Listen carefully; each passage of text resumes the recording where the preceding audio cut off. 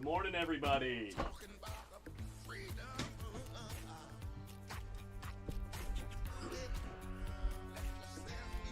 Good morning, good morning, good morning. Let's turn the music down just a touch. Freedom! Freedom! Let's go. How's everybody feeling this morning? I'll tell you what, I got about 7.5 hours of sleep last night, and I feel like a superhero. Had my coffee.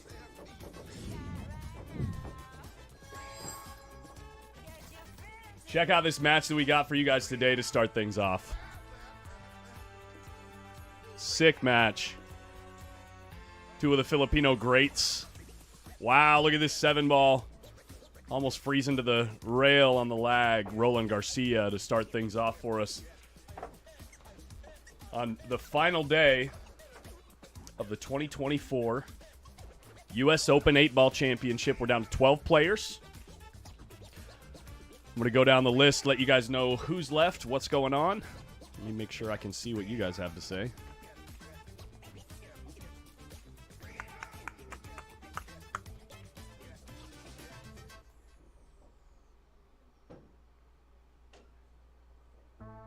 Roland's been playing some jam-up 8-ball. Just last night, yesterday in the evening, he dispatched our current U.S. Open 2024 U.S. Open 10-ball champion, SVB. Sent him to the rail. Made it to the final 12. And now he's playing an absolute monster in Carlo Beato. Really important that he wins the lag. He's done that part. He's playing race to 8, alternate break 8-ball. Look at this break. Look at this break. Look at the spread on this break. He made 3 or 4 balls. I think he made 3 balls. What a fantastic break. And Carlo's just going to settle in. I think Roland is the vast majority favorite to get out here. Look at Carlo. He's a little antsy. Kind of shuffling the feet, shuffling the hands. He's ready to play, man. Ready to play, ready to try to take down another championship. Good morning to the chat. I saw a bunch of people in there that all the regs. Monique Greer, good to see you. Vince Stroud. Eric Eckloff. I mean, I saw a ton of names that I'm familiar with. Good morning, everybody. So, yeah, we've got 12 players left.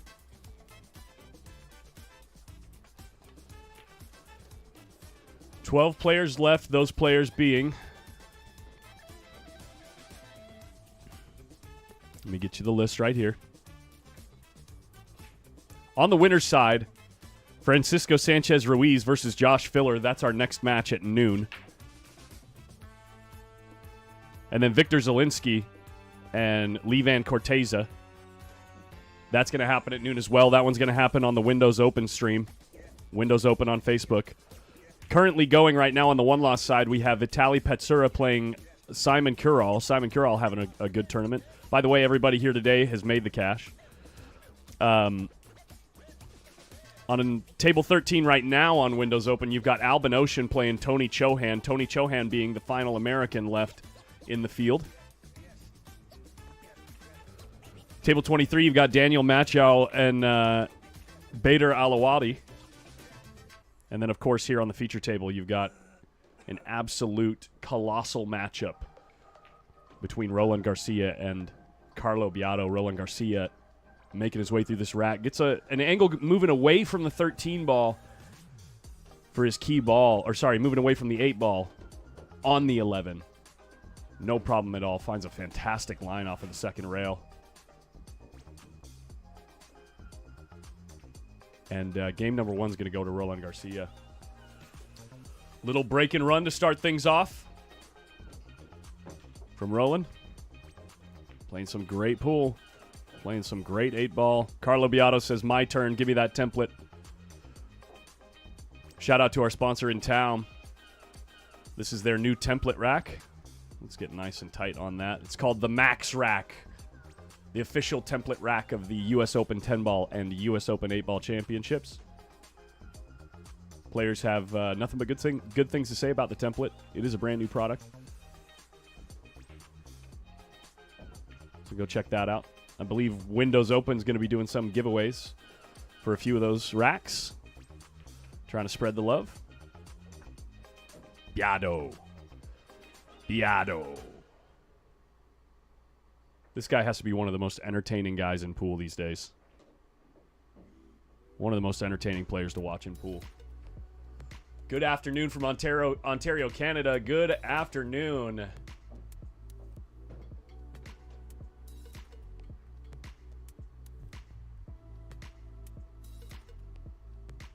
Glad you guys have been enjoying the coverage. I see all the love in the chat. I really appreciate that, guys. Looks like the second ball doesn't go. Does Carlo come up with a dry break? Did Carlo just come up with a dry break? Oh, no. Worst case scenario for Carlo Biado, starting things off. The break is not only dry, but a fantastic spread. Only balls that are going to take some doing are these here, only because these two only go in this corner. The good thing for Roland, if he does choose stripes, which kind of a tough opening shot for stripes unless the 12 ball goes in this corner. The only good thing for stripes is that there's a ball right here that if you get near the short rail, anywhere in this area, you can easily follow one or two rails up to this position to take care of those two balls. 6 ball, if you go solids, the 6 ball doesn't really have any balls that lead towards it. Same thing needing to be addressed is the in the solids is the 2 and the 4, or 2 and the 5, pardon me, on the left-hand side rail are kind of tied up on each other. So I think stripes are the way to go, but getting started might be interesting here. Might be interesting. Unless, of course, the 12 goes. If the 12 goes, which it might, the way that Roland's looking at things, he's looking at rolling up on the 9 and taking care of those stripes right now. And if the 12 goes and he gets through the first 3 to 4 shots, this rack is, well, for these guys, it's cake after the first 3 or 4 shots, 2 to 3 shots.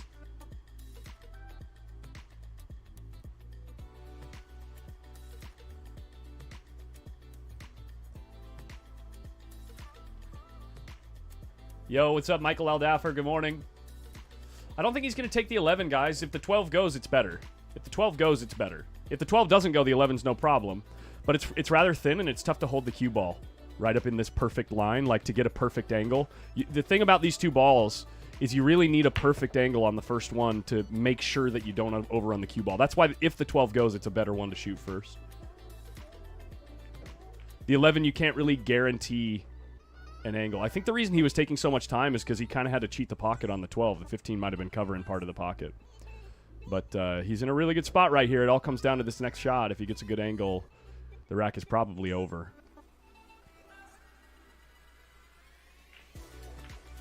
Ooh, he comes up short. He got a little slide. Little drama. Little drama. Did you see the funny slide? A little bit of overspin when he came off the first rail. Kind of slowed the cue ball down. This is what I'm talking about, these two balls.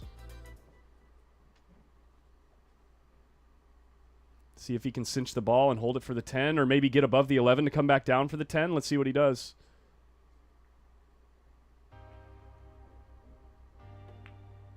He does go above the 11 to roll back down for the 10. And then he'll be able to use the 13 no problem in the side pocket there. Or is that the 15? The 13 in the side pocket to readjust his position to get to the 14 ball and finish the rack.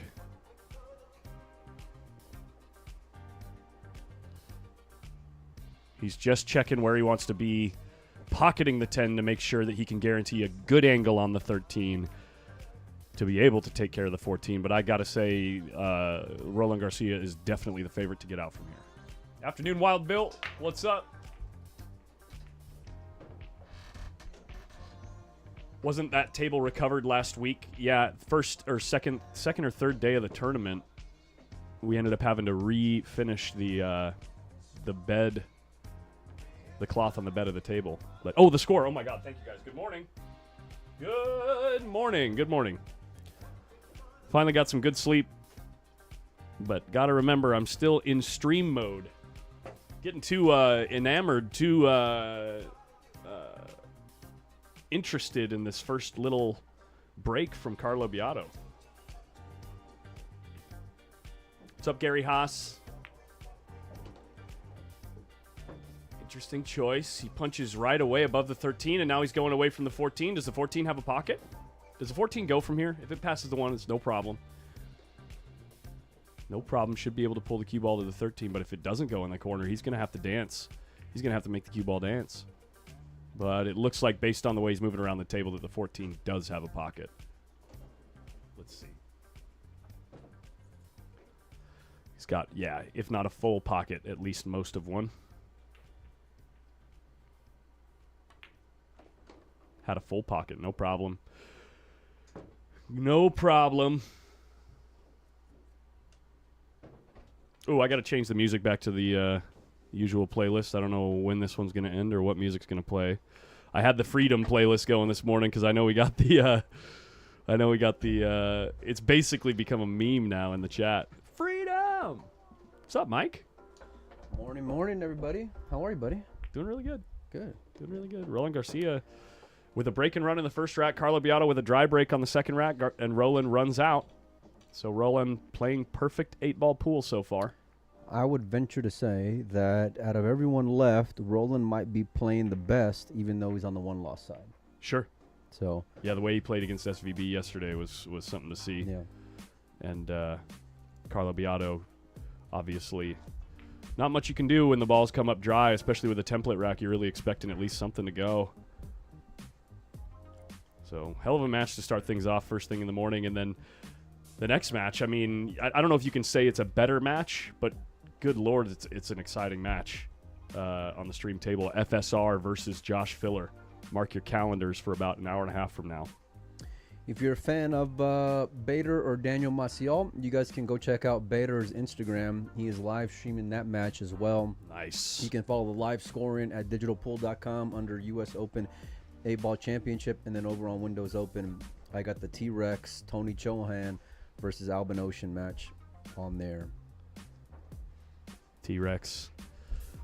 Just keeping an eye on whatever's going on in the sports world, probably. He's firing at something. He's firing at something.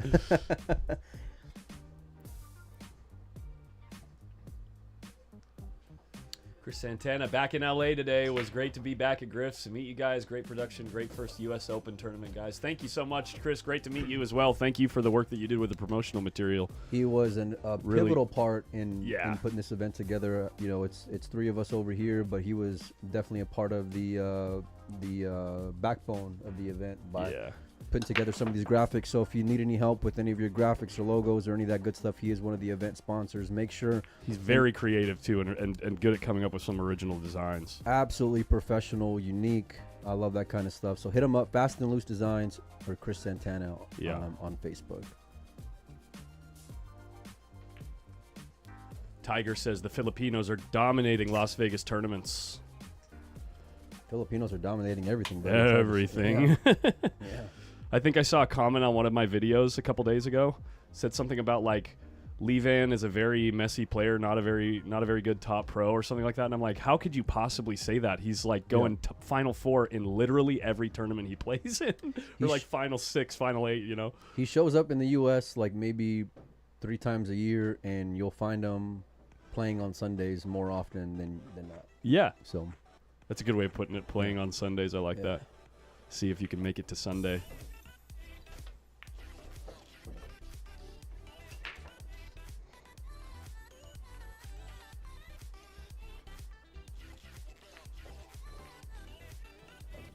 T-Rex tuning into post up. Doubt it.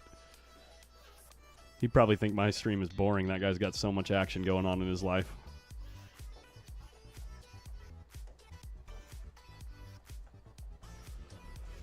So here we go. This is Roland Garcia's second break. The way things are sitting right off the break, I think you're going to be forced into a position where you have to choose solids. And he might even play safe. I think he's looking at sticking the cue ball up behind this 10 and 7 somehow. I'm not sure what his plan is to get there, but lots of clusters on this table.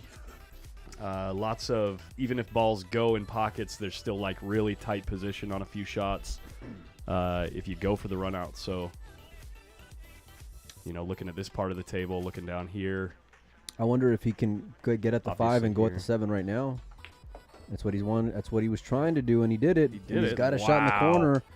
Now here's the other part of the puzzle: is that you have to leave a shot for the 3 ball all the way down right there as you're pointing to. So I wonder how he's going to get there. But he solved one piece of the riddle so far. That was fantastic.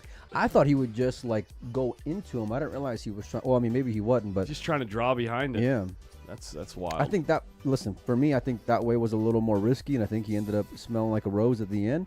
But well played by Roland. And you got to be aggressive, especially against a guy like Carlo. You know, he knows how dangerous he is. I'm sure they got a ton of respect for one another and each other's games. And you gotta attack when you got an opportunity. Put your foot on the throat.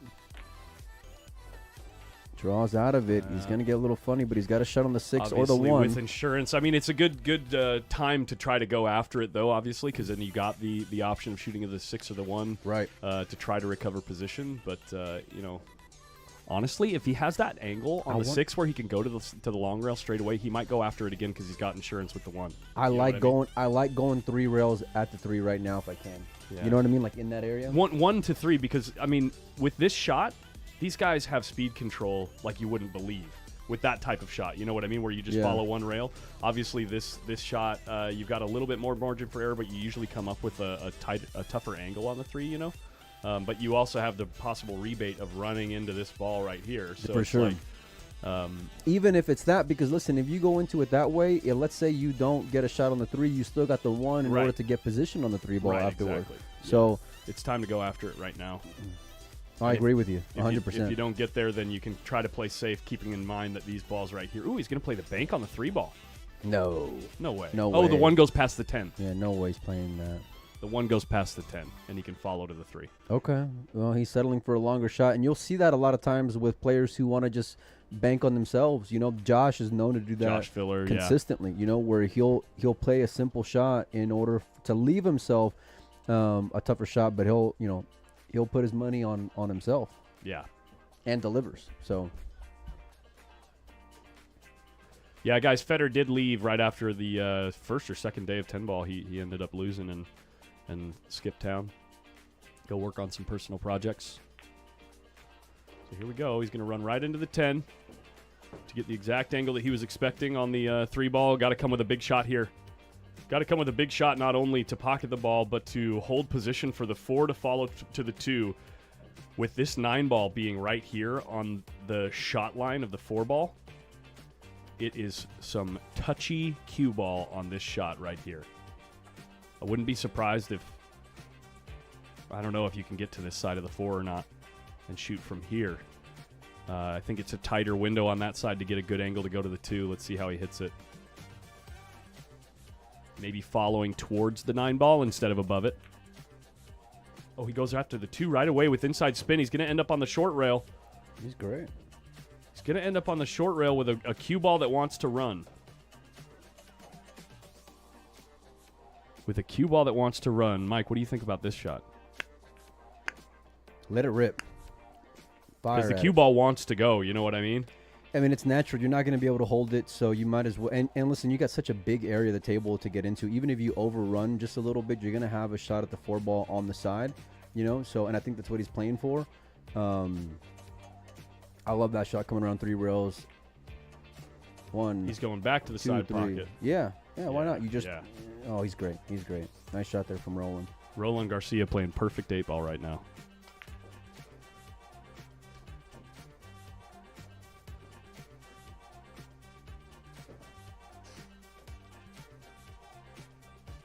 Will Federer come back for Banks? No. No, I don't think he's coming back to town at all. Bank pool was going to start on Sunday, guys. We are going to be taking the day off tomorrow, it looks like, especially if we're able to get to the finals tonight. That's the plan. Hopefully the finals will happen sometime around 8 p.m. Pacific, 8 to 10 p.m. Pacific, depending on how long some of these matches take. We all know that with alternate break, 8 ball, if the racks get technical, can take some time. So we're planning to grind it out tonight.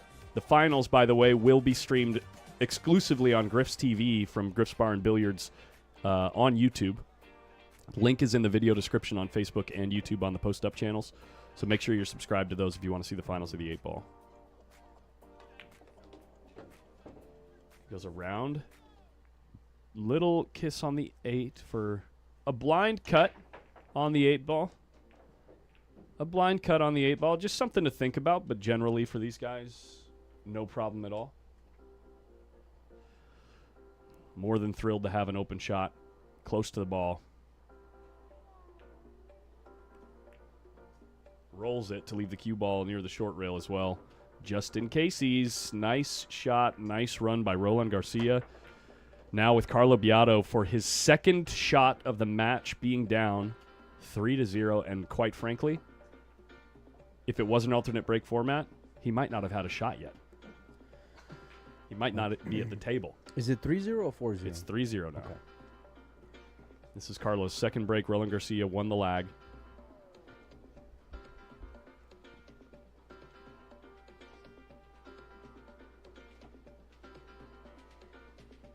Ooh, a little exclamation or statement in the chat saying Justin Bergman is the best 8-ball player alive.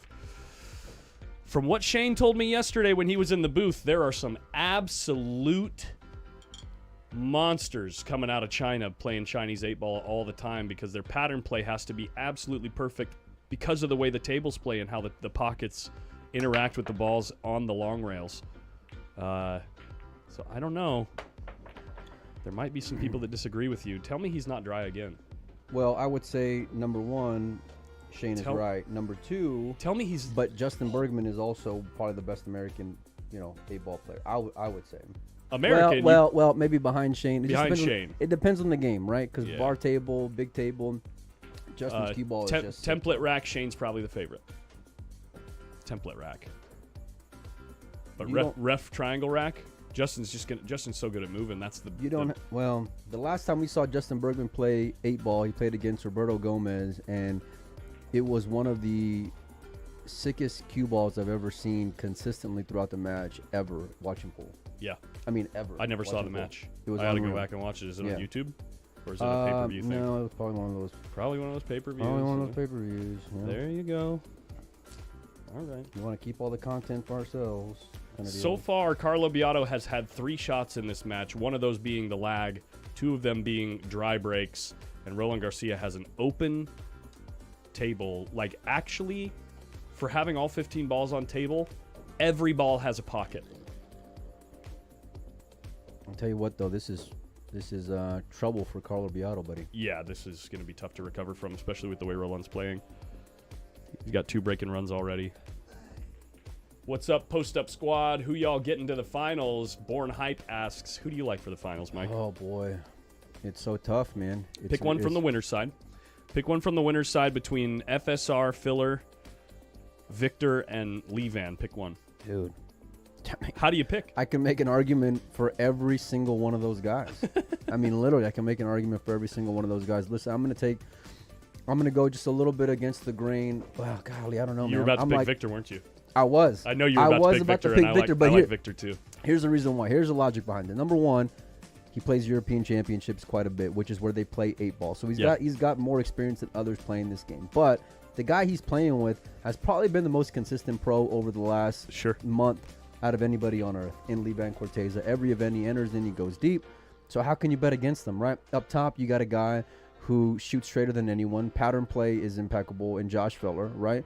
Plays all games extremely well. Then you got the guy he's playing with who is a former world 8-ball champion just 1 year removed, in Francisco. So, I mean, you can literally make arguments. I'm looking over through the window. I see Tony. I see Albin. I see Simon Kuro. I see Vitali, who's been consistent. Masio. I see so many guys, so it's hard, man. It's hard. You can literally, and I don't want to be that guy to like just bet on I'm not betting the whole board, but man, all these dudes play really well. Right. Yeah, I'd say if I had to pick one from the winner's side, just going on like who I don't know, like from the gamblers, you know what I mean, like the inner gambler in me, just because I think it'd be fun to see him get there, Victor Zielinski. From the one loss side, I got the guy at the table right now, man. The guy at the table right now is just playing. He played impeccable pool yesterday, which, by the way, I think he had a fantastic set from the beginning. Who did he play? Well, so far he's knocked John Mora, SVB, Mark Estiola, and actually a local player was his first one-loss side match. But I guess he finished his first match 8-0 in less than 40 minutes on the one-loss side. So Say that again. Say that again. I don't care who you're playing. I don't care who you're playing on the planet. If you finish your match 8-0 in less than 40 minutes playing 8-ball, you're playing some jam-up pool. It's not even fair, dude. How do you win a race to 8 alternate break in 40 minutes? Yeah. Yeah. Must be nice to play that good. Yeah, he's playing perfect 8-ball right now. Look at him. He's out again. Two dry breaks from Carlo.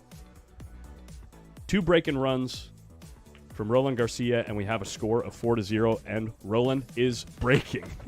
Gerard, good morning. Good morning to everyone who's tuning in with us. This is one loss side action at the U.S. Open 8-Ball Championship. Today is the last day that we will be playing the U.S. Open 8-Ball. We will have the finals being played, and tomorrow Collins and I will have one day off. One day. One day off, buddy. So, whoops, I just hit a hello. weird button. Oh, well, let's look at Irving Crane. Of course, why not? That's so Yeah. funny. I didn't even program that button for this tournament, and it just puts you right perfect framed on Irving Crane. Hello. Let's go, Roland. There we go. That was funny. What are the odds of that? It's a sign, buddy. It's a sign, yeah. Things are working out good for this tournament. Look in the foreground, Alvin Ocean, thinking hard, working through the problems of his rack, What's playing the against score a there? hell Can of a you tell me? player. Let's go back to this Check this camera out. while Alex I look. Becker says, best stream out there. Sends me a message in Windows Open as he Wow. got into the raffle we got going on. Appreciate you, Alex. Thank you, Alex. I'll get you in, buddy.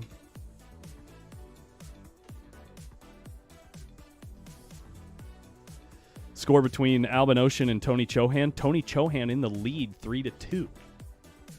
I think Alvin got up on him 2-0, and now Tony's got the next 3 racks. I could be mistaken about that exact score, but I mean the way that the score got there. But looking good.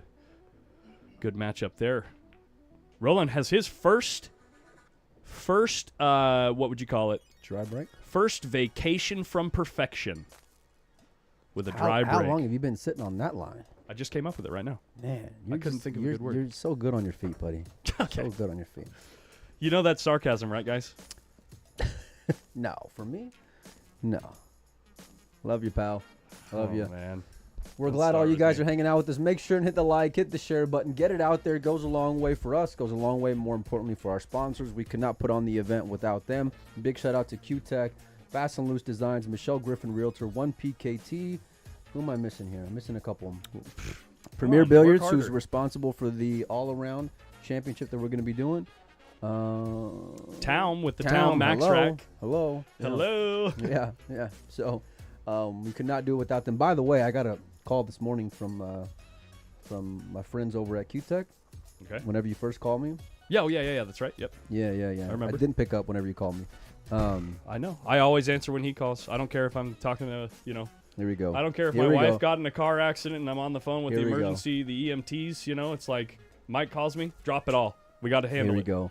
Well, He leaves me on red all the time. That's true. I would say that's not true, but that's totally true. What were you talking with Q-Tech about? They're happy. Okay. They're real happy with the coverage. They are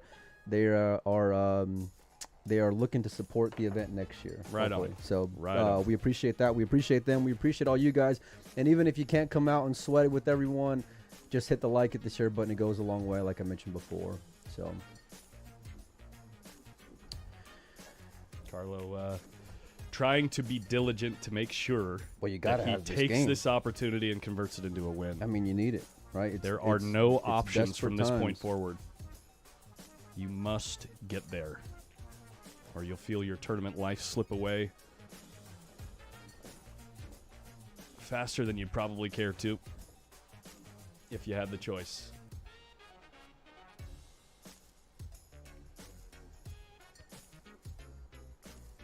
You guys sound like an old married couple sometimes. We are. Well, we're living together right now. It's true. It's true. We spend a lot of time together. We enjoy meals together. We will go be a little degenerate together. It's been a fun trip so far. Ooh, uses every inch of that pocket there. Trying to hold for the 5-ball. He's got some work to do. Gerard, if I do have you locked on Windows Open, shoot me a message in my personal. I'll gladly unblock you, buddy. Collins, what happened to the Duster? Lose a bet to MM. I don't know what that means. I don't know what that means. I don't know what that means. Bergman would be very competitive in this tournament. I've tried to reach out to Bergman a couple times online to try to interview him. Hold on. I did have a conversation with some of his family that was at the Derby, and I think they were going to try to relay a message that I'd love to talk with them. I'd love to see him back playing competitive pool. Hold on, Mike. We got a freaking $50 super chat coming in from Stephanie Paul. She's the best. We're gonna give her what she deserves right now. She's the best. We're gonna give her what she wants. What is this?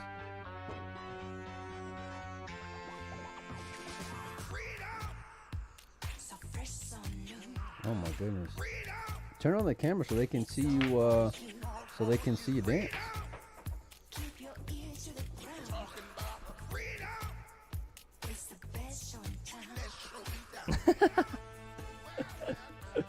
Stephanie Paul, put your wallet away, okay? Put it away. You've sent enough money. Put the wallet down. I met Stephanie at this year's U.S. Open. She's great. She loves pool. She supports the podcast as well. She's a real treat, man.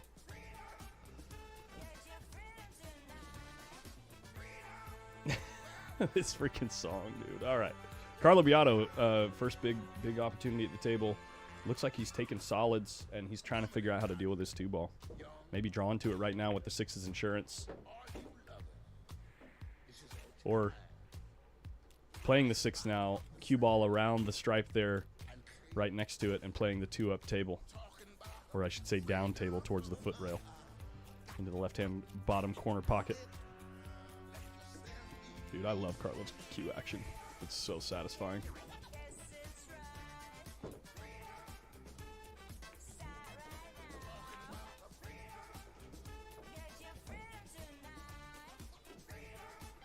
I've been getting a ton of messages wanting to get into the giveaway we got going on. I see everyone's messages. Shoot me a PM. We'll get you in. And I'm going to go and have to take off in a little bit to go write some tickets out. But we appreciate all the support so far. We got a ton of things that we're giving away. 2 Q-Tech Truewoods. Q's, a bunch of Town Max racks signed by the winners of each event. An entry into next year's U.S. Open event of your choice, whether 8-ball, 10-ball, banks, or 1 pocket. We also got entry into Ultimate Pool event in Louisiana. Big shout out to those guys as they threw that in before they took off out of town. Also some Ultimate Pool swag, and I think a couple of other things I can't remember right now. But you guys can hit me up. Cliff, if you did send, make sure and send me a message so that way I can get it written down, buddy. So if you send me a message, then I got you in. But you got to make sure and send me a message. Dude, we got another super chat. Yeah. Another nice. ridiculous one. What are you guys doing? Or was that? Did I miss something? There it is. Aldak coming in with the $40. Appreciate you guys. First super chat ever on a live stream for Aldak. He says, "Thanks so much for all the U.S. Open tourney coverage. Thank you so much for sweating the action with us, man. It makes so much more fun when you guys are here." Marcello says, "Mike, can you set your phone up on the last American standing, please?" The phone is set up, isn't it? Yeah, I'm streaming Tony and Albin right now. You guys can go to Windows Open and check out that match. It's being live streamed right now. Only on Facebook though. No commentary, no live scoring. It's just like a. It's a true sweater's delight. Yeah. We want all you guys to hang out over here, but yeah, at least you guys can sweat the video, you know.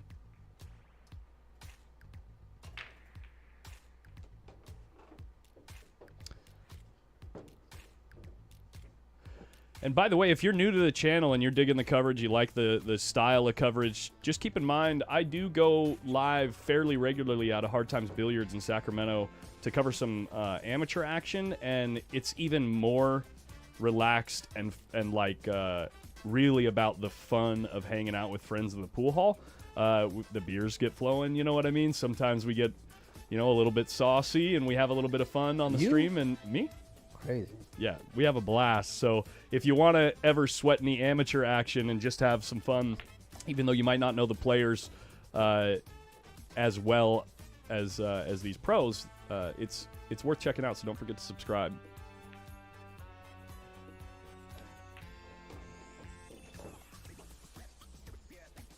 Raymond Lenars says the camera picture is crispy, Collins. I don't care how short your shorts are. Yeah, I got the Nike joggers on right now, just so it might. Thank the Lord, dude. Thank the Lord. Carlo Beato responding in kind. We had to have like a come to Jesus moment about him in these shorts, y'all. I mean, it was just completely inappropriate. But either way, we've been having a good time. Shorts and all. Carlo Beato doing some good work to take care of 2 racks. Lickety split. What, like back 7 in the match. minutes? Yeah. Back in the match. Somewhat back in the match. I mean, he really needs Roland to come up short or come up dry here. Have I checked out the sniper yet? I don't know what that means. So probably not. You've seen the sniper, Mike. I know you've seen the sniper. About? I know you've seen the guy sniper. from Hard Times. I think I have. I just don't listen. You're lucky I know your name, man. I'm bad with names. I mean, I'm the worst with names. Oh, the sniper's so entertaining, dude. Let me put it this way. Dokai, everyone knows that name. Oh, yeah. In the chat. Dokai is kind of putting on an act. The sniper, it's raw, it's real, it's passionate, and the guy wants to win. Check, and check. Yeah. Okay. We got a couple more little super chats coming in. First one ever for Marky Mark. Maybe not first one ever. I take it back. But coming in with the $10, doesn't have a comment. Same thing with Nicky Boy Zipakar. Coming in with the 350 euros. $3 or 3.49 euros. Chris Knowles with the $10 super chat. Who wears short shorts? Collins wears short shorts. Guys, they're not even that short. Come on. Carlo Beato gets what he asked for. Look at this spread with a dry break from Roland Garcia.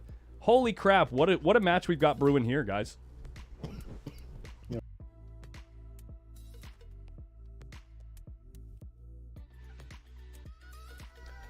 Sorry, I've been talking for 7 days straight now. I got a little bit of that dryness. I'm gonna go pick up a water at the bar. Can I grab you something, Mike? Yeah, please. Water's good. Okay. Water's good. I will be right back. We'll get back to the action. I've been getting my phone's just been blowing up with messages. I've been trying to respond as best I can, along with staying engaged on here. I'm gonna have to take off as soon as Collins gets back in the booth to go do some work.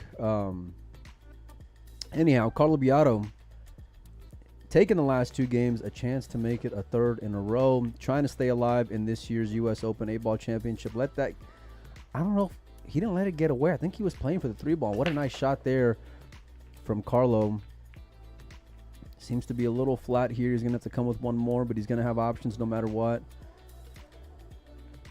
Nice position to be in. All right, I think he's going to have to take the 4-ball here. The 2-ball does not pass in the corner, and he's still trying to get back in line. Ah, that was quick, buddy. That was quick. Thanks to the Griff'S staff. Yeah. Oh, they've been great. They've been killing. They've been great. Yeah. The whole team out here. Dude, and Cranford coming in with the dancing pair saying thank you with the $9.99. Thank you so much. Cranford 69 is his name. Why does that remind me of Dumb and Dumber? Giggity. All right. From Cranston? Cranford. I have no idea. That reminds me of Dumb and Dumber. Oh, man. Carlo Beato working his way through these solids with a real nice line into the 6-ball. Look at this. Wow. What a cue ball. Holy cue ball on that shot.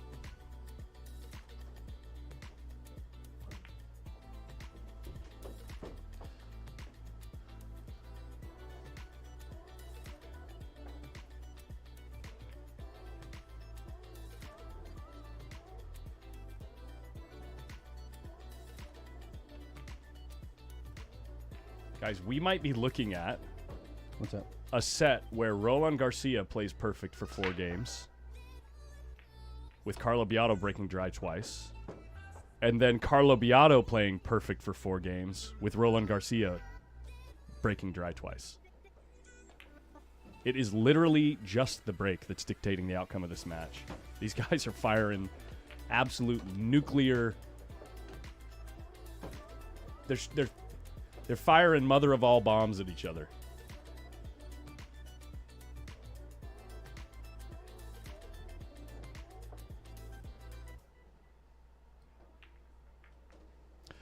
And we move the score forward 3-4 with Roland Garcia in the lead. I think Roland just stepped away for a quick moment. Beato racking the balls. Look at this guy having another good tournament. Vitaly Petsura grinding out these tournaments one after the other. He says, just do it. Do it. Who remembers the Shia LaBeouf moment? Classic. All right, buddy. I got to get out of here for a Yeah. little bit. I got a bunch of stuff to go right out, a bunch of tickets to go right out. Winter side action coming up next. You got, or all you guys got, FSR versus Filler. So That's right. make sure and stay tuned. This match is heating up as well. Thanks, everybody, for hanging out this morning. Rock and roll.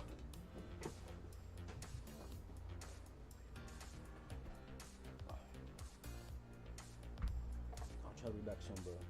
Whatever. Players stepping away for a quick player break. Let's do this.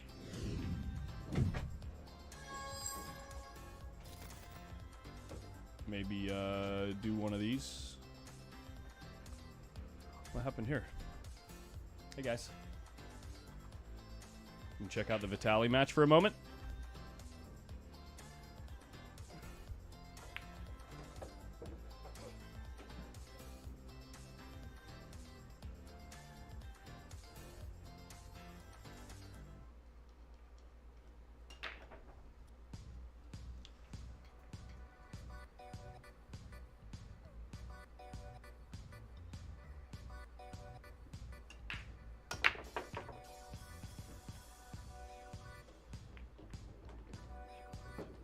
Trying to catch up on what you guys are saying in the chat. Looks like Carlo just got back to the table. Are they breaking already? He just broke. Oh, he's back already. Here we go. Mr. Chinian in the chat. Whoever did these graphics did an amazing job. So Fast and Loose Designs created the flyer, the promotional material for these events, and then I used that the elements from those flyers and that promotional material to create the graphics myself. Now this I did pay a freelancer on Fiverr for. So if any of you out there are creating your own, content, there's options not only with your own creativity but also using those around you and those other people in the industry to do some good work.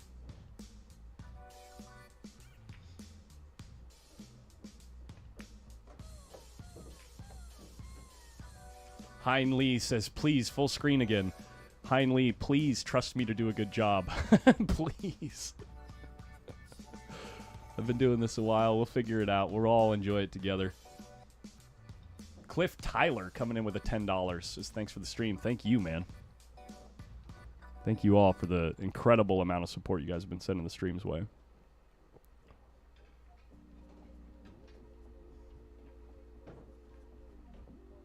Josh 1933 asks how much to be an individual/small business sponsor for future events. Just get in touch with Molina Mike or myself on Facebook, and we deal with it on a case-by-case basis depending on what we think is the right thing for that business and for what we can do for them. So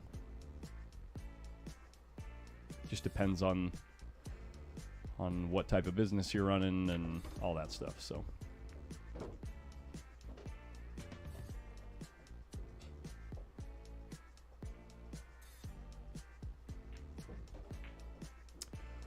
Jason Hill says should have paid me instead of Fiverr. Well, Fiverr got it done for less than $30 a transition, so and it was done in a day.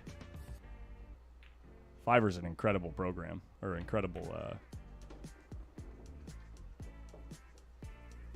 freelancing system. And Carlo Beato, look at this, with a break and run. This is an incredible match so far. 4-4, or looking like it's going to be 4-4 after 8 games. And the only thing really dictating the move in the scoreline is dry breaks. No real mistakes from either player. Carlo a little frustrated with the angle he has on this 11, wondering if he's going to use the 5 ball to help float the cue ball above the 8, or if he's just going to pure stun. He does use the 5 ball. Needs the cue ball to stop.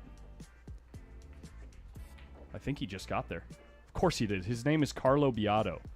Of course he got there. 4-4 after 8 games and 4 dry breaks, dictating the swing and the score. 2 dry breaks from each player. An otherwise perfect pool taking place. Cranford 69 coming in again. He says, with the $9.99, my guess, a non-American final. You think?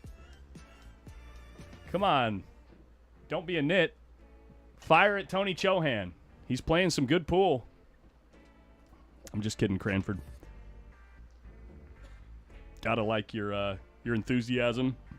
And thank you for the super chats, guys. Speaking of score updates, Albin Ocean, Tony Chohan, 6-3 in favor of in favor of Albin.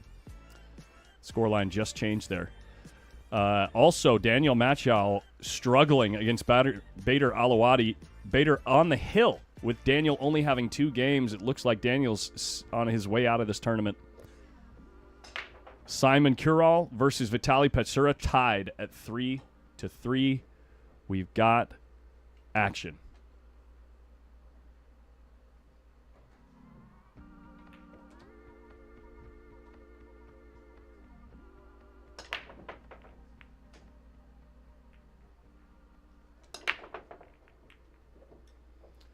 Oh my gosh, the 11 ball tries to find a pocket, but it bobbles back and forth. One of the last balls rolling finds the top left corner, and Roland Garcia is going to have an opportunity to run out here. The ball spread is really nice for both groupings. I'm not sure if this 4 ball passes the 11. It doesn't. In that case, you got to be going for stripes. Got to be going for stripes. It's a little bit potentially hairy getting optimal position on the 9 and 15. But that being said, we are talking about one of the guys in this match that's playing perfect pool aside from the break. That's actually both guys in this match playing perfect pool aside from the break. Looks like Roland is just checking to make sure that the 11 is playable off the side of the 4 to use the 11 to access the foot of the table and take care of the 9 and 15 at some point. So, got to imagine he's going to be starting with the 10 ball, taking care of the 14 and 12 in whatever particular order he decides, and then using the 11 to get back down to the 9. Yep, right now, checking the stop shot angle. The angle that the stop shot provides on the 14 ball after stopping the ball on the 10. What is going on with these super chats, guys? Sheila Wright with the $49.99. Showing us a little lemon character and a baby lemon jumping in the air with fireworks behind them. Roland kind of gesturing at something, surprised with the result of this shot. Checking maybe to see if the 12 passes the 2. He was trying to nudge the 2 out of the way of the corner pocket while getting shape on the 14 to make sure that he has a shot to get out here, but he's got at least half a pocket there on the 12 ball. He's got at least half a pocket. I know it's not ideal, but at least pocketable.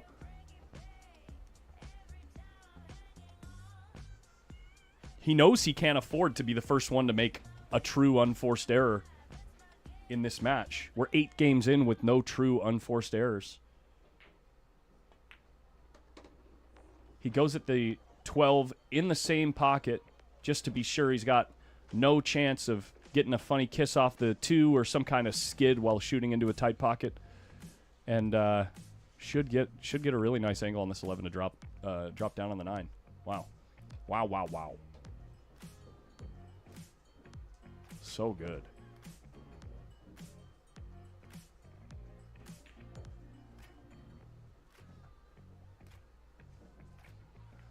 Collins, you taking Savannah to top golf, or was that Sky? I think that was Sky. I'm not a good golfer. I'm actually terrible.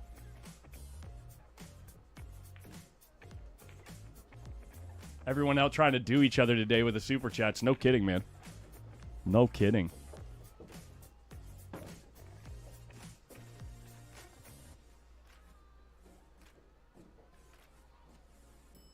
Here it is. This is it. The entire rack right here in one shot. Uses the 4 to help the cue ball drift on a good tangent line. And he's got a perfect angle on the 15 to go 15, 9, 8. And almost certainly will be taking the lead at 5-4 with Carlo to break.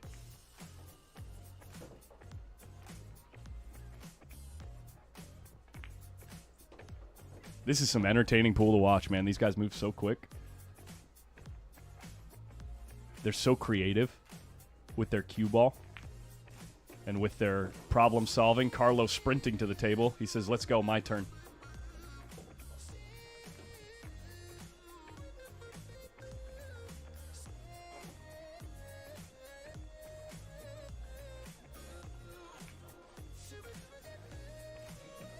Big shout out to Town with the Town Max Rack. Interesting, unique shape and design. You see, the holes that the balls sit in are all circular shaped.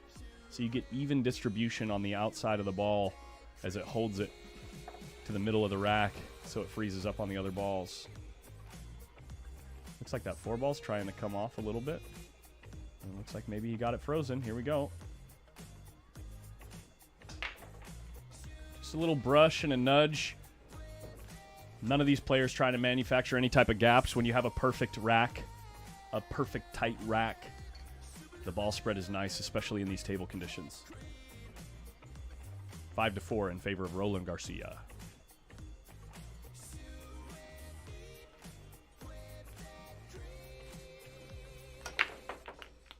Cue ball.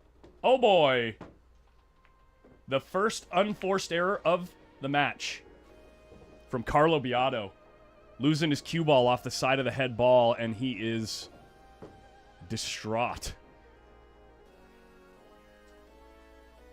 Yikes. First drama, first actual mistake in the match happens in game number 10. Wouldn't it be sick? Wouldn't it be sick if the decider of the whole match is on a scratch off the break? One of the things that's, especially since the cue ball, I don't think the cue ball got kissed. We'll watch the replay. Let's watch the replay. Let me get it set up here.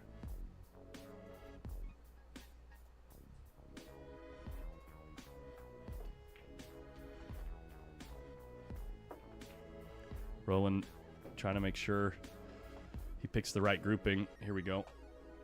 Does the cue ball get kissed? No kiss. Straight in the side.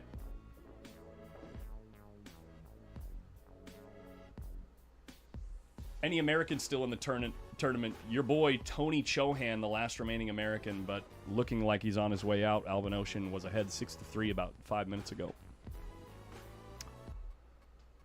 Current score there is 7-3, Albin on the hill, and I believe Tony at the table right now.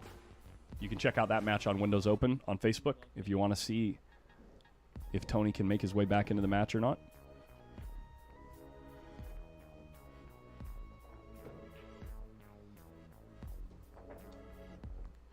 Roland, I'm sure, chomping at the bit after this opportunity with the first unforced error of the match. Unbelievable to get 10 games in before the first unforced error. Some solid stuff. You are wrong. It did get kissed by the 10. Don't make me zoom in, Timothy.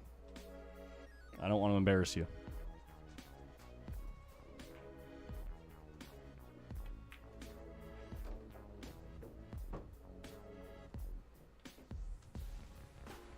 The 10 wasn't even near the cue ball. Oh, God, I got to do it. I love it when the "you are wrong" comes in the chat. Check it out. Oh, of course I dog it. 1 second.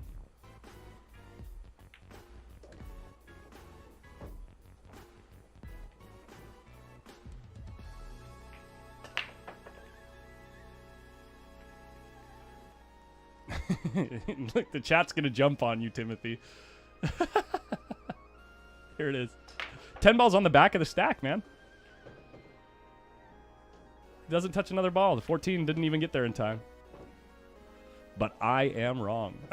You guys are hilarious.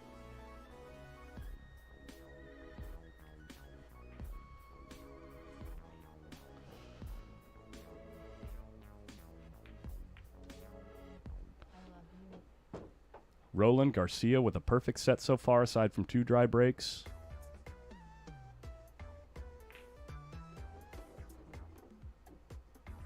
I'm not trying to say that I never make mistakes. I make mistakes all the time, but it's so funny when it's so aggressive in the chat. Anyway, I'm going to move on. Roland Garcia.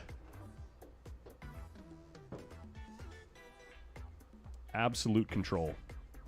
And breaking, guys. And breaking. That was a scratch on the break from Carlo Biado. Roland Garcia breaking with a chance to get on the hill with this break.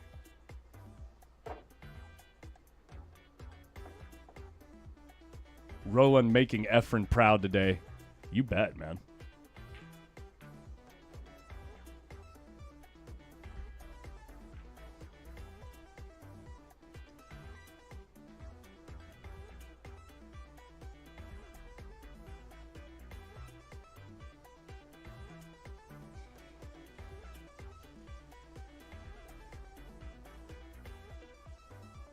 Roland is rolling. What's Roland's nickname? Does he have a nickname, guys?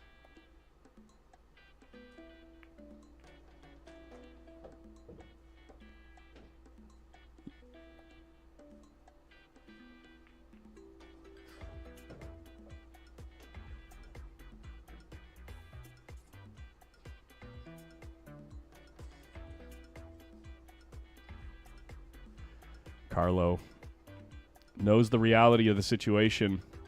Both players have the speed of the break dialed. It only comes down to whether or not a ball falls in the pocket on this break. Is he... Don't mess with me. Is he really Gumby?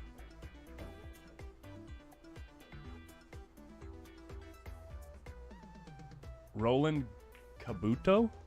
Are you guys messing with me? 9 ball finds a pocket. 14 ball in the pocket. Cue ball drifting down behind the 11. Makes it past the ball. Solid's kind of tied up. Pardon me. Solid's kind of tied up table. Stripes with a little cluster down here. This might be an interesting rack, guys. Carlo might get to the table in this rack. Roland is called Kabuto.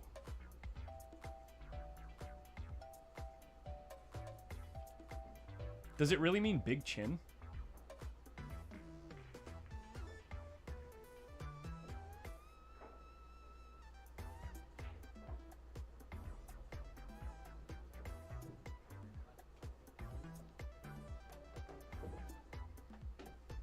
The steamroller Roland coming in with the $4.99 from Cranford, 69.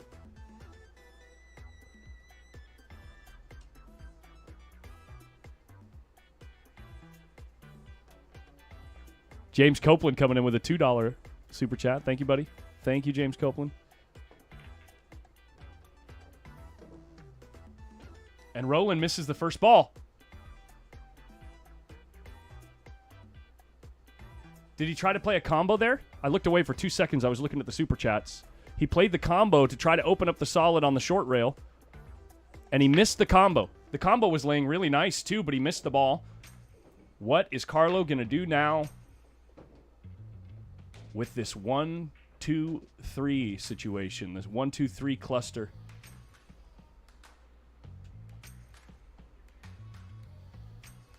Does the 2 pass the combo? Whoops, my overhead's not set. Sorry, guys. Let me fix that. We are back to normal here. The 2 does pass, it looks like, but the 1-3 obviously pointing at the long rail. Almost a diamond from the pocket. little bit of drama in this rack as Roland gets close to the hill. We're 10 games in on game 11, and we're finally getting a little bit of a back and forth where the players are thinking and not just running out playing perfect pool.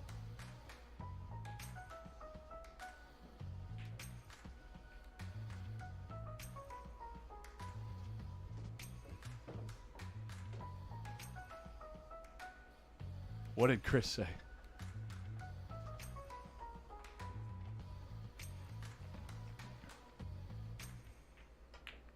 Oh, yeah, nice one, Chris. Less than 10% of the people have liked this stream. Come on, folks. 2,257 people watching, only 210 likes. Hit that like button. Let's go.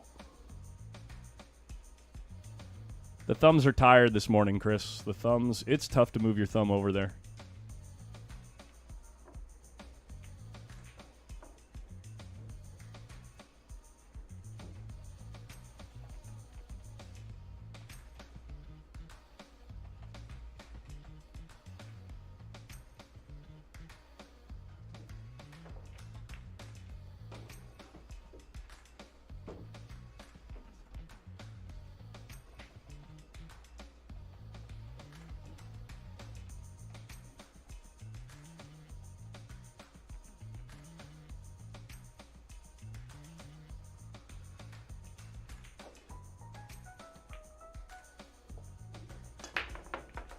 Looks like the 3 passes into the corner past the 5, and this rack is open. You can use the 5 to get to the 6, maybe. The 1 is the one that passes. Wow, Carlo Beato making it look easy.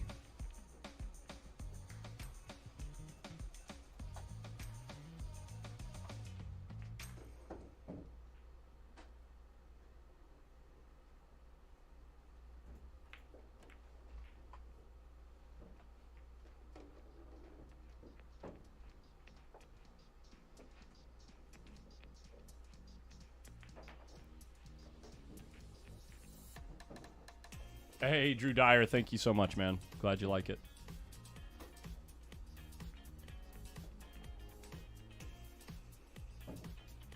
Ha ha ha, Chris, I would never do that. Chris Knowles says that post up. I bet if you put a big, huge thumb graphic in front of the camera on top of the table and didn't move it until you got 1,000 likes, it would climb pretty damn quick. I'm not an extortionist, Chris. I'm not an extortionist. I'm not like these pay-per-view guys. Sorry, I had to say it. It's a free stream. We're here to have fun.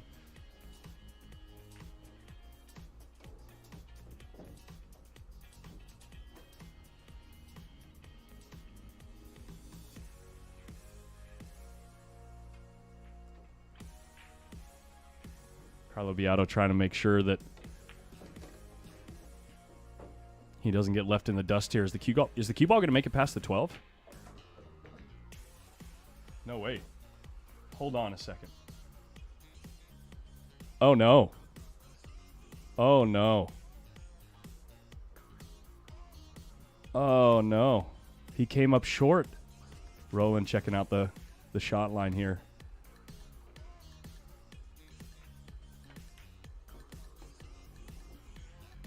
And it's not looking pretty. Is he going to have to swerve this ball? He's going for the swerve, right? Maybe he can see the ball, but the 14's in the way. I'm not sure why he's disappointed if this ball goes. What was... I mean, obviously, you're not wanting to be straight in on the 8. I mean, sorry, you're not wanting to be straight in across the table on the 8. My apologies. The English language escapes me right now.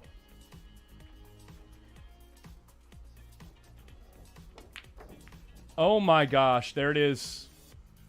Roland Garcia's opportunity. Carlo needs this 8 to get in the way of these stripes, but it doesn't. And he's conceding the rack. Oh, boy.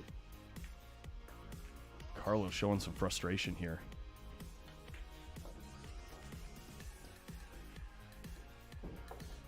Oh, boy.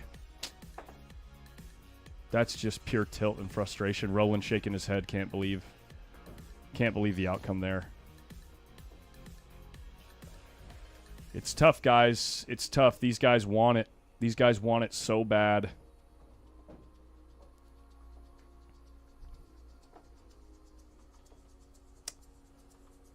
Yeah.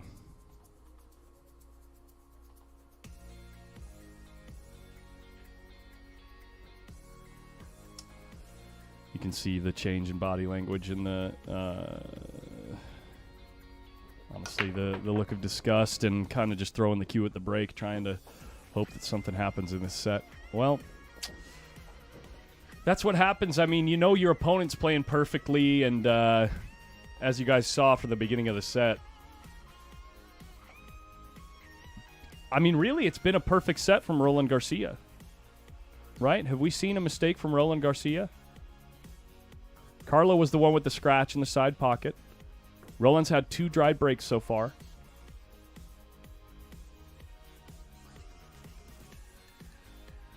Aside from the dry breaks, I think Roland's playing a perfect set.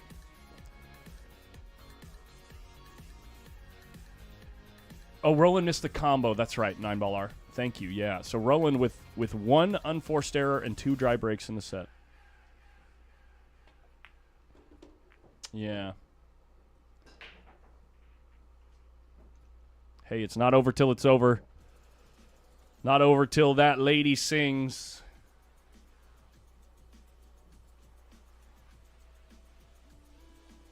Carlo opts for solids in this run out. The solids are looking really good from where he's standing. But even if he gets out here, he knows he's going to need a couple of mistakes from Roland Garcia.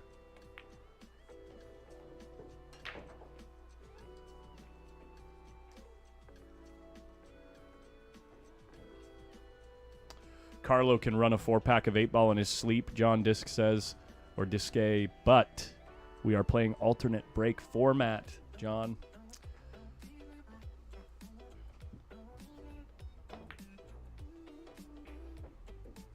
Yeah. Cranford 69 again with the 499. Beato is human after all. He shot that like an APA player. I don't know about that, Cranford. Mistakes happen. Coming in with the sassiness from the 499 Super Chat.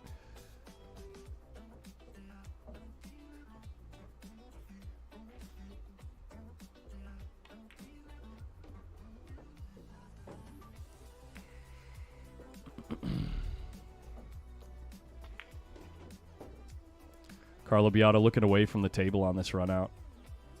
Roland's going to concede this one. Carlo knows. Carlo knows. Both players know each other so well, know each other's games so well.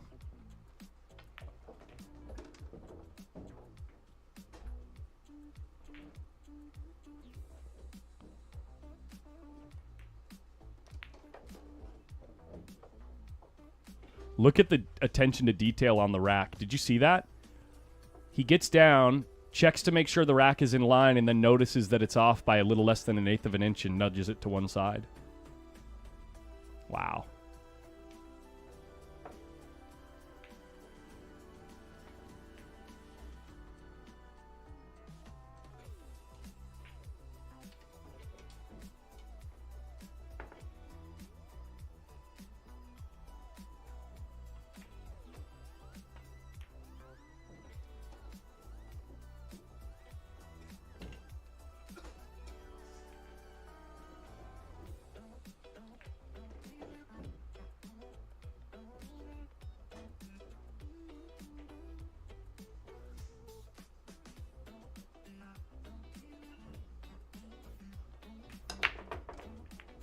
Here we go. Roland finds a stripe in the side pocket. Cue ball gets kissed, but everything's okay.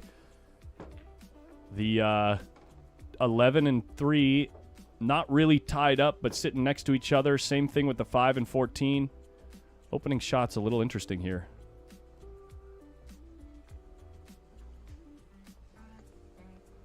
I think that he's a little disappointed because it looked like a ball was going to hang up in the corner pocket, but it ended up falling.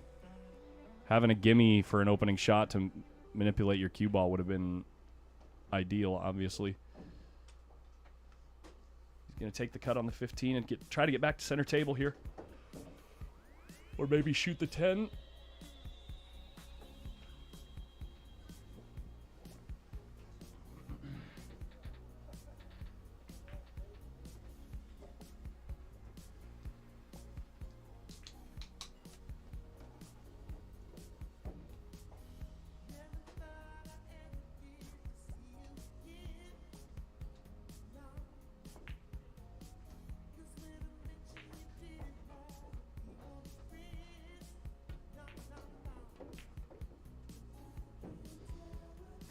Second unforced error in the set, and Carlo Beato needs it. Carlo Beato has a chance to get to the hill here, guys.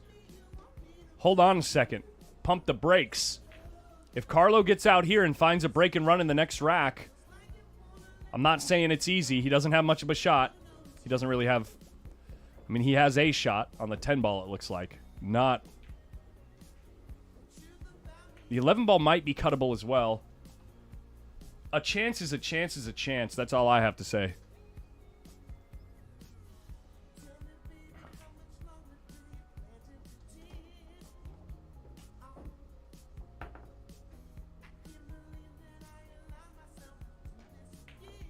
FSR on the table next door, getting ready for his match next up on the stream. Hanging out with Josh Filler. They're jawing it a little bit.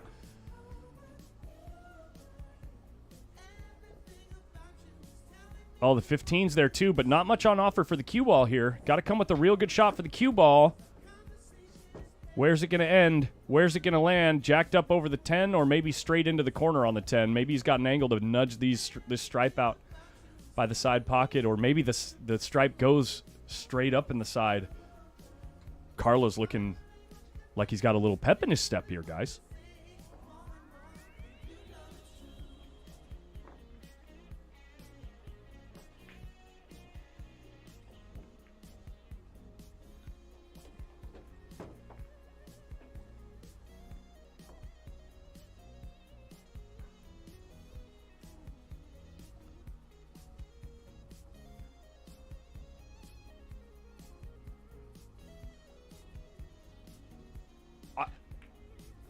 I'm not going to lie, guys. I'm getting goosebumps right now. This is a good set. This is a dramatic set right here.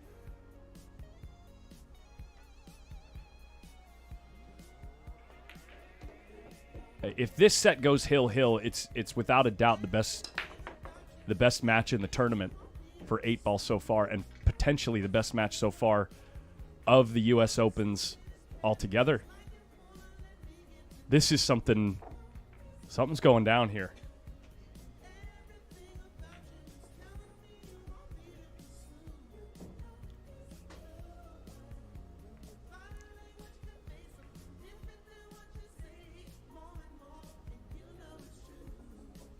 Beato.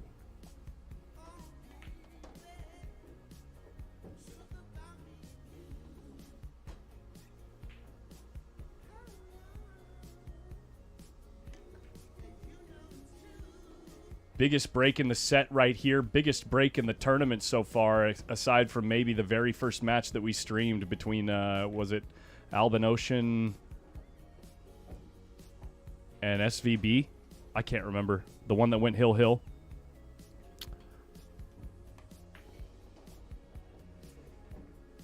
Needs a ball here, guys.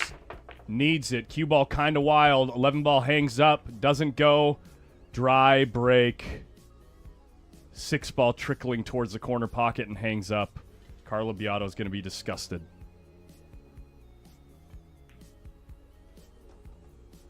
Oh, man, that feeling, man.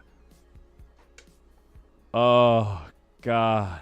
It's so sick. This game is so sick. Why do we play this game, man? Why do we play this game? Oh, that feeling. Roland Garcia with a little smirk, knowing that he's got a chance here, and if he doesn't deliver, he's going to be able to fire again on the hill if for some reason things don't work out for him in this rack.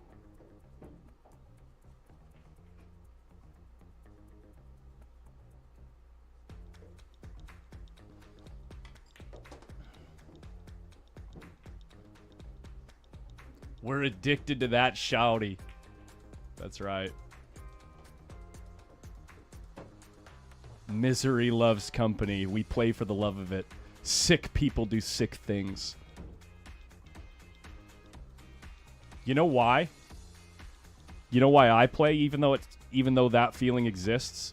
Because if that feeling didn't exist, it wouldn't feel so goddamn good to play perfect.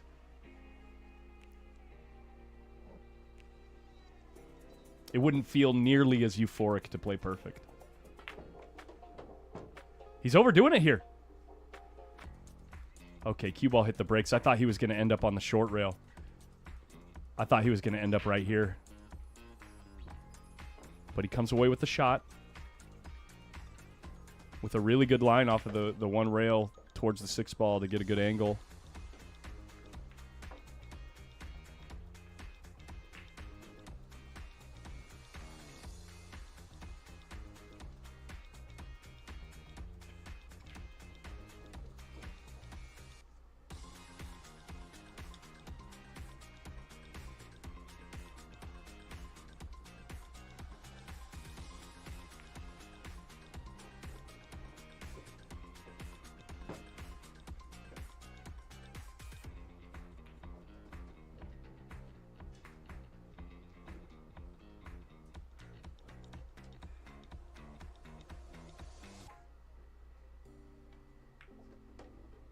Whoa, whoa, whoa, whoa.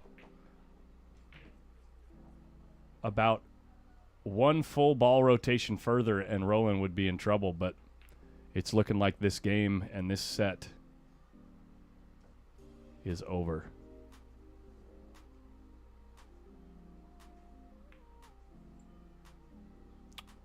Roland Garcia 4 shots away from being able to send the current world 10-ball champion to the rail.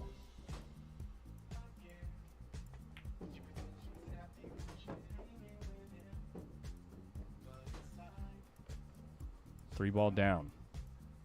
2 ball, perfect for a stop shot on the 5. Or sorry, perfect to play a shot spot. Perfect to play a stop shot to get on the 5.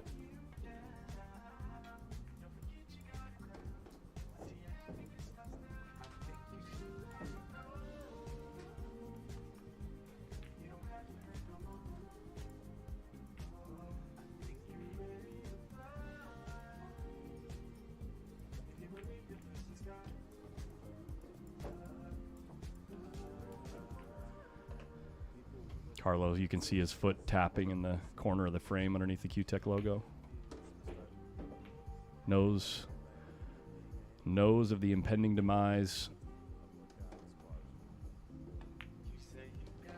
And he's going to concede the match with a nearly straight-in shot on the 8 ball. What an incredible set between these two top-flight Filipino players. Roland Garcia moving forward in the tournament. Carlo Biado sent to the rail. Roland Garcia next will be playing the winner between Bader Alawadi and Daniel Machel, which is Bader Alawadi. That match coming up soon.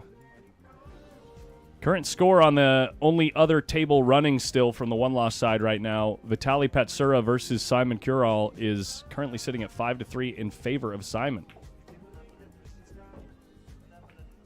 It looks like they're just sharing some ideas about a situation earlier in the tournament.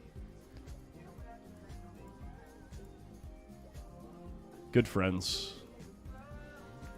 This is how you know that they've been together on the road for a long time, run into each other in tournaments, and that they get along real well. Total class from both players. Carlo Biado.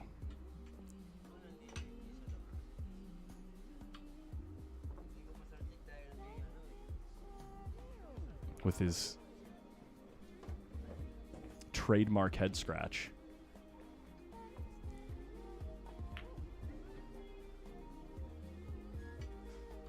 All right, guys, we're going to move on to the next rack, or the next match shortly. I'm going to put you guys right here to watch a little bit of Vitaly Patsura versus Simon Curall. Let's do this. While I get... I'm going to step out for just a minute. Leave you guys here chatting with each other. Check out the event sponsors down at the bottom of the screen here. Yeah, I'll be back in a minute or two.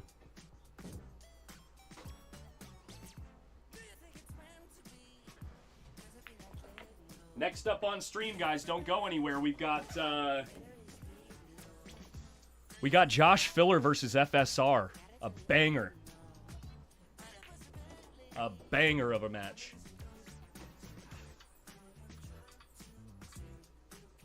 That one's scheduled to start at noon. So that's about 9 minutes from now.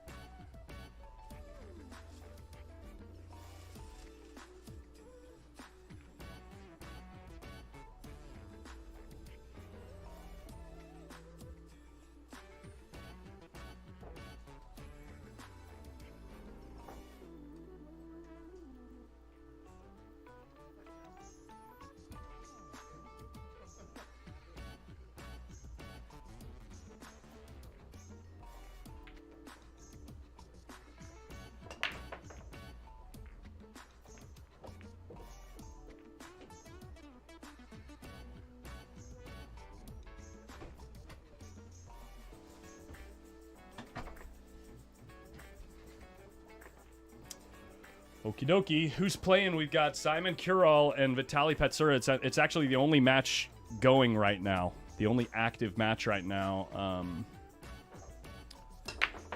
We're going to end up swapping over to maybe watch... since we don't have a really good angle here, we can see how FSR and Josh Filler are getting ready. See how the warm-up is going. See how the players are looking.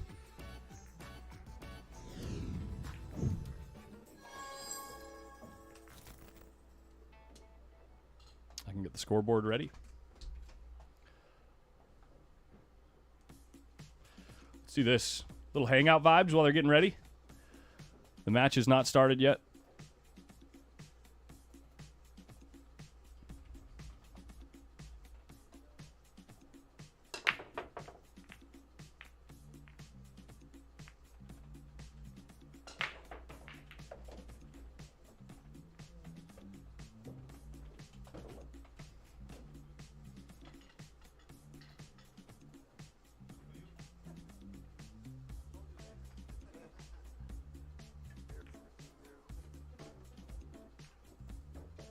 There we are. Woo! What a match, guys. What a match. I'm going to definitely be uploading the video on demand of that match tonight. That was the Filipinos and the Vietnamese. If I upload that one at like 10 p.m. Pacific tonight, it'll go live in the morning for them tomorrow. They're going to go nuts over that one. Hey, Collins, is the Roadrunner still in? Unfortunately, is out.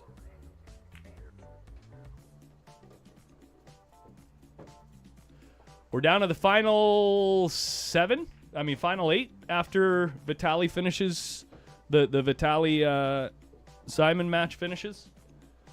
So get rid of this for now. Maybe zoom out a touch so you guys can see him as he gets warm.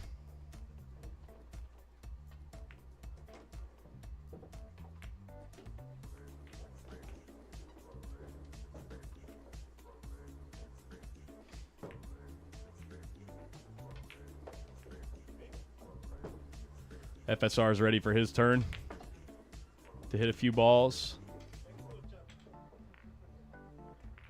Wonder what they're talking about. FSR going to try to get his feel of the table. Marky Mark, I mean just like a re-upload of the video, like a single match re-upload. I'll do that later tonight for sure. Got to make a new thumbnail for the 8-ball videos.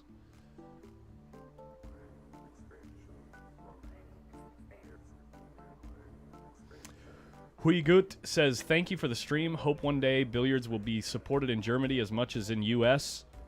This game is so beautiful to play and watch. I genuinely believe that at some point this game will be appreciated at a very high level across the world.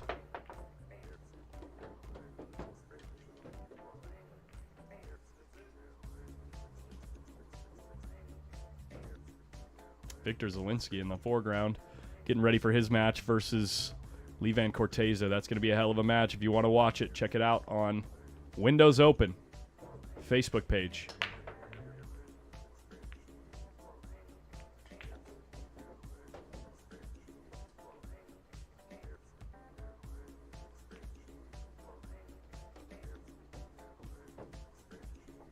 Simon on the hill over Vitaly. Vitaly has 3 games. Wow.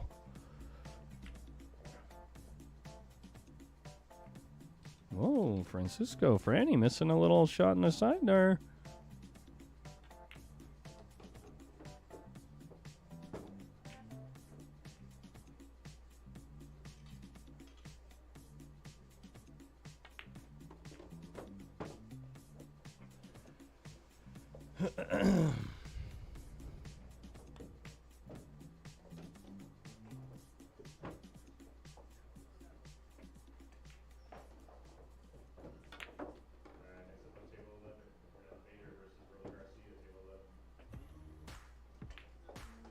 Match between Bader Alawadi and Roland Garcia just got called on table 11.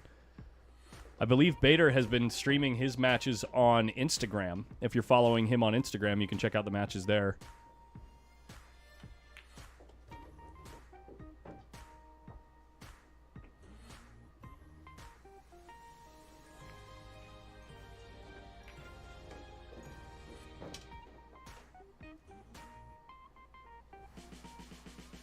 What is going on with this music? Are we playing Christmas music right now? Come on, man. Oh, FSR, a little nerve. I mean, maybe he's missing some balls here. I know it's just warm-ups, and he's not, like, in full focus mode, but surprising.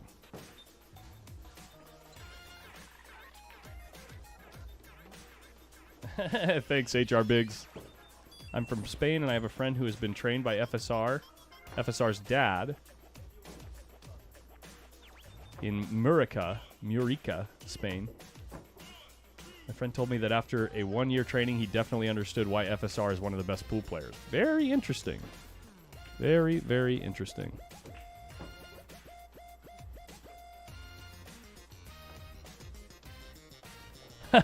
Filler says, I got to play one more. Come on, just one more. Looks like Simon is running out on the hill, guys.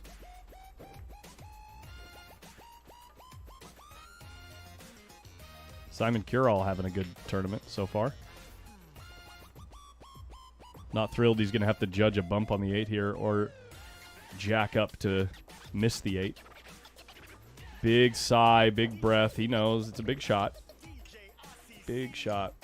What's up with all the Polish players playing jam up, man? Poland looking to be recognized. Wow. All right. Let's get rid of this. Get rid of this. Simon Kural does win the match versus Vitaly Petsura.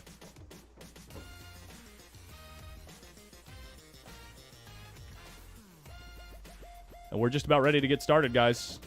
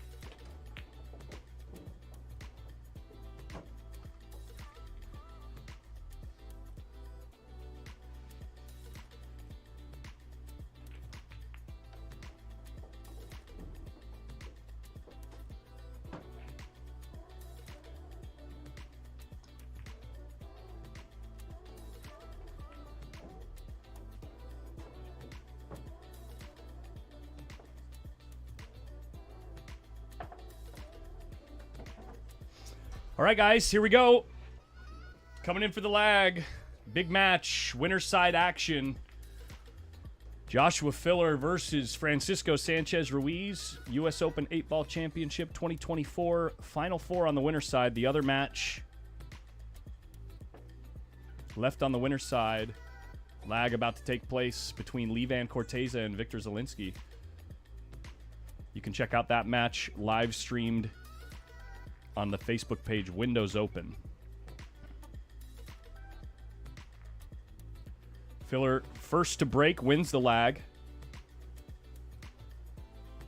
FSR looking a little bit shaky, warming up, missing some balls that you wouldn't think he would miss.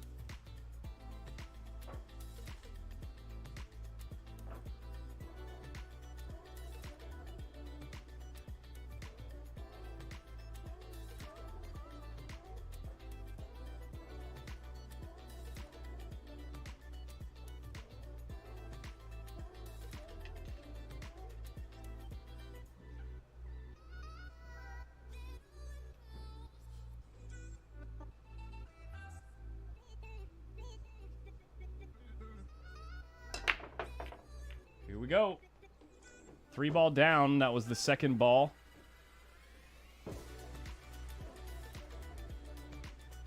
What I mean by second ball, for those of you who don't know, there's the...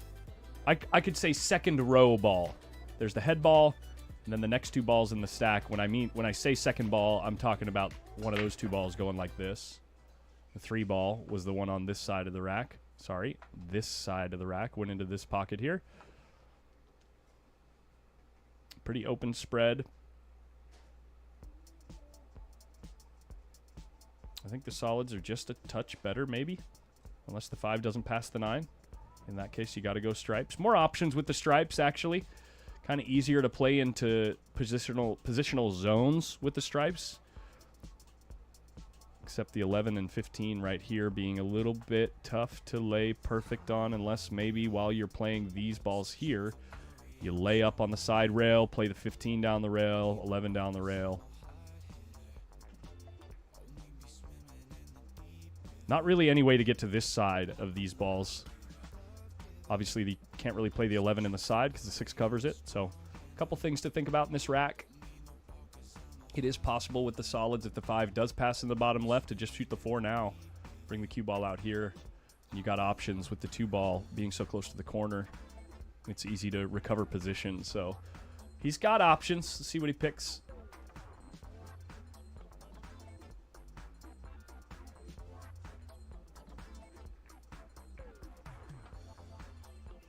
Who has the higher Fargo? Good question.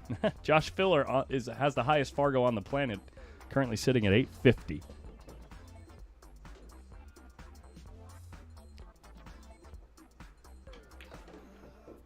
Goes with stripes. Takes care of the 9 ball first. So like I said earlier, I got to imagine he's going to be playing these 2 balls down this way. It's all about getting into this zone. Right here at some point. Maybe that big of a zone.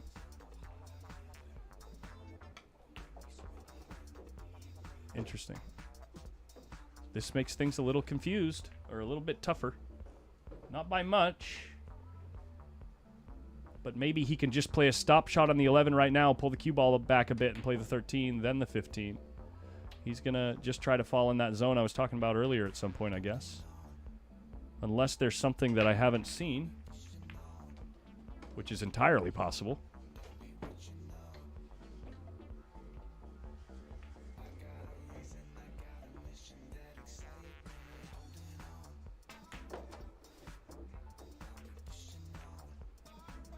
Playing into that zone we were talking about earlier right now. Cue ball stopping dead perfect. Just dead perfect.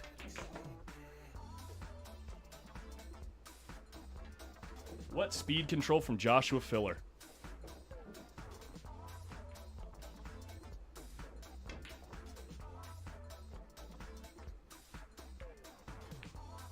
Whoa, whoa, whoa. Almost clipping the 2 on the way in. Great shot, never in doubt. No hesitation from Filler. Maybe he was cheating the pocket to hold the cue ball for the 13. Now that he's got a perfect dead straight line on the 11, he can just follow past the 6 to play the 8 in the corner, and this rack is over, guys.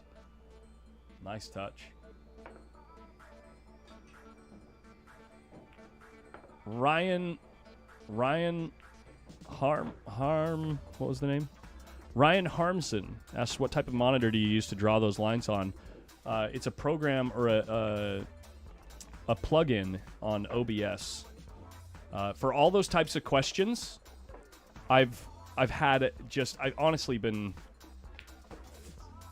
borderline inundated with questions about what it is that I'm using, what I'm doing for the stream, so that people can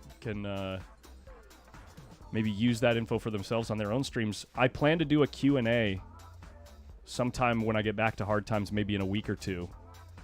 I'll announce it on Facebook and on YouTube, so if you're interested in the answers to those questions, definitely be on the lookout for that. I'll do kind of like a live stream tour.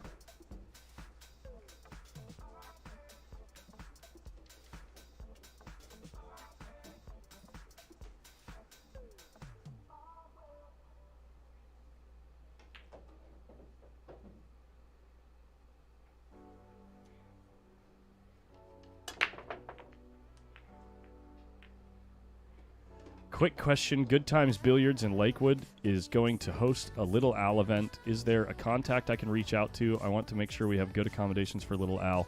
Joe, are you talking about for a live stream, or are you talking about getting... If you have any questions, just message me on Facebook, either through the Post Up page or my personal page, Collins Newey.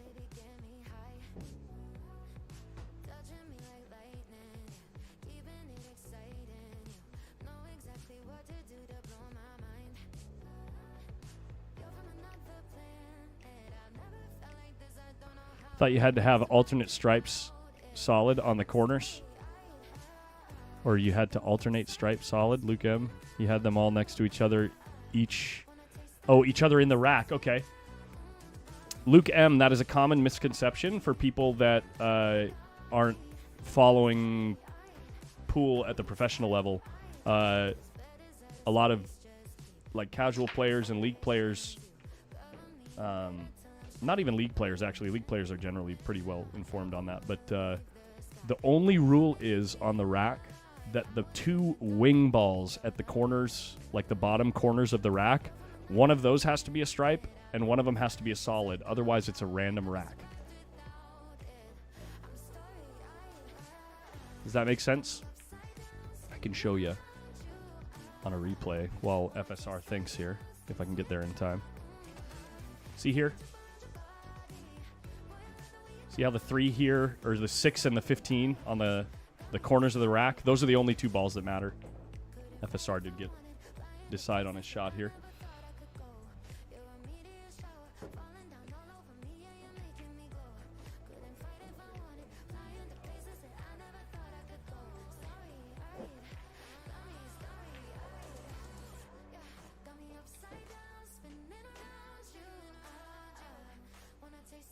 Right on, Luke M, yeah.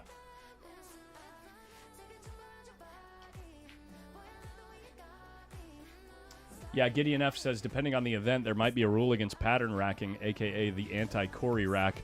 Actually, the truth is, if every time you rack the ball stripe solid, stripe solid, stripe solid, it's technically a pattern rack. Oh, well, yeah, Patrick Smith says, and the 8-ball, obviously. The 8-ball has to go in the middle of the rack. The 8-ball always goes in the middle of the rack.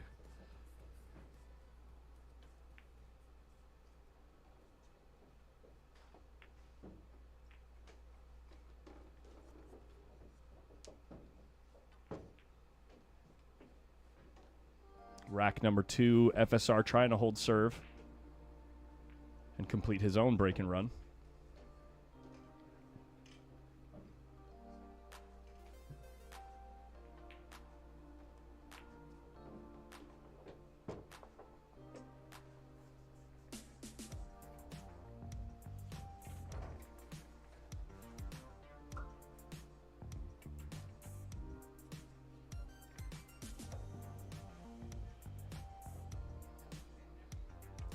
Funny because in the 8-ball WPA rules, there's a 8-ball rack with that exact pattern. Really? I'm gonna go look.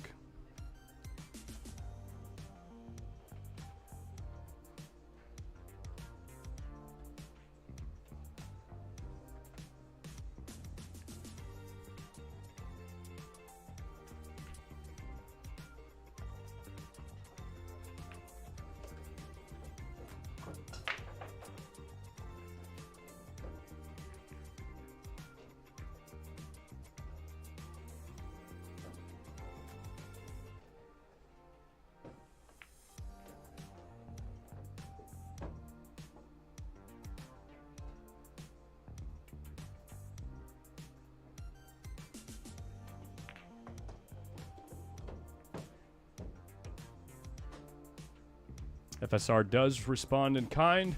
Score is 1-1.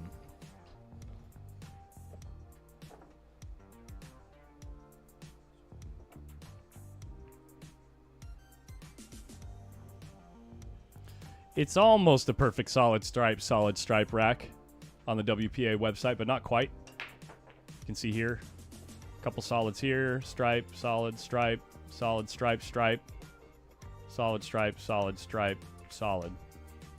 So almost stripe solid, but you got a couple solids, couple stripes. But it's really a random rack.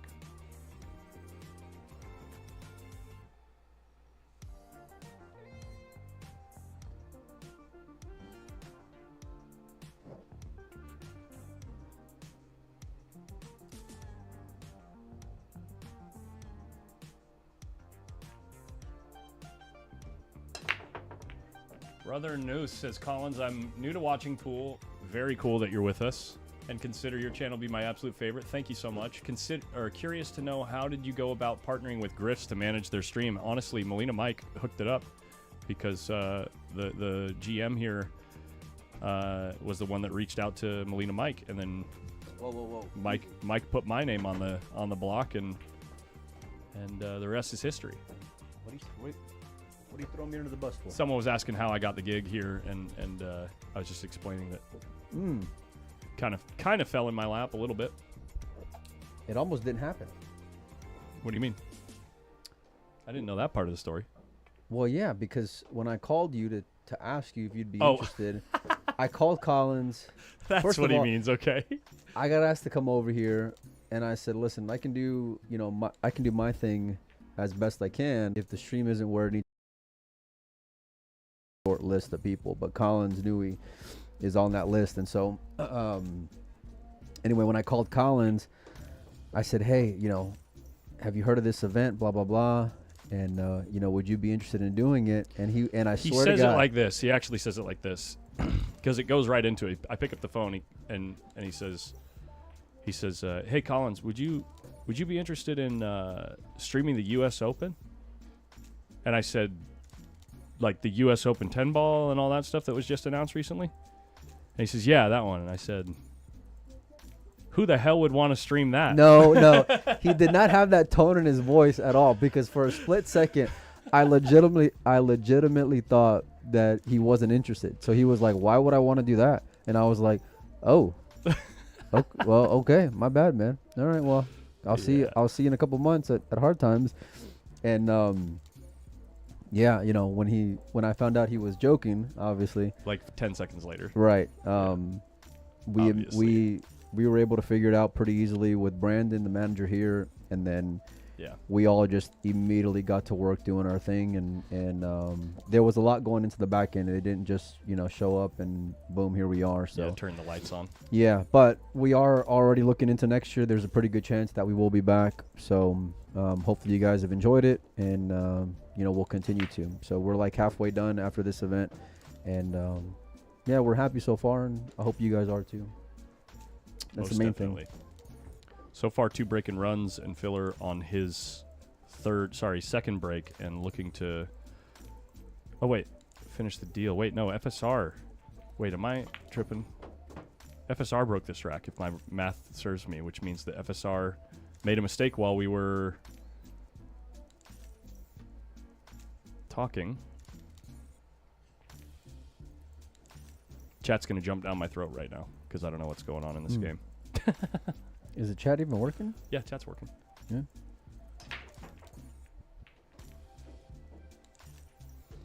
Maybe. Yeah, it is.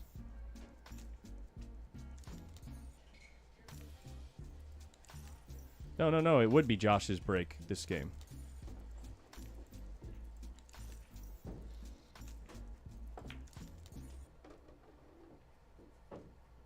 Right? Or did FSR win? I'm done. It's a good thing we got a day off tomorrow, pal. Yeah, it's rack 3. Filler broke this rack, yeah. Josh has the cue ball on a leash. It'll be hard to beat him. It sounds like it is a break and run. Apologies, guys, for getting a little sidetracked. Oh, boy. Going to end up behind this 13 ball. It's going to end up right behind the 13 ball. Right as someone in the chat says that he's got the cue ball on a leash, and I read the comment out loud, he looked at the camera, too. He just whips the cue ball around the table and sits himself right behind his opponent's ball. Dang. Yeah, the chat is actually broken at the moment. Let me fix that, see if I can fix it.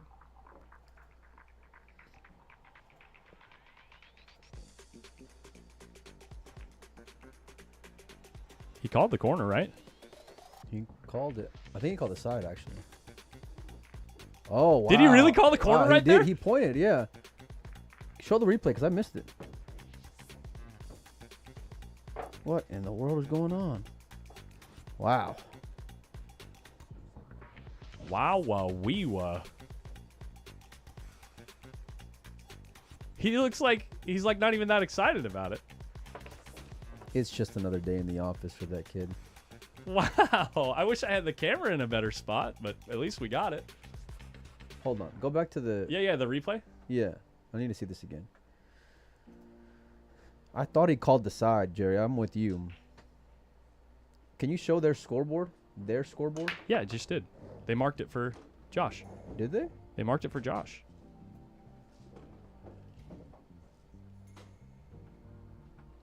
The angle looked like he called the side. Hold on. No, they didn't. They marked it for Fran. Oh, they marked it for Fran. My bad. Yeah. So that's why he was... Oh, he did call the side. My bad. He was conceding the game. There you go. I got you. Oh, well, he made it in the wrong pocket, not conceding the game. Yeah, he made it in the wrong pocket. He lost the game, yeah. Okay. I was a little confused there, obviously.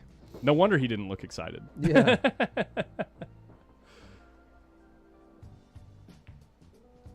Meanwhile, Victor's up 2-1 over Levan Corteza. Albin Ocean 1-0 over Simon Curral. Roland Garcia's up 1-0 on Bader Alawadi. You guys can check out the Bader Roland match on Bader's Instagram. He is live streaming right now.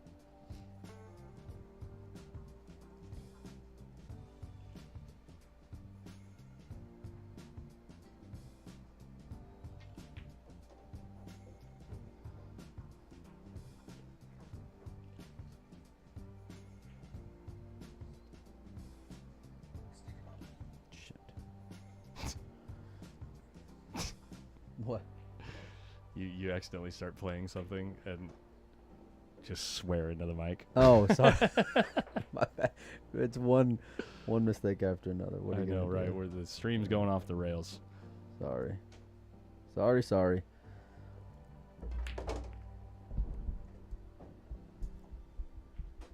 right. Meanwhile, Fran's up 2-1. Let's see. 4, 6, 3, 6, 7. Made one ball on the break, so it's open. They're saying audio. I don't know what that means. If you're having audio issues, just refresh your page. YouTube's been having some issues for the past few days here. He's taking solids, and I kind of like it. I think he really could have gone either way, though, but he liked the starter. He's going to have to get on the 2-ball here. Well, he's playing the 3-ball right now, but he needs to get on the 2-ball. That'll be the only, I guess, kind of problem, but it goes easily.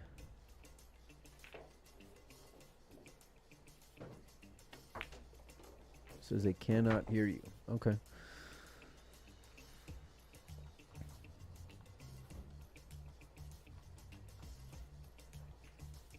Now, what's he going to play here? He's getting his extension now, so I guess he's going to play the 2-ball now, try to fade the 13-ball.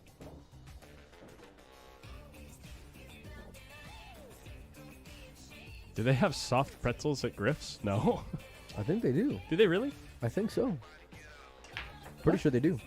Speaking of, I actually need to order some food. I haven't eaten yet today. Chill out for a minute. You told me you went to Mickey D's. I did, but I didn't. I left it in my truck and got busy. Really? Yeah. Oh, okay. All right. Yeah, do your thing, buddy. All right. All right. He faded the 13-ball, moved the 14. He's a little out of line here, but he's got options. He's got the 1-ball, I think, that he'll get back in line with. If not, he'll have a back cut on the 7-ball, though that's a little more letting the cue ball loose. Yeah, he's playing at the 1-ball here, I believe.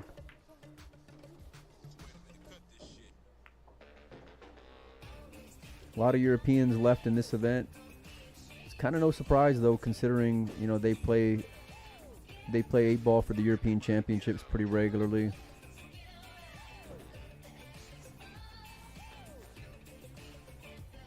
Fran's looking what he wants to do here, whether he wants to play 7-4 or 4-7.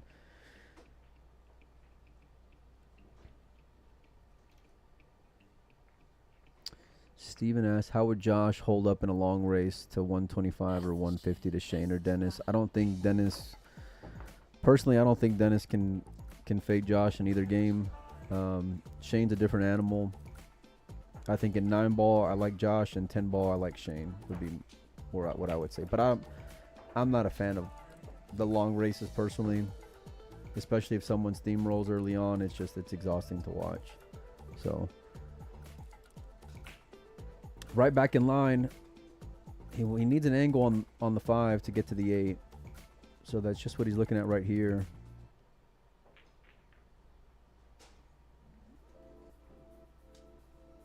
He's sizing it up.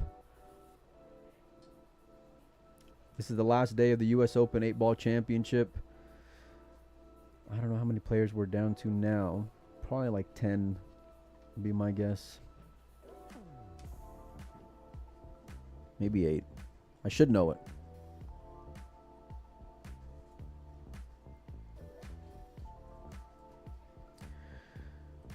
Let's hear in the chat who everyone thinks is going to win. Make some predictions out here. Winner side action is Livan Corteza versus Victor Zielinski. One loss side. I'm sorry. And then this matchup right here is also winner side. FSR and Filler. Played the 5 and made a nice shot. Now he's got perfect angle to play the 8-ball in the same pocket as he just played the 5. Francisco's going to take a 2-1 lead. See Roland Garcia, FSR. My money's on Filler. I would not be surprised if someone from the one-loss side comes out to win this event, to be honest with you. They'll be playing up until the final, and they'll be in full gear. So 3-1. Mistake from Josh in the previous rack, followed by a break and run by FSR. 2-game lead.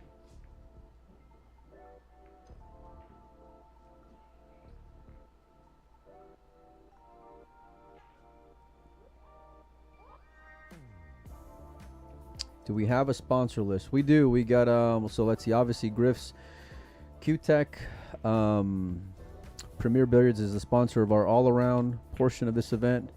Also got 1PKT, Michelle Griffin Realtor, Fast and Loose Designs, and Town were our sponsors.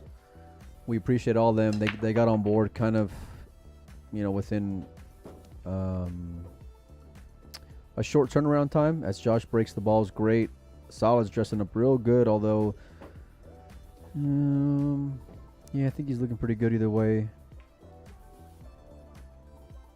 It looks like that whatever that ball is on the far right is in kind of a funky spot. He may take solids, actually. Yeah, he is. He's taking solids. I think he'll go from the 3 to the 7 ball right now. Michelle is not Mark's daughter. She's actually a realtor out of the Louisville area. So if you guys, and she just loves pool. So big shout out to her. She was great. And all of our sponsors, like I mentioned before, they kind of came on board within a short turnaround time. Once Collins and I were confirmed with the gig. Oof, that didn't look good. We're confirmed with the gig. They kind of just threw their trust in us, and we appreciate it. So I don't think the event is. I think we got some areas of opportunity for sure, but we're proud of what we've done up until this point. So, but there will be some tweaks going into next year already. So things we've already been looking at. What's up, buddy? It's going to be a few more minutes. I had the Ethernet that was going to the office fell down. I got to put it down. Yeah, you're good. You're good. So, all right. Josh doing Josh things in a rack that he needs.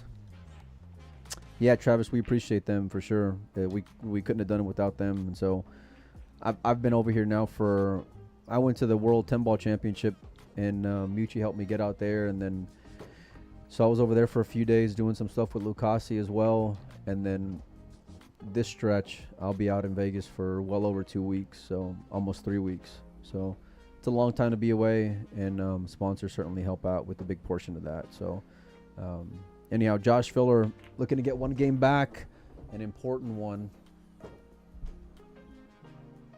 Trying to make it 3-2.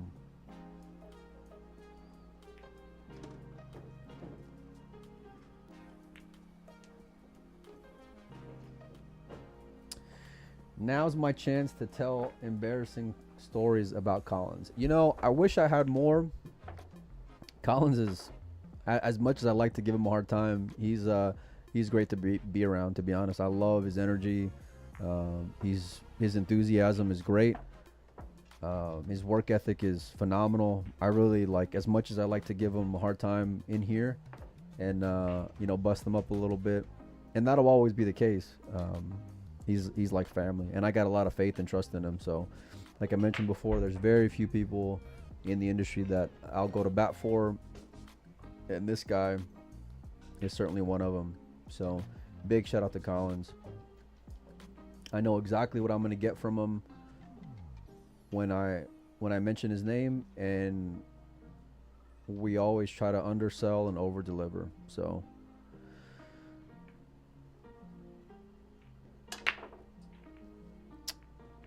Nice break there from Fran. We've got one ball down. He's going to have options here. Probably going to take the solids just because the starters just look so good. Going to have a little bit of work up there in the upper left. And so, yeah. Rumors about Griff'S closing. Yeah, no, there's nothing that I've heard. I've been known to hear some rumors from time to time, and there's something that I've heard. And I can tell you every time I'm here, the room's always packed. The cleanliness, the quality of the food, the friendliness of the staff. It's really got, you know, all the recipes of just doing well and thriving. And, you know, kudos to Mark Griffin for setting this up before he passed away. I know I've seen some comments like, oh, they shouldn't be this in a pool room. And, you know, this was Mark's dying wishes, you know, to keep this event going for the players. And so throughout this week, we've listened to a lot of feedback for the players, and we're going to keep that same spirit in mind as we continue to push forward. So, but we're going to honor Mark's wishes and, yeah, just try to do our best job and make him proud. You know, we know he's watching, from upstairs. So Mark, we miss you, and we're going to continue working hard for you, buddy. So.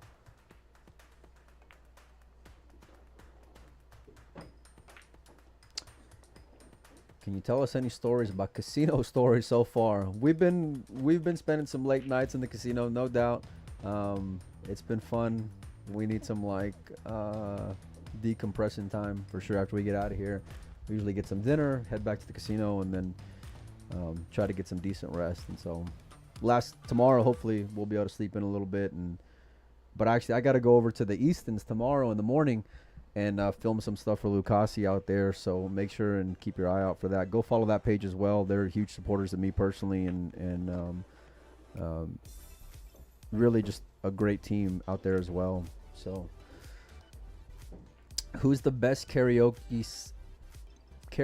singer pool player? I've heard some rumors. Speaking of rumors, I've heard some rumors that Josh actually sings a pretty good karaoke. So maybe one of these days, maybe tomorrow actually. So we're going to try to make a hockey game, I think, tomorrow night, and see who all wants to tag along. So,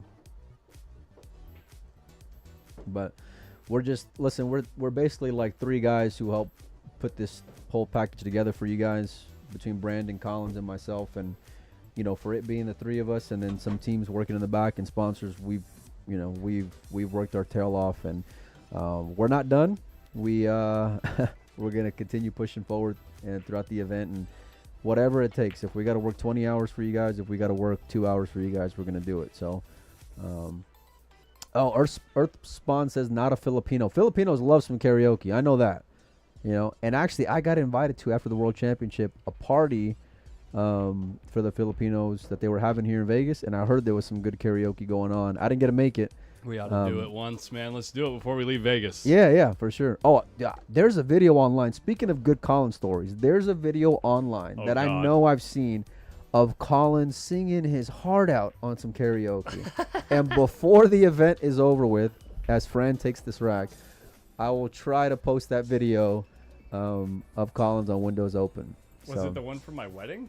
I don't know, dude. Somehow or another, like, because of course I follow you on Facebook, and someone tagged you, so then it came up, and then I think it was the one from my wedding. Maybe Corey Buchanan took it because I mean, you were like singing with your with your heart, with your chest. Mm-hmm. You know what I mean? Like, yeah. I'll sing some Hosier. There was some I'll sing some John Legend. veins on your forehead kind of course, stuff. man. You know what I mean? Like, you were letting it rip. I'll let it rip, baby. So, anyhow, just to give you guys a score update, you guys can check out digitalpool.com, search U.S. Open 8-Ball Championship. There's a few matches going on around the room. Let me just hit refresh, and we'll give you guys an update. 4-2, Fran over Filler.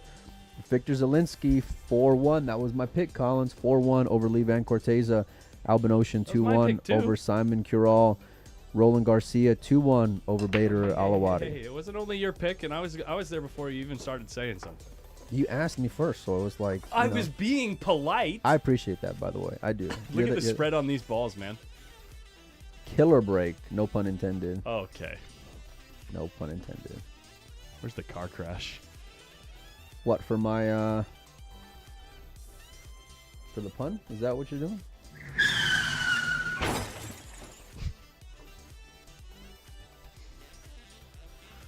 All right.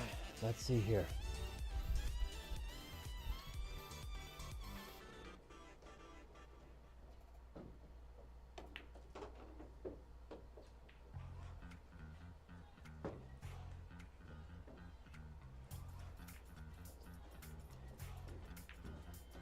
And by the way, I think tonight, well, not I think, I know tonight I'm going to be doing some stuff with the guys out at Yale Billiards, Lucas Werner and Jeremy Jones. So if you guys haven't checked out that Facebook page, please do. Bobby Hilton and the team do a great job and do a lot for pool. And I know a lot of these players are going out there to his room as well, I think, in the next few weeks. So big shout out to them.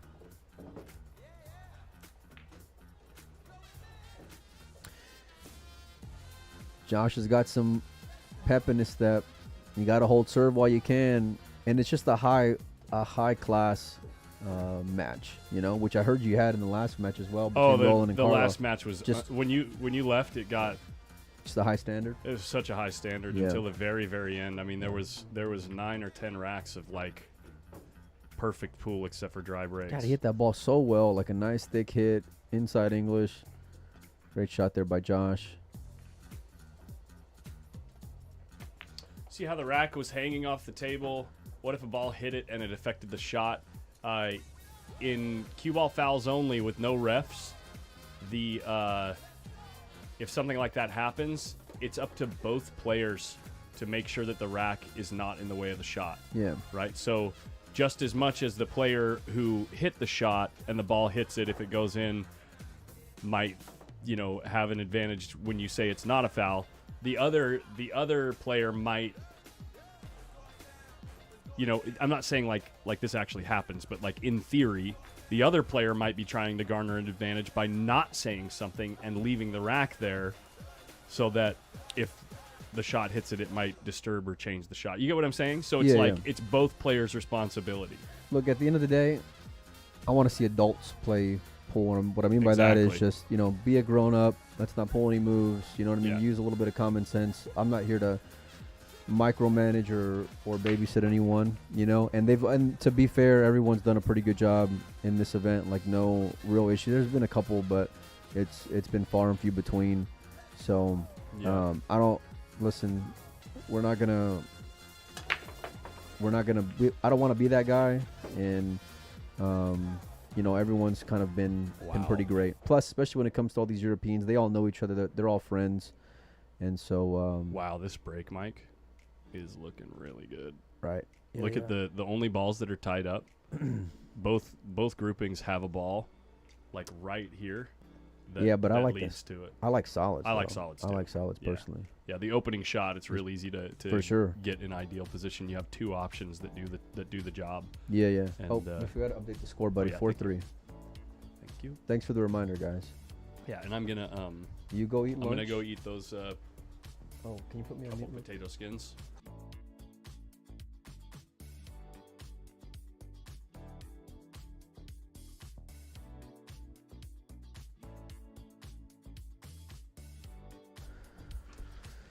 All right.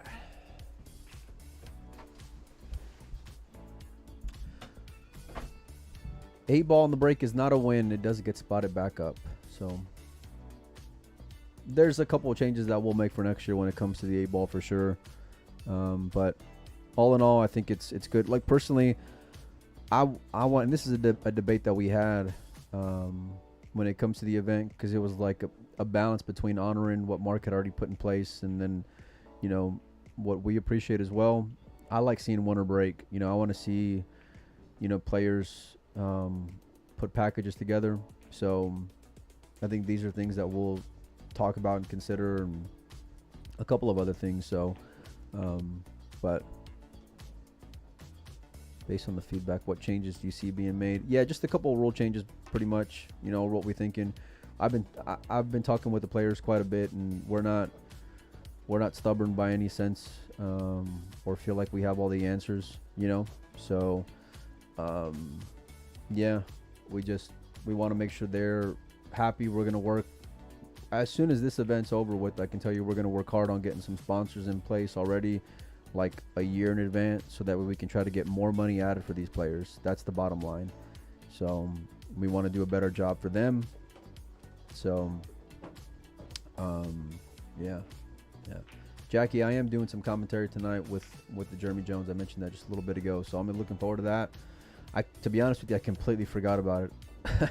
I know I posted the flyer the other day, and I realized, holy cow, it's today. So, Francisco, this is the key shot right here. Just getting from the 7 ball back to the 2 ball to get back in line. 8 ball sitting wide open, and it's got all the pockets on earth to choose from.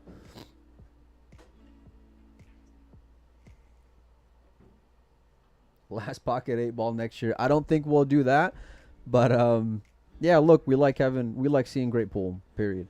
You know, and we want to have all the best players here if we can. So we're going to try to announce the dates already for next year's event after this event's over with, and hopefully guys can respect the dates, and the players will stick around. So kind of hit that one a little spicy. I think he's going to go with the 1 ball here to get back in line. I'm not sure he was trying to get in there. I think he was playing for the 2, but either way, he's fine. Yeah, between Derby and Vegas, I might get burnt out on pool. It's not easy for sure. I've been on the road a lot this year, and will continue to be. You know, even next month, from the Lucasi Tour stops to Philadelphia at the Expo, and I'm trying to think, probably the Ultimate Pool event in Louisiana. I'm probably going to be on the road a little bit, but I miss my girls, man. That's the main thing. I miss my daughters. I hate being away from them, and that part's been, like, personally been real tough. As Francisco gets another game, gets closer to 8, 5-3 now. Yeah, no, that part's been really difficult for me. So, but I try to stay busy. We try to stay focused. We try to just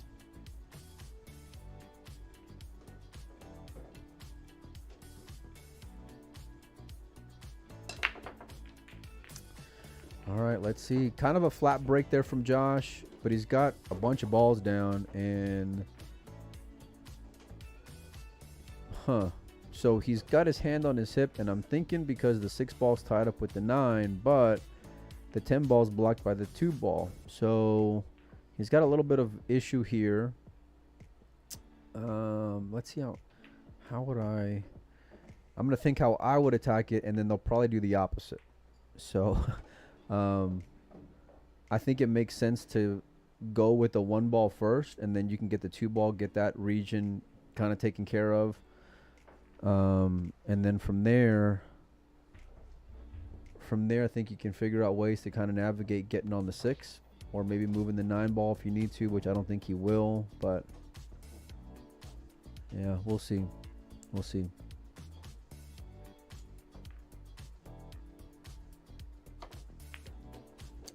$13 first. Gerard was right, and that's where he went to. Guess he likes the solids first. Oh, he's going to use the 14 to get on the 10. And like I said, whatever I would go with the opposite. So I I wonder what if he's just going to try to hold it with a little bit of inside. Full hit is what he wants. He used every inch of that pocket. Great shot there from Josh.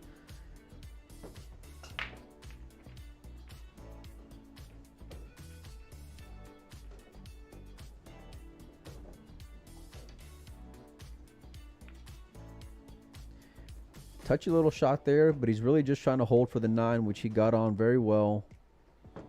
And he's looking pretty good.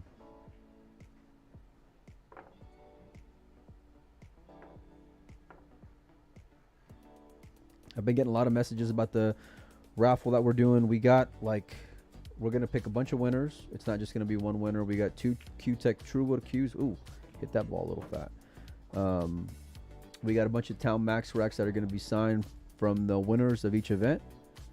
We got an entry into next year's U.S. Open event of your choice, whether 8-ball banks, 10-ball, or 1 pocket.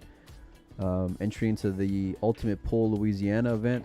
Some Ultimate Pull swag. Whoa, hit that one a little spicy. Coming in hot. He's going to have a tough shot here on the 8, but Josh is known to make some pretty tough shots to get back within 1. And he drills it.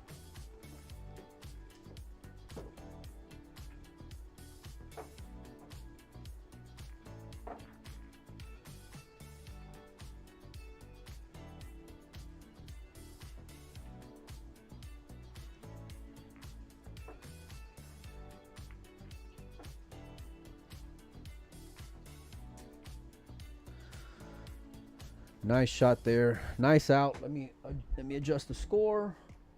Josh gets one back.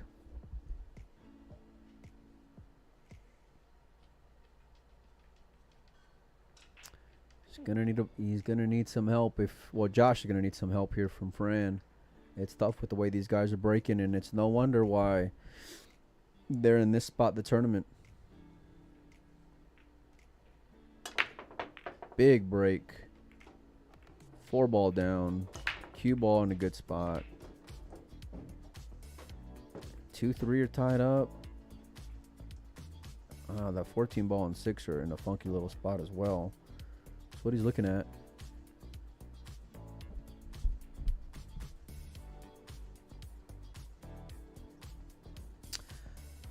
That for the Brunswick picture, Mike. I'm not sure what you mean. On the Brunswick page, we gave away what do you call it? We gave away a Pure XQ. By the way, I got some winners to give away on the Lucasi page as well for some shafts, so I'll be hitting those guys up as well. But yeah, I'm not sure what you're talking about.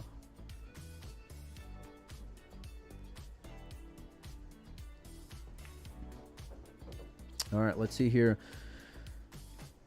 This is the rack that Josh needs to win, but he's going to need some help from that guy at the table. So it's all about this 6-ball for me and whether or not the 3-ball passes. Looks like he wants to pick the solids. He's getting his extension, I'm guessing. And he's going to attack the 7-ball first. Seeing how he can get a nice full hit, he might just try to get on the 6-ball now. Play it in kind of a 1-pocket way. Oh no, he wants to go into it. See, I like kind of just almost trying to drag it around and trying to shoot the ball on the same side, but I'm not going to argue with this man right here. Even if you go into the 6-10, I think you still got some options. This is what I liked right here, because it's real easy to get on. Not real easy, but it's decent to get on the 6-ball. It's hard to tell how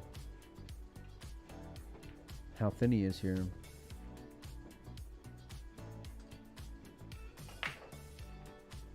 How will we be notified if we win the giveaway? Well, first of all, we're going to do it live on the stream. So every one of the winners will be announced with your name live on the stream. And then on top of that, uh-oh, we got some shaking going on. Hang tight.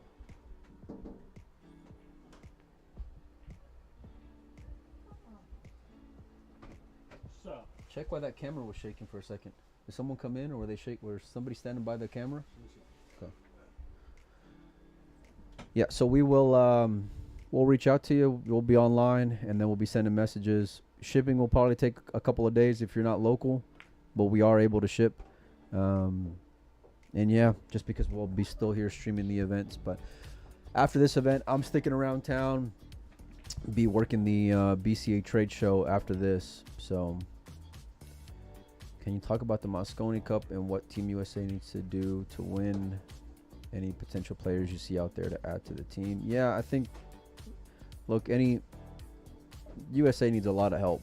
You know, I think they got a good core of players that can compete. I don't think this year is reflective of how competitive they really are. Nice shot there from Fran. But you're going to have a team full of 5 world champions, most likely. So, you know, you're just going to have to get a little bit of a roll of the ball. I think the break is massive, and I don't think the Americans break the balls that great at all. Even Shane, who's known to have a really great break, I don't think he's gotten this, you know, new format breakdown. So, but you got Federer, you got a chance. You got Sky, who's clutch, you got a chance. You got SVB for a few more years, you got a chance. And then you just got to put a couple pieces around there, and guys got to step up. You know, guys got to man up and play good pool. So when it counts.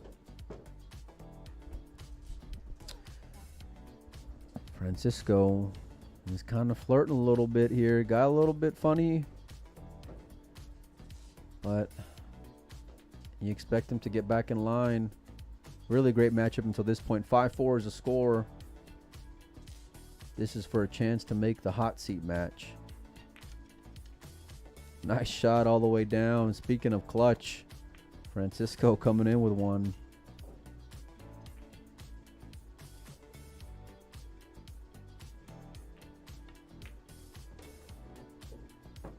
Victor Zielinski 7-2 lead over Levan Corteza. Alban Ocean 3-2 over Simon Bader and Roland 3-3.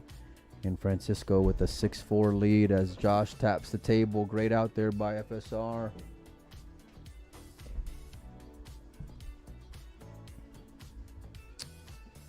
How did Sky make out with this test? Will that disqualify him if he fails for Mosconi Cup? So one, and I don't want to get too far off topic here, but I will say that, you know, the Matchroom Mosconi Cup is not WPA sanctioned, so it's basically an exhibition. And so I'll say that to start off with. Matchroom and the WPA have not come to any kind of agreement, although they are in positive talks. As I see Victor and Levan give each other a high five, so big win for Victor Zielinski. Gets through a tough matchup. But I think for Sky, you know, digging his heels in the mud there, not wanting to do it, I think was just more at a principle, and I get it. You know, they were, you know, singling him out to some extent, and so, you know, I wouldn't have wanted to do it either. So, this is not good. This is going to be a problem for Josh, especially if he cannot back cut this 2-ball or make the 15 ball on the side. So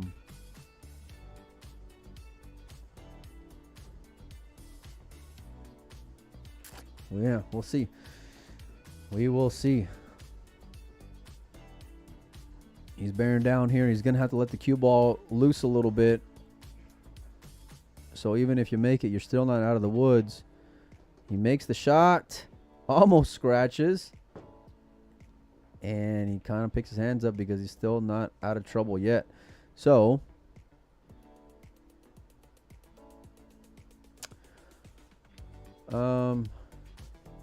yeah, Jay, I don't want to get into it. You know, I was there talking with the BCA representative before the drug test.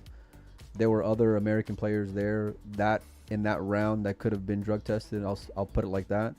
So, I mean, you can say whatever you want online, but I was talking with the people that were involved, and you know, I'll put it like that. So, anyhow, Josh got to come with a big shot here. 6-ball is still in a tough spot, but you're gonna have to make a couple of more recovery shots here still. Overcut it, and he missed it, and that's gonna be trouble. That's gonna be trouble. Fran's not stealing here with this opener, though. He's going to have a back cut on the 14 ball. I don't think that he can thin this 11 ball.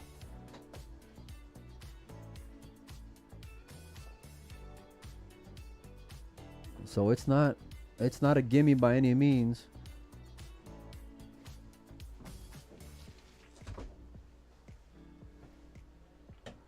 You got to spin it to win it.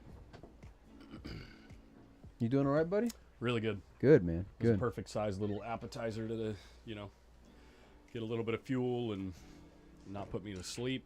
Speaking of sleep, I got some good sleep last night. Oh God, yeah. Finally. Yeah, no kidding. Well, your salad's ready out there if you want to go grab it. Or are you sweating this? No response. Yeah, I'm gonna go in.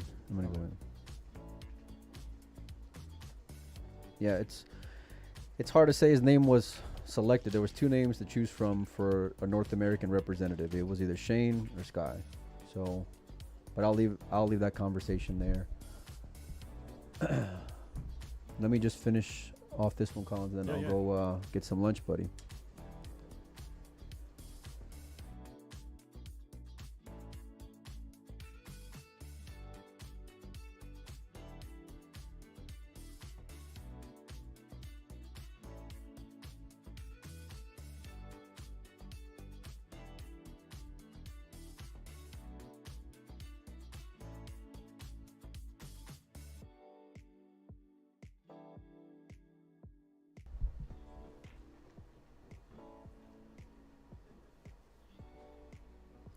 Is there a list of who's entered the banks on Sunday? Kevin, I will try to get you a list and post it on Windows Open just as soon as I can. So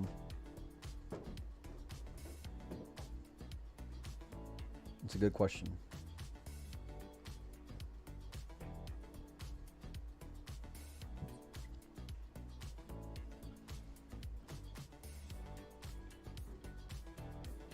We appreciate all you guys for tuning in.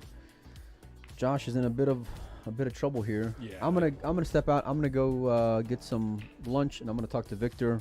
And That's right. So Victor moved on. Won, right? Yeah.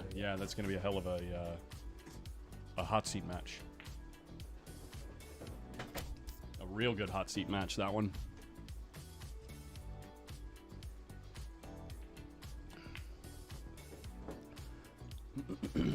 FSR looking to get a nice angle here on this.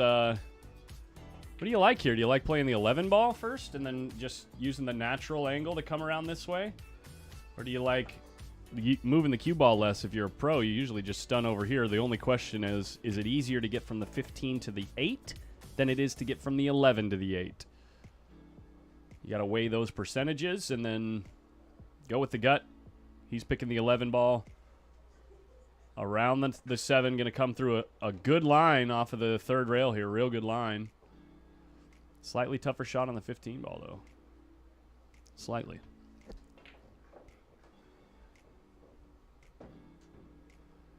FSR.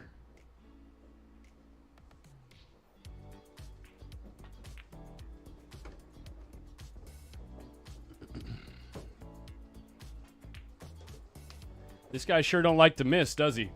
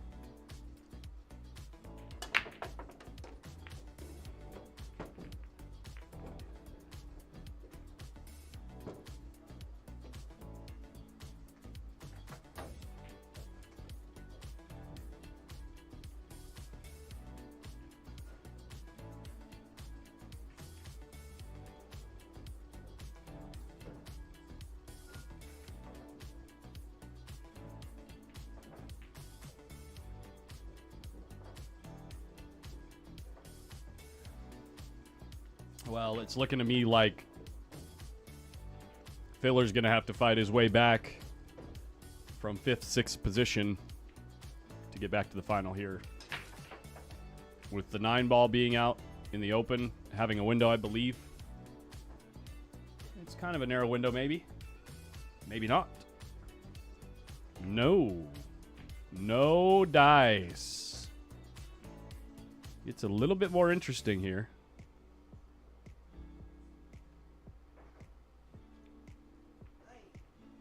He's looking at the jump shot on the 9. Because it's not easy to hold position off the 10.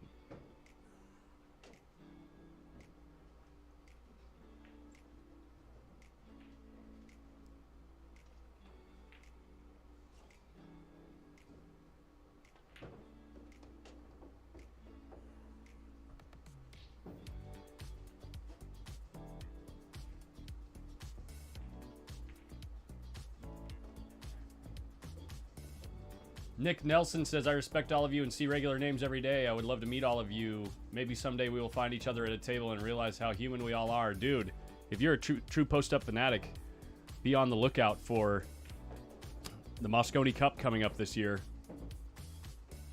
When tickets go on sale, we're going to try to buy out a section. Like, not meaning I'm going to buy the section, but I mean, we're going to try to do a live stream right when the tickets go live and try to buy tickets as close to each other as possible. It's in Las Vegas this year. Or at least I hear it is.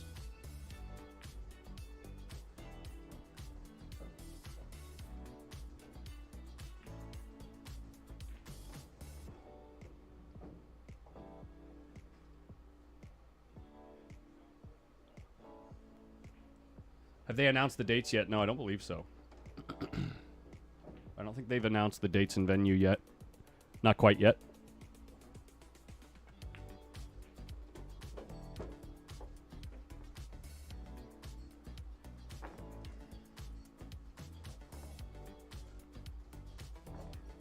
Collins, will you let us see your break if we get 1,000 likes? You won't be impressed. Leading up to this event, I have played very, very, very little pool. I'm definitely not in stroke right now. I'd say I'm playing at about 70%.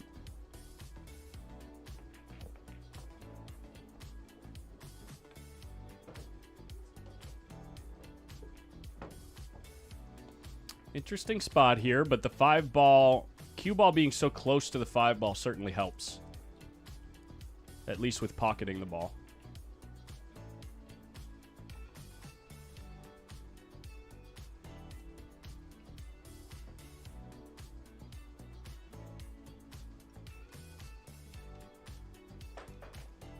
So he goes for the bottom right corner.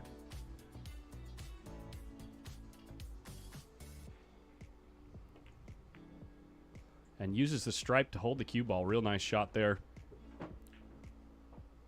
Should have no problem here coming across with just a touch of inside down to here. Or honestly, ideally, it's better to get below the ball like this. To send the ball. Something like that. I mean, that's pretty tough too, but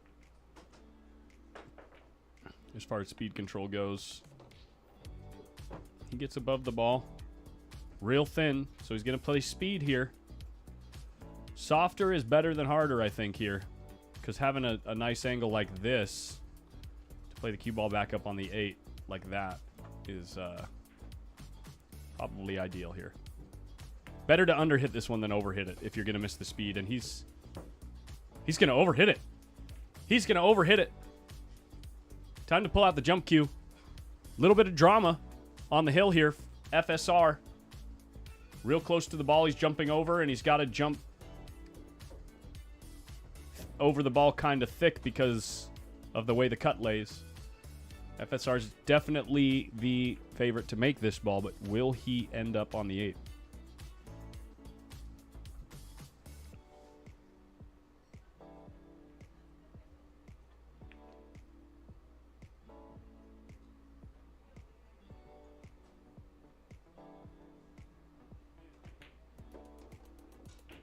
Thank you, Justin, in the chat says Moscone Cup date is December 4th through 7th. No venue set yet. Thank you.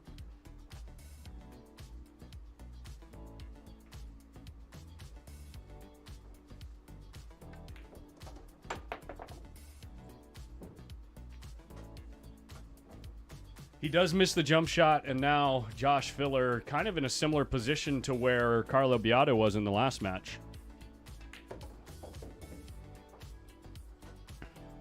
In a place where he can finish this rack, ideally break and run the next one, but then he's going to need at least one more, probably two more mistakes from Francisco in order to have any chance at winning this set.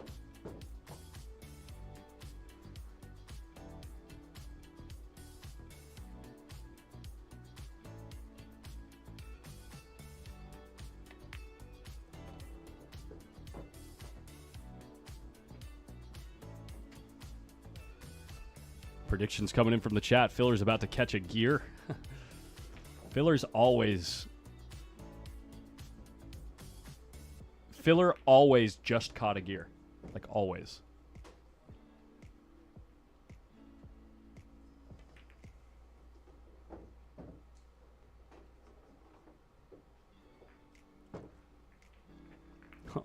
Right as I say that, little nervy shot here.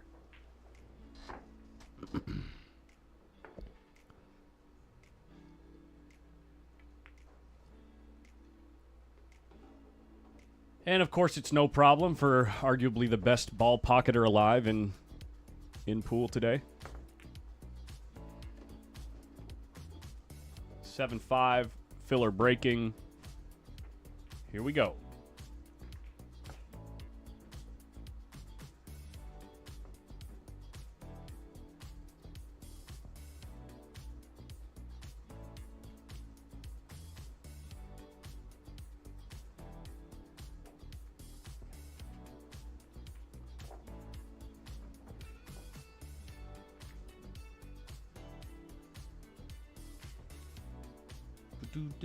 Do.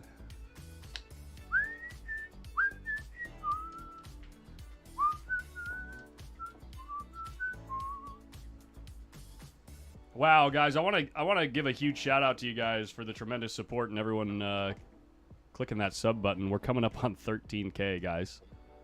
Coming up on 13,000 subscribers. The goal is to hit 15K by the end of this event, honestly, with the way that the numbers have been moving.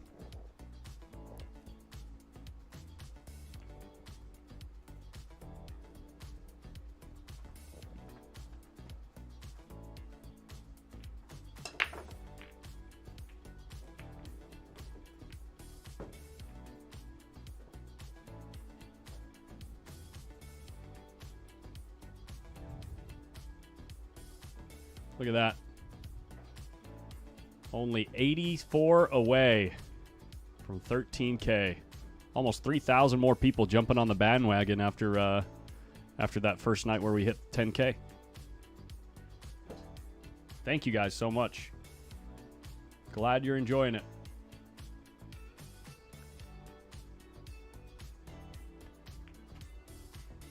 Filler's going to overcut the ball. Filler overcuts the 11 ball. But he covers the pocket for the 2. Look at this. The 2 has no pocket this way, and the bank is not on because of the 12 ball right here. This game is not over. There's got to be 50 of you in the chat lands that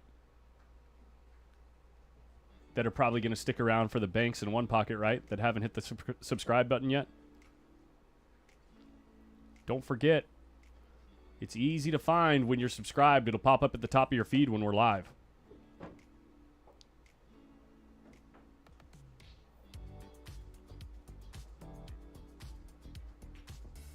Yeah, I don't know what he's going to do with the 2 ball. There's not really a ball that can bump it very easily.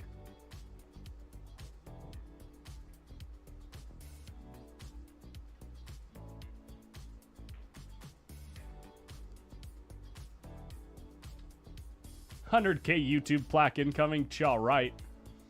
That's about 5 or 6 years away at best.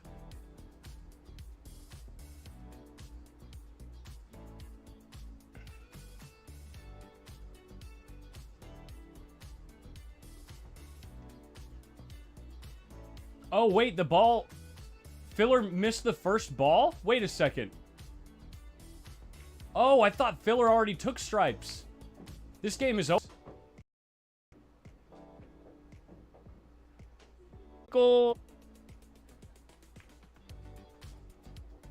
Watch the subscriber number fall now.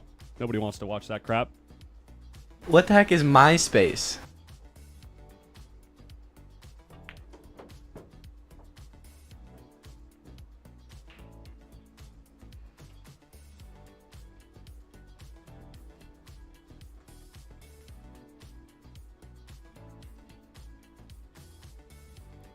Are there 20 more of you guys? 20 more?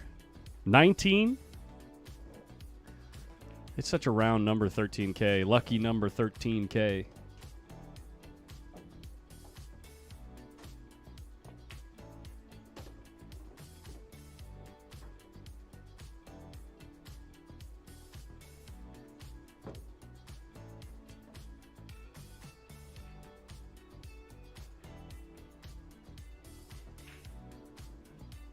Oh, no. Oh, no. Someone unsubbed. All right. We'll get it out of the way.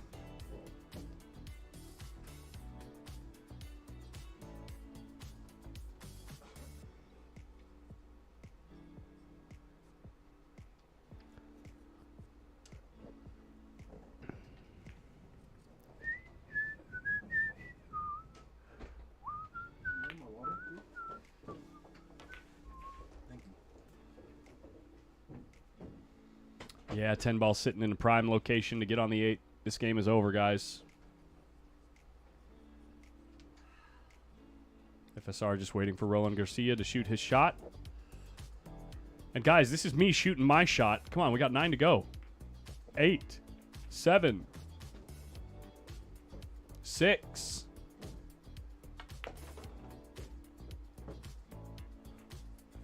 5, 4, 3,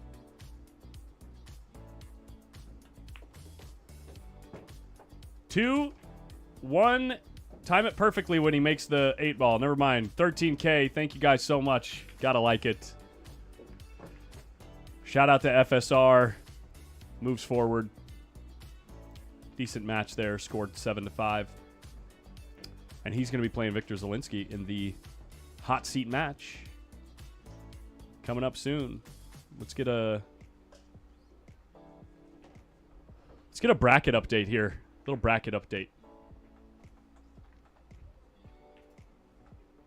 We can look at it together.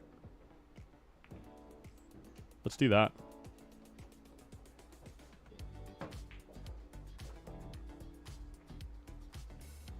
Zoom in a bit here. FSR moves forward 8-5. Victor Zielinski waiting on the one-loss side. Simon Curall currently playing Alban Ocean on table 23. And Bader Alawadi versus Roland Garcia. Look at this, 5-4. Bader Alawadi playing some jam-up 8-ball.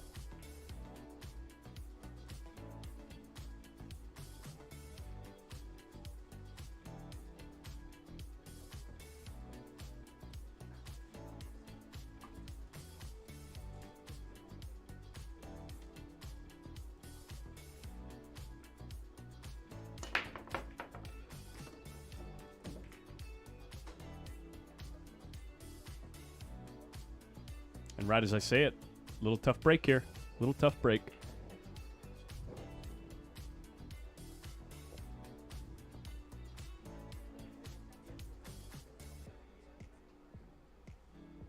Simon Curall currently 4-4 with Alban Ocean. They're over here.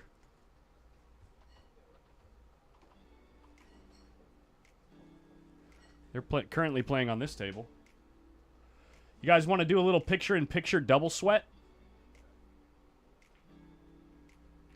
Because this one's easy to frame up. I could frame it up high and do a picture-in-picture. How's that sound, guys? Juan, I don't know how to look up exactly who was the 13,000th subscriber.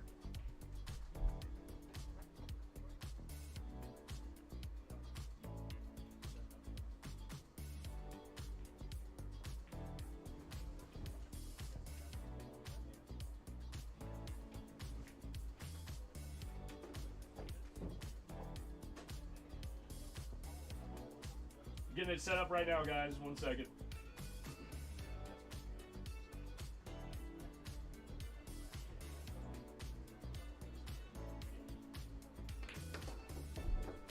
Welcome to the post-up pressure point.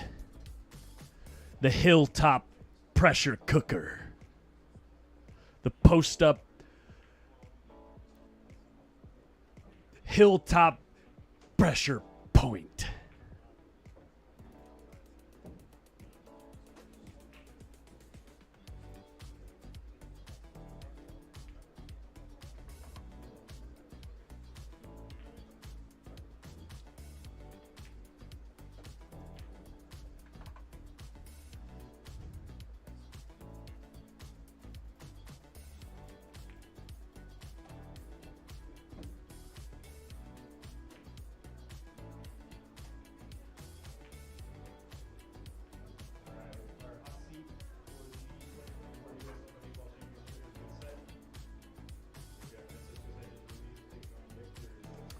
I don't know if Brandon's maybe calling the next match right now.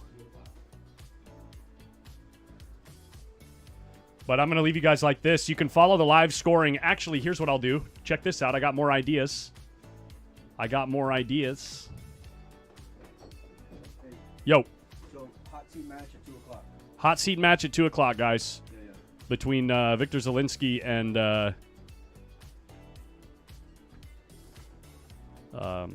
FSR. Give me a second. I'm going to get this set up like perfect for you guys. Hold on. I got an idea.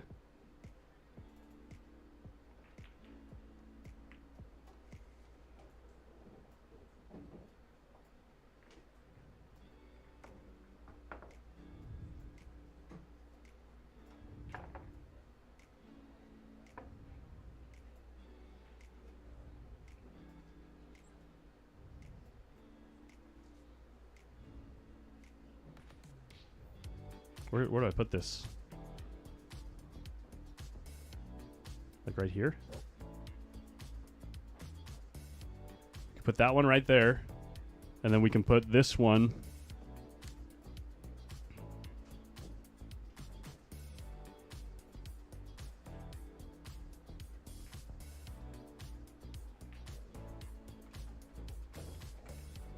Whoops.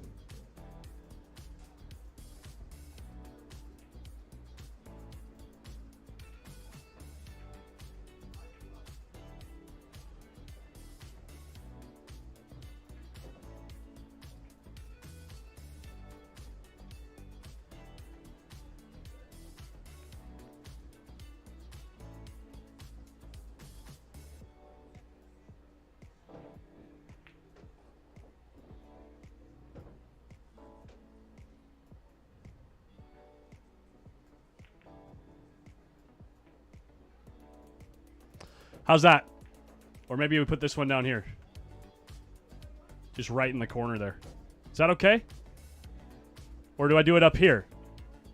I can't decide. This is the first time I've done it this way, so I think I'm pleased with this.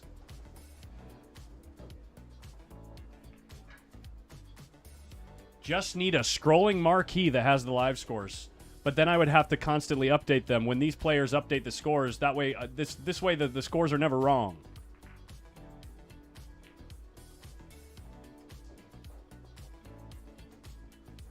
Larry Cheek says, looks good. Always Smiling says, looks horrible.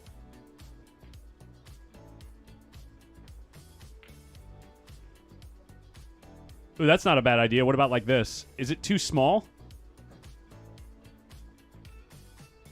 to put it there?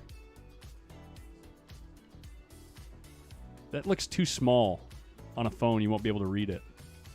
So I'll put it right here. This, if I put it right here and make it just a little bit bigger, at least then you can see the players when they're walking around the table. There we go. I'm good with that, and I'm leaving it. Levan Corteza just lost to Victor Zelinsky.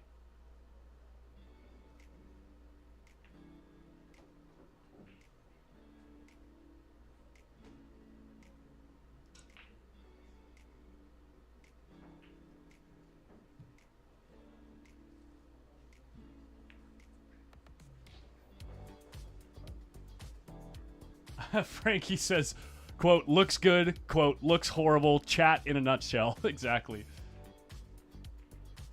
Christian, I know about that scoreboard overlay, but this is just the fast and easy way to get it done.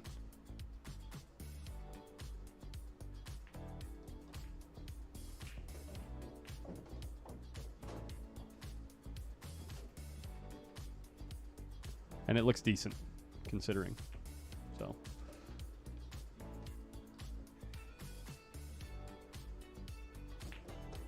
Alvin Ocean wins that game, and he's going to step away.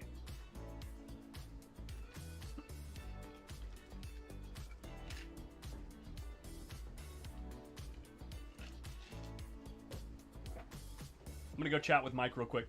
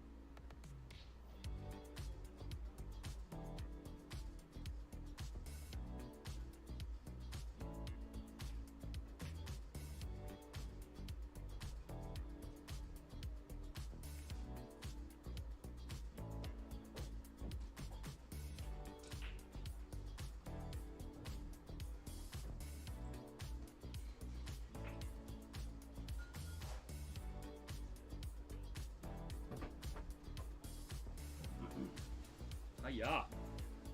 Bader Alawadi having a hell of a tournament here. Locks up a place guaranteeing at least 4th place.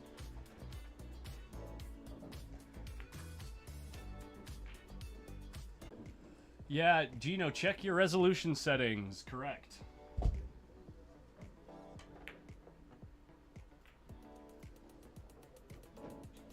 It is literally the most common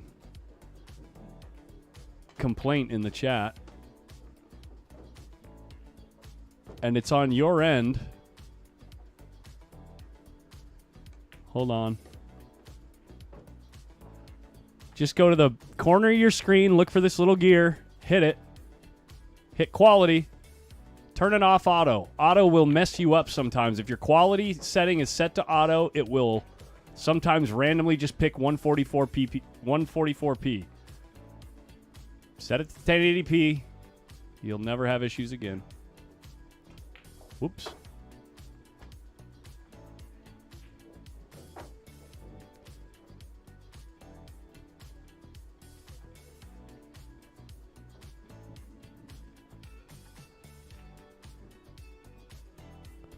There we go.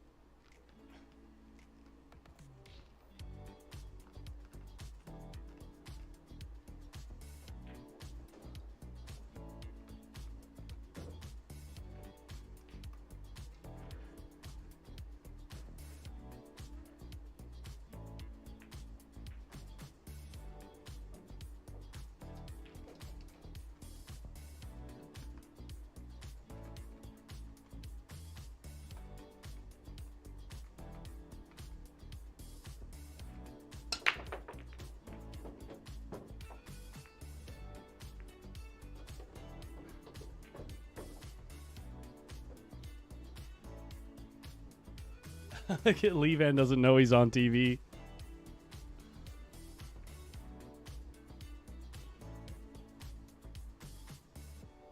Alban Ocean's on the hill here, guys. It's looking like we might have a 4th place matchup of Alban Ocean versus...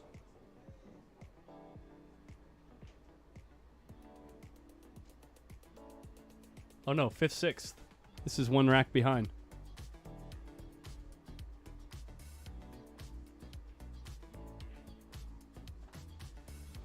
I think. I can't remember.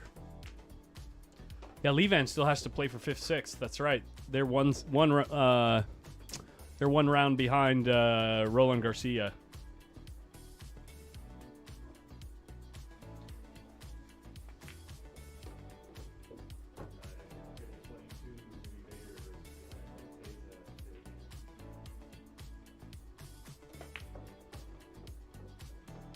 That's right. The winner here plays Josh Filler.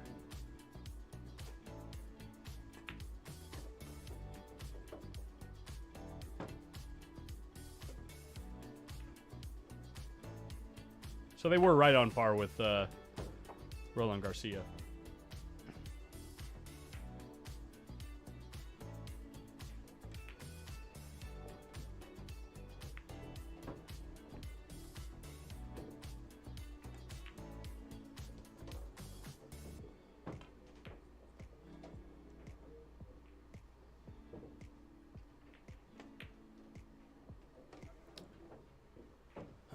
Simon knows it's done.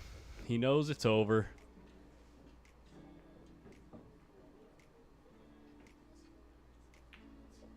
He knows that's it and all she wrote. Dig Bick Ronnie, I cannot fix the audio. It's a YouTube issue. You have to refresh your page.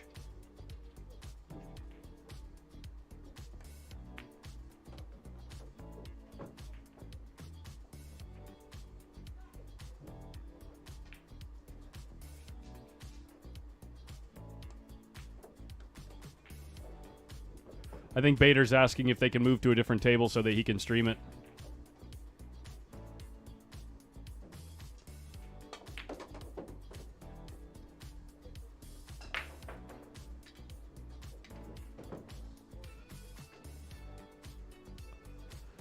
This is our next match, guys. Victor Zielinski versus Francisco Sanchez Ruiz.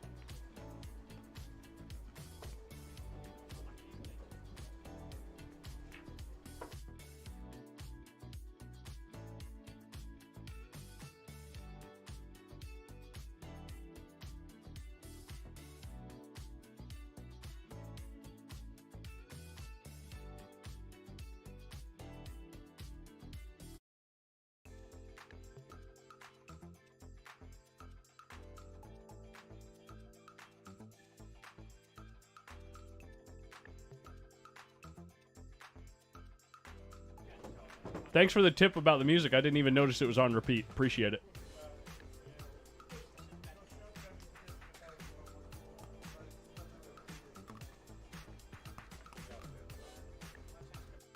Sorry, didn't mean to chew ice in your ear. I'll stop that. My apologies.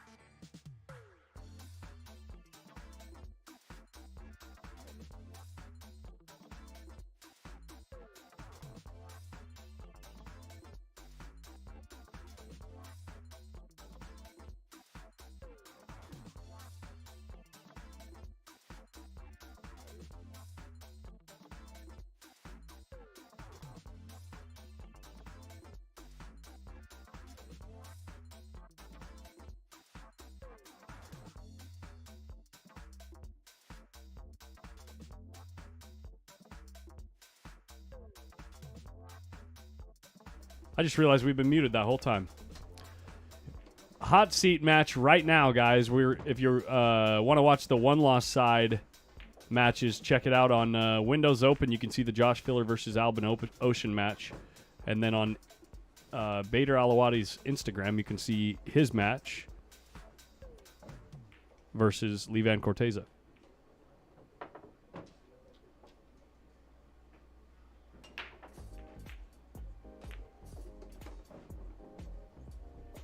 Oh, hey. Mario He. How you doing? Good. How are you? You know, really good. I'm having a blast at this event. Having an absolute blast. So first things first, total hangout vibes in here. Obviously, when the game gets really interesting, we talk about the game. But the chat's super interactive. Feel free to, interact all you want or not, whatever your vibe is. I see that you like to get out there and chop it up with the other boys. So, humor is definitely welcome as well. And then the microphone, make sure it's not like way out here. You know what I mean? Yeah. You can put it anywhere you want. It'll auto adjust. You know what I mean? Okay. And then just make yourself comfortable. And Yep. I And, think that's fine. yeah, I don't think they've lagged yet, right? Yeah, they didn't just lag while we were talking. So they're still just getting loose, getting warm. How was your tournament, man? Honestly, not really good. Okay. I lost to Albin twice. He played perfect on me both sets. I missed in a 10 ball, I think, one shot, and in the 8 ball, I missed one shot, and I lost 9-2, 8-2. You lost to Albin twice? Yeah, Brutal. 10 ball and 8 ball. Isn't that guy supposed to be your friend or something? And he Yes. doesn't. He wasn't friendly to me there. What the? Yeah, he told me he played his best set in 2 weeks against me. Oh wow, So it he was played a hell of a set against first round against SVB. He played a Yeah. outrageous set too. So these guys have been playing pretty jam up. Victor's been playing fast. Same with FSR. All of his matches have been going pretty fast. Yep. It's gonna be a close match, I think. When Yeah. they play each other, it's not always close, but what I've seen, it's a battle. Yeah. Why don't you wave to the fans at home in that camera right there? Oh. There he is. Right behind the mic. Mario He, folks. There we go. Can you give me a quick mic check so I can get a good level for you? Yeah. Wow. Just say, hey, One, mic check. two. Hey, mic check. Perfect. Is it good? Yeah. Okay. Nice. Yeah, it's a really tough field here. Yeah, it was like a super tough field for a Yeah. field of 64 players in the 10 ball and 50 in the 8 ball. It's a lot of you guys came out. How's your Vegas trip been? Good, but I always enjoy Vegas just 1 week, not more. I heard that you're the only one that maybe gambles a little bit out of the Austrian contingent. Is that true? Or do you not gamble either? No, I like to gamble, but I try not to. I just like to play poker, but Sure. there is no time for that when I play Yeah. here, Yeah, when you play poker, it's usually about putting in the But hours I to like get good hands. I like to hang around in the casino, but not alone. I like to enjoy with, 1-2 friends and Yeah. have a good time there.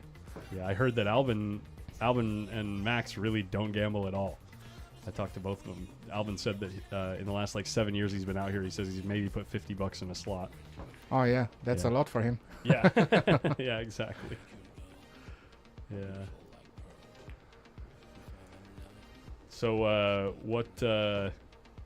how do you feel about the conditions out there, the new template rack? I think it's okay. It's Okay. good. For 8 ball though, I think I like more the triangle somehow. Uh-huh. Just You're talking about the wooden magic rack. rack? Oh, the triangle. No, Triangle. yeah, Gotcha. Because it gives you different racks most of the time. Sure. Here, the spread is almost all the time very good, so it makes the game a little easier. Yeah. I Yeah. think that we've tried to follow the format as closely as possible to years previous, right? When Mark Griffin was still around.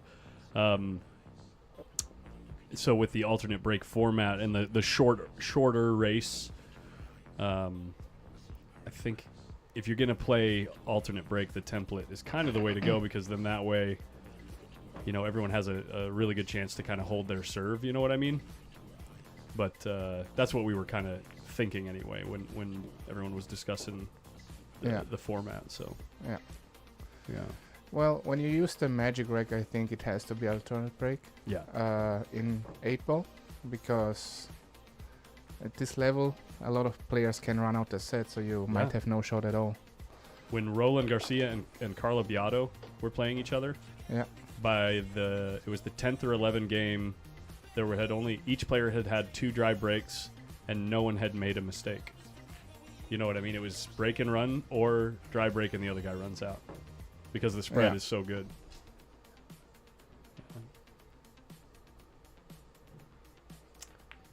Where are you going after this?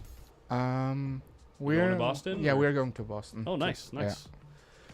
On Boston on the way home, or are you going to be? Are you going to be in the States a while, or? I'm gonna be in Boston for 1 week, and then in Connecticut for 1 week, Okay. and then I'm gonna travel with Francisco to Spain Yeah, to his tournament. I heard that you're rooming with Francisco right Yeah, now. right. How's that going? He's kind of a goofball, isn't He's fun. he? Yeah. Yeah. He's fun. Yeah. Cool. Yeah, I was talking to him last night, and he said, "Mario, I'm gonna win this tournament." I said, "Sure, I believe in you." Okay. And he's very confident in this tournament right now. I played him in the winner's side last 16, I think. And I played a safety on 0-0. He kicked me a crazy ball in, Uh-huh. and after that he was playing like perfect. He had maybe 1 dry break more, Yeah. and before that he said he doesn't feel like playing 8 ball, and after that he said, "Oh, he's gonna win the tournament." Yeah. I'm like, okay. It's funny how things can shift. Go for it, boys. We're ready to go if you want to lag. I think they're asking, are we ready? Is the timing good? I love the way Francisco walks. He's got kind of a strut, you know what I mean? Yeah. He's got kind of like this swagger. Yeah. He's down to business. The way he swings his arms. Yeah, you guys look like you all have a lot of fun together when you're Yeah. out there just kind of in between matches or Mhm. whatever. It looks really fun. Yeah, we are mostly grouping together, you know, like Yeah. it's not always the same group, but like this time it's Albin, Max, me. Yeah. Oh my And gosh, look at this Francisco? lag. Look Oh. at this lag. Is that a tie? Wow. Is that a true tie off the rail? I think that's an actual tie, guys. Maybe one is frozen, one's not. I'm not I sure. think they both bounced off. That's crazy. They want someone to come take a look. Wow. It's very rare that you get an actual pure tie. Yeah. It's almost Especially- impossible. Especially that close on the rail. It's usually really easy to tell which one's won. Yeah. Wow, he's calling the 15 ball. Wow, that is close.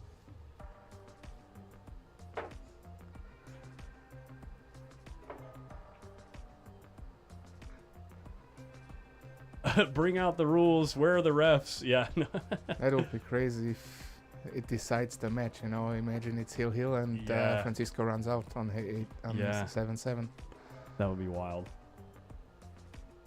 And I think in 8 ball it's the most important, you know. The leg is the most important part Yeah. in 8 ball, especially in 8 ball. Especially when these guys have got the speed of the break dialed Yeah. so well that if they're making a ball, it's just like there's almost no clusters on the table. The last 2 matches that we've watched, I think the first day there were way more clusters on the table. Mm-hmm. And now it's like the racks are just really wide open, and if there are any balls that are restricted at all, it's usually like they still have a pocket, you know. It's more just Yeah. about position. So let's see, the 7 ball doesn't go. Oh. This is a 15 ball. Yeah. Squat the rock on the cue ball, Yeah. and I was playing. Who did I play? Played one guy from James Davy, the first round, James Davey, I'm not familiar. and I was breaking like medium speed, and I always had some clusters, right? So after that, I was figuring, okay, you have to break harder, Uh-huh. and then you can see everyone is breaking way harder Mm-hmm. because just opens up the rack better. Right. Sometimes it doesn't, but at this table with the magic rack, I think that's the best break, like Francisco did, and I think Albin is breaking the same speed, like very hard, Mm-hmm. and he's doing very well. Shane was doing pretty good too. Yeah. I think sometimes Shane was actually overcooking it a little bit and getting, it spreads open and then a couple more clusters come back. But he's looking at taking the one and then dealing with this. I think he can play a Cluster at combo some 4-7. So Oh, that shouldn't yeah, be a yeah. problem.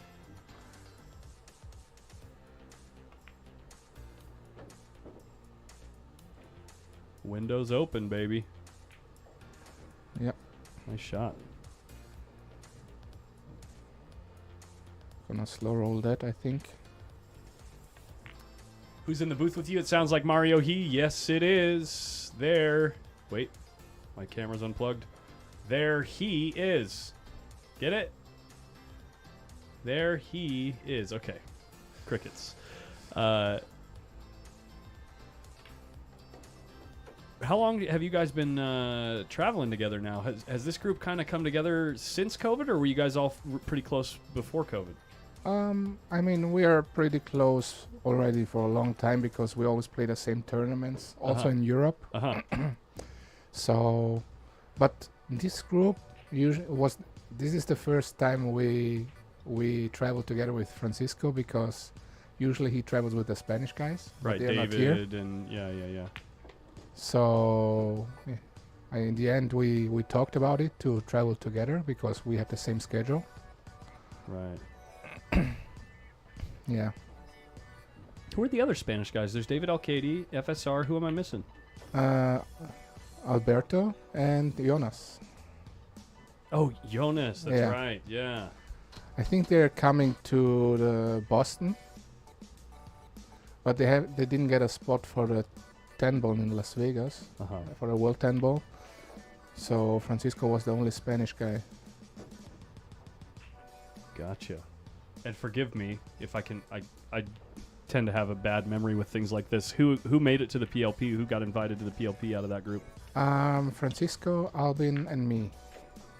Right. Oh, on? and Joshua. And Josh Filler. Yeah. Yeah. We now after this we go to Boston with Joshua. Joshua is joining us. Uh-huh. So. Oh, he's gonna join you in the hotel. Yeah. Okay. We have a house. Oh, a house. in Boston, Nice. yeah. Nice. So it's who is it? Max, Albin, Joshua, and me, and Francisco is staying with the Spanish because they are coming to Boston. Right. Very cool. And at the PLP we have a house also. I think Francisco had to book it. Uh-huh. I don't know if he booked it, but it's Francisco, Albin, Josh, and me. Yeah, It's a fun group. Yeah, you guys, like, seriously, I know I don't know you guys and like on a personal level, obviously, but just observing from afar, as I do or would do with my cameras, right? It looks like you guys are having a blast all the time. That's really cool. So with you guys, I'm assuming that the common language is English, right? Yes. Yeah. We talk English together, but Josh, Albin, and me, we speak German. So when we talk to each other, we speak German. Right. Max speaks German too, Yeah. right? Yeah.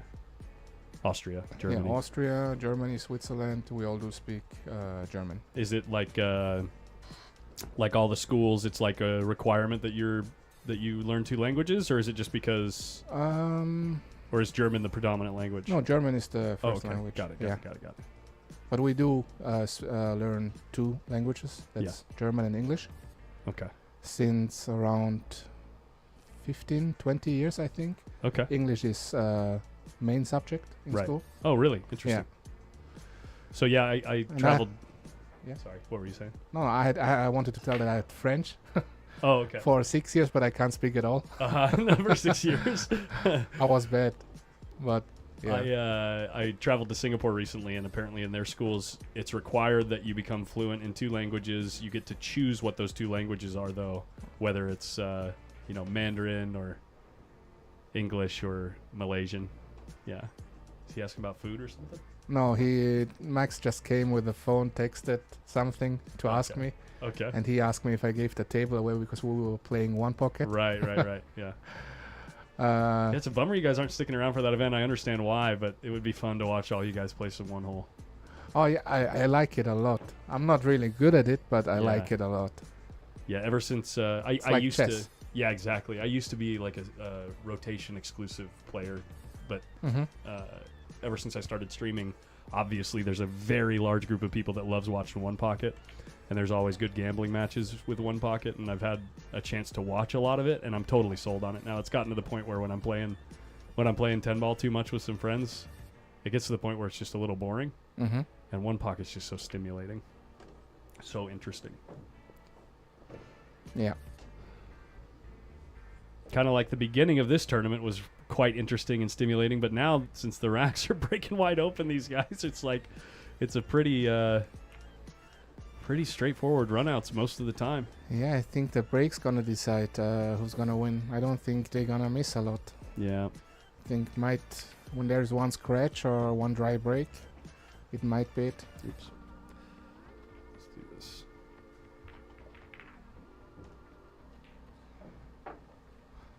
I just think Francisco has a little advantage because his break is really, really good. He's almost never scratching, you know. But Yeah, it was the never know. scratch from Carlo Beato, actually. They were versus Roland Garcia. By the time they were 8 games in, they finished 8 games, so it was 4-4 because first Carlo had 2 dry breaks and Roland played perfect. And then Roland had 2 dry breaks and Carlo played perfect. And in that 9th game, Carlo Beato breaks and scratches in the side pocket without a kiss. Like just cue ball swings to the side pocket, goes straight in, just had a bad hit. And from that point forward, wow, speaking of, we almost had the same thing right there. In the same pocket too, but yeah, that ended up being a really pivotal moment as far as like momentum in that match went. Yeah. Yeah. It's so tough to come back from that when the other guy's playing perfect too, you know? Yeah. Which is brutal. It's just brutal.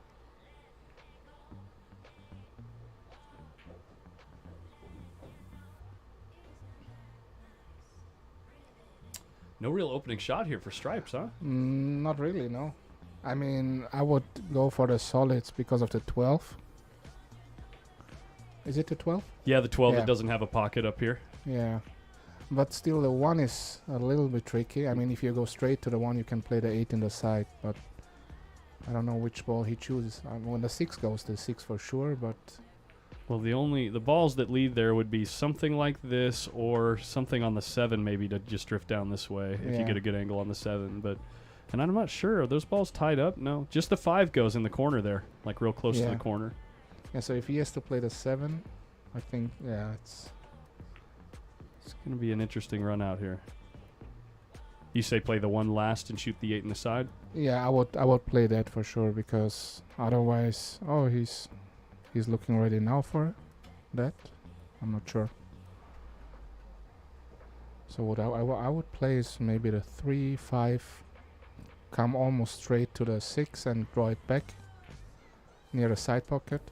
You would To get play straight on the 3, 6 and draw this way. Right. I mean, You don't like if he- getting above the 6 and playing Oh yeah, off the rail maybe? I don't think he can do that right now with the 5. Aha, yeah. Yeah, he can't. So. Oh, but this is maybe the he wagon can- wheel shot. The wagon wheel. Yeah, if that's you go. possible. Yeah, that's possible. But yeah, he's playing that. Yeah. That shot right there is why the drill of the wagon wheel is so important. If you want to work on stroke fundamentals and like getting better at pocketing balls, the Mighty X drill is the perfect drill. If you're new to moving the cue ball, man, that wagon wheel drill is great.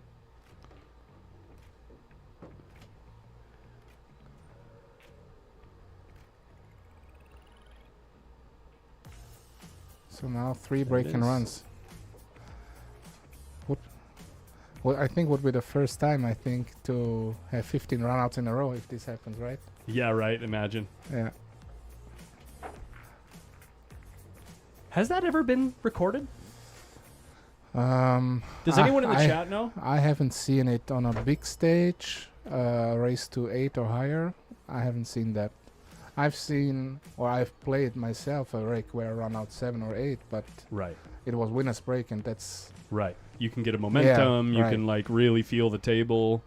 But then in this format, it's like, I don't know. The chat would know if there was somebody that has, any match that has gone literally break and run back Yeah. and forth, alternate And break also the in whole way. alternate breaks, the pressure is totally different because you get a lot of more pressure in the last 2-3 games. Right, because things usually are Yeah. close, and then if you don't, like, say you get to the hill and the other guy's trailing by 2 games, if you miss, all of a sudden they can be on the hill with you. Yeah. He slams it. Cue ball gets a little kiss, but makes it back to center table. 14 and 13 tied up a bit, and same with the 2-7-11. Yeah. What Yes. about going crazy and just shooting the 7-11 combo right now? That's crazy, right? Nah, cue ball's far away. It's possible, but I think the solids, they're pretty okay, I think. Yeah, because you can get to the 2 pretty Ye- easily and use that to open Yeah. the 7. Or you can play the 7 into the corner. Yeah. If Long- you get underneath it, you can play the Right. 7 down here. And then you can play the 4 as well. Right. So getting to the 2, then you got the 7 and 4. What about getting to the 2 right now? Because you can also use these things down table, the 5 maybe at least, as somewhat type of insurance at some point if you have to. Yeah. That would be the only reason I wouldn't shoot the 5 right now if I wanted to use it later. Which rack are they using? The Taum Max rack. It's a brand new template rack. Taum was a sponsor of the events.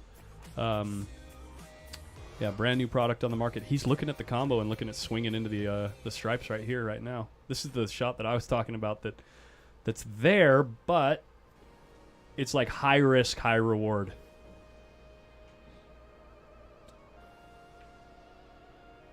I was looking for the combination. Yeah. So, but the 14 is still not easy. That's why I mean the 13 goes, but the 14 is still in a tricky position. I think he tried to come for the 2. Yeah, he's looking a little timid about it right now. Let's see what he left himself. Well, we can't see from there. I mean, so he's let's still look from good here. with the 6 ball. Guess he's gonna play a lot of left English if he plays the 6 ball, Yeah. or he might draw it into it. You could use those 2 balls there to stop the cue ball. But you're gambling. Oh, he's using the 4. There you go. Yep. I was going to say, if he used these balls, he's gambling tying up the 7 even worse, which probably would happen, actually. But he can move the 11, no problem, with the 4 as insurance. Look at this. Yep.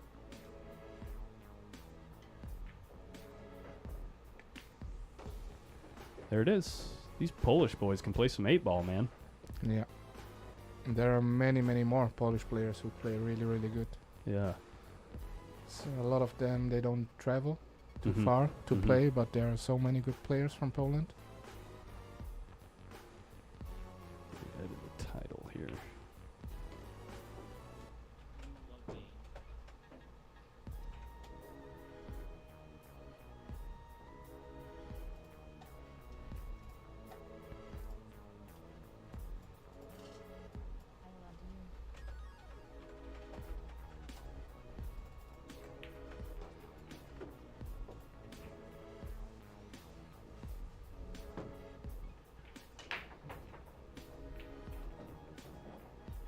Stop the rock. Next game.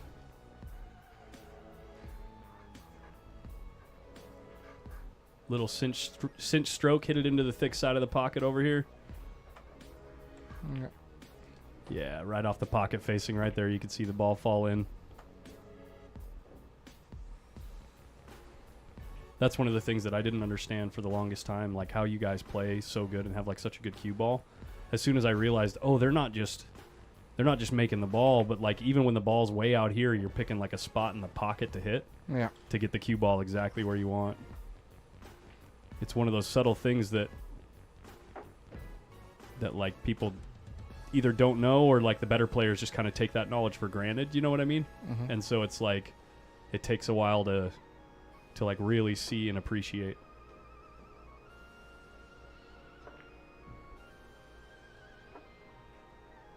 So we got 2-2, 4 break and runs so far. We're still on for a perfect set.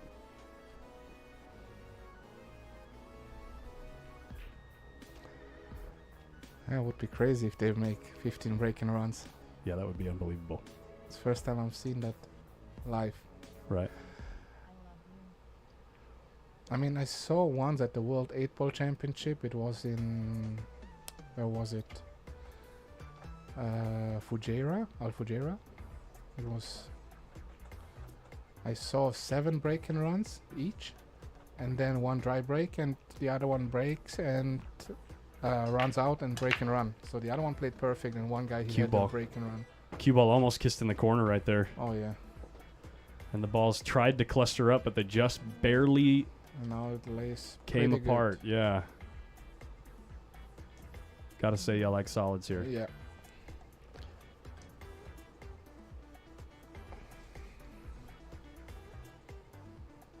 Six and 1.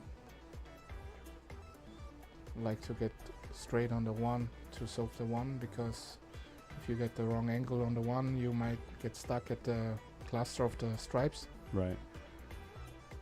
I mean, you still have the 4 ball, but here you have a good chance to get a good angle for the 1. But you know, 8-ball, like, you can put the top 5 8-ball players on the table and they all play, not every time, but you know, sometimes they play different patterns. Mm-hmm. But you're saying most of them decide to run things out the same way? Yeah, but you know, it just depends on what shots you like, right? Because Right. some people, they like certain shots more than He's other playing shots. the stripe to to play the 4 to take solids. Okay. Was that to like make position not quite as tight on the 6 ball, you think? Or I have no clue. that's interesting that he chose to do Yeah. that. Maybe he doesn't like the ball in front of the pocket, you know, because it's always hard to get position Uh-huh. when the ball is inside the pocket. Right. Especially when it's deep and you can't like Yeah. access a rail Right. cleanly, you know? Yeah.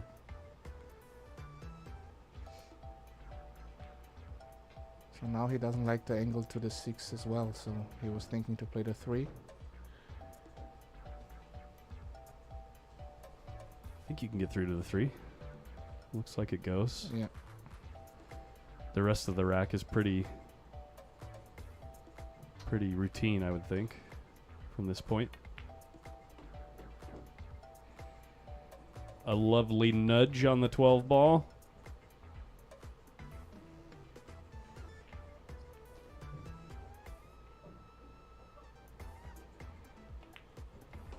Yeah, Michael. What's up? M in the chat says that's Mario. He awesome. He's so rad. I'm sorry. I like to make pun jokes, like where you know, I make jokes with anybody's name. But yeah, you got one of the best ones, man. Mario he.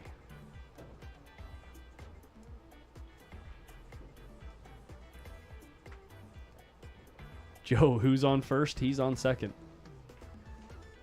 Do you ever see that Abbott and Costello bit? What's on first? No? Who's on second? No. Who's on first? What's on second? It's a really funny skit from the 60s or 50s or Okay. something. It's like a really famous bit where talking about baseball, but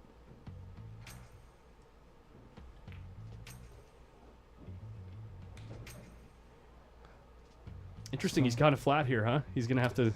Yeah, it's... He's if got you- that kind of between angle where you can't Yeah, like really draw the No, ball. that's the problem with, because the 14 is there, you know. If he Yeah. goes in, he has one more big pocket. But now he has to play really good position on the 2. So if he is straight, You either have to like hit the ball like dangerously thick or dangerously overcut, like to the Yeah. to the thin side of the pocket or the super thick side of the Right. pocket to draw the ball. But he's looking at overcutting it and trying to don't- run the cue ball I through don't these like that. stripes. Yeah, I don't like that. Wow. He might land behind the 15. Yeah, you got to like clip a really perfect if he spot has on the the 10. angle to go into the rail, I like to punch draw it to the side or to the corner. Yeah. You know, to the down right corner, Mhm. bottom right corner, and the side. So he got 2 options. If he's straight, he has to draw it, but it's... Oh, he's 8 gonna... ball gonna be perfect. Yeah, that's a good shot. That is really good. So he was straight. What cue and break cue does he play with? Francisco? You. Oh, He. me? Oh, He capitalized he. okay. I played I play an Exceed queue. I just got my own Exceed queue, which I designed with Exceed together. Uh-huh. So I'm playing this playing queue. Exceed cues are real nice. Yeah, Like yeah. the artwork on them, it's outrageous. Yeah. So I'm playing this since November. Okay. Playing with the Ignite shaft, going back to carbon. Still not feeling 100% with it, but it takes a little time to get used to that. Sure.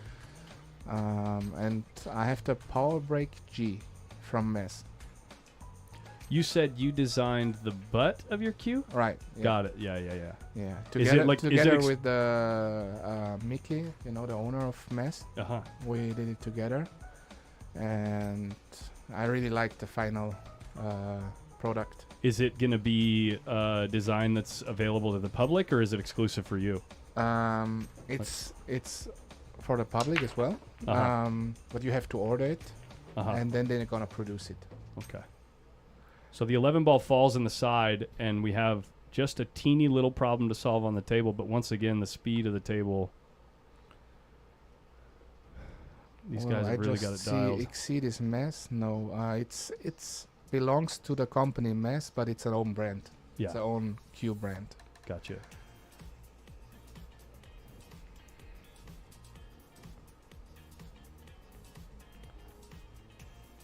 The guy that asked the question said, "Thank you, Mario, for sharing."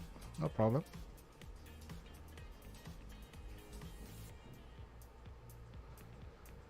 Yes, Darren, this is not take what you make. The world standard rules in 8-ball is it's always open after the break, so you have a choice of which grouping to pursue. Les R says he is the man. There it is. Is he problem? Victor, Francisco, or me? It's always going to be you. The other thing about my chat, I don't know if you've spent much time watching pool, because I know you're super busy playing pool, but a lot of the chat rooms in pool live streams are generally, what would you say? I have a different chat because I interact with them, and so a lot of the people in the chat are just there to have fun and like make jokes and enjoy the game and react together. You know what I mean? Yeah. So you'll find that they'll be making a lot of little fun jokes the whole time. They're always being sarcastic or always like, kind of razzing each other, probably the way that you and the boys do. So Yeah. Yeah, That's so cool. We have a lot of fun. Ooh, a little kiss off the 7. What's going to happen? He's definitely lost his cue ball. Yeah. I want this. I don't think he has a pocket, right? Because he took solids, right? Yeah, he took solids. Obviously, the 3 doesn't pass, and the 5's never going to be Does the 3 go into shootable. the corner? The 3 goes into the corner, yes. I can get that right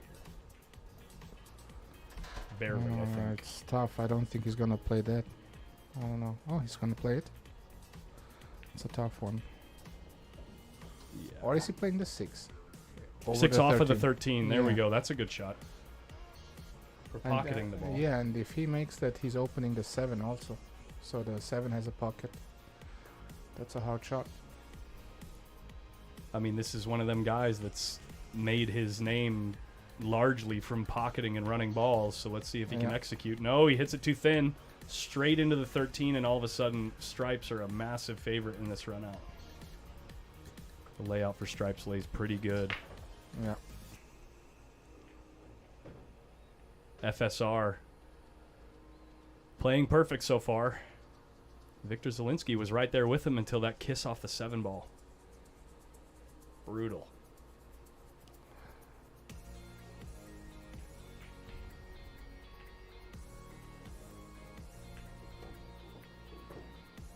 And he just decides to go straight out the gate and bump into the 15 because he has this 9 sitting in the corner.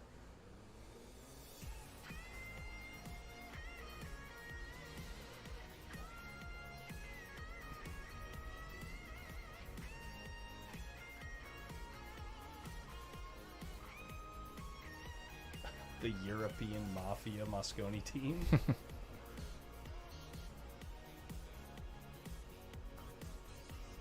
No, this isn't the final, guys. This is the hot seat match. So these are the final 2 players remaining on the winner's side. But we are playing, I think, a single race to 11 in the finals. So it's not like a true hot seat. It's more of a hot seat for the recognition of playing undefeated.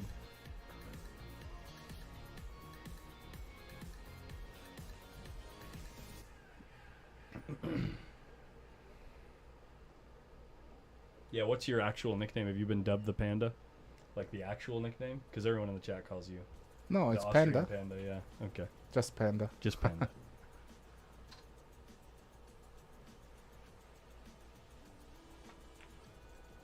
Oh. Hey, no. yo, side pocket, just flirting with it, you know? Just going to stop by and say, hey.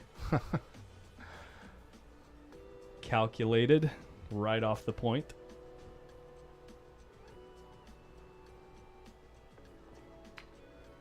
Little check side on this ball. Probably a similar stroke on this one. Maybe a pure high ball gets you there, actually, but off the 14.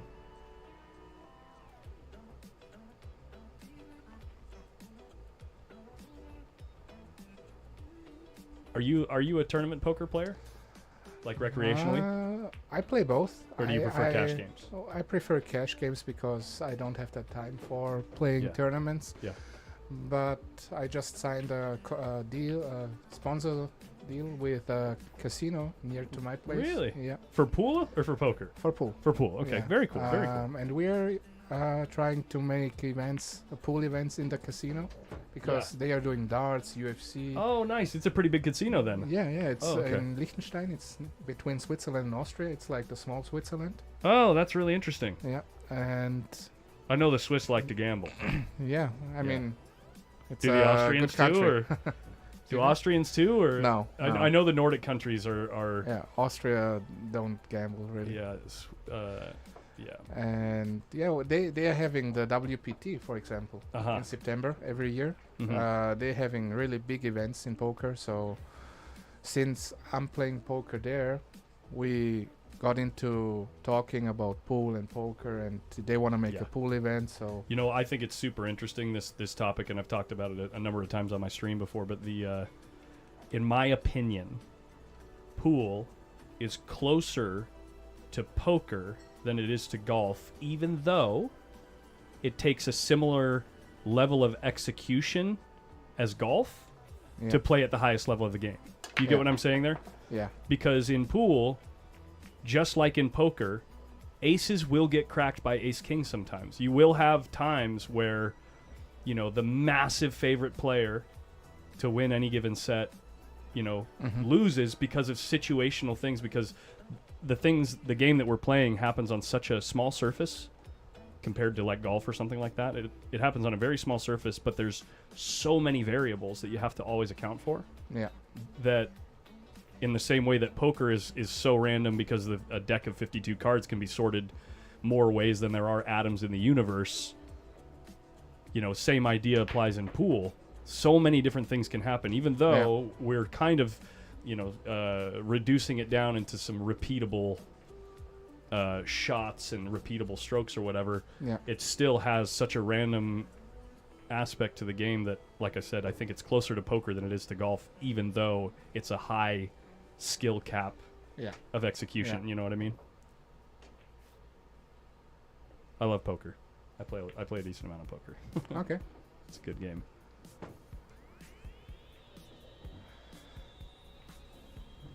Not a good idea to compare poker to pool, is it? I don't know what you mean by that. Sorry. It's the chat. Ah. The chat was just asking something.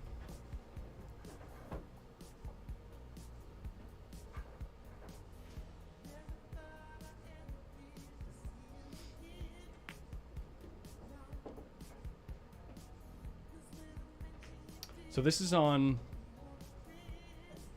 FSR's break or Victor's break? I think this is on FSR's break. Yeah, because we were talking about poker. All of a sudden, the perfect 15 But break wait, and they runs made, is they gone. made a mistake. I think they made a mistake because FSR won the leg, right? Yeah, I believe so. Yeah, it would be. Let's go back and watch. It would be. I don't know if the score is 4-2 now. Oh, it is 4-2. Ah, My okay, mistake. okay. That's what it Yeah. is. Yeah. So it's 4-3 So it's now. 4-3 now. Yeah, Yeah. yeah. I was like, can't be because FSR. I got all started. excited about what you were saying about the casino that you got to deal with. It's a really cool thing. Yeah, they try to make many events like darts. You know, it's Mhm. very popular right now in Europe, in London especially, in Great Britain. Yeah. And they're gonna have it.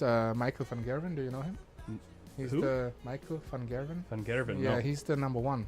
No, he's not the number one right now, but For darts? yeah, I think he's Oh, I don't really follow from darts at all. Netherlands. Oh, okay.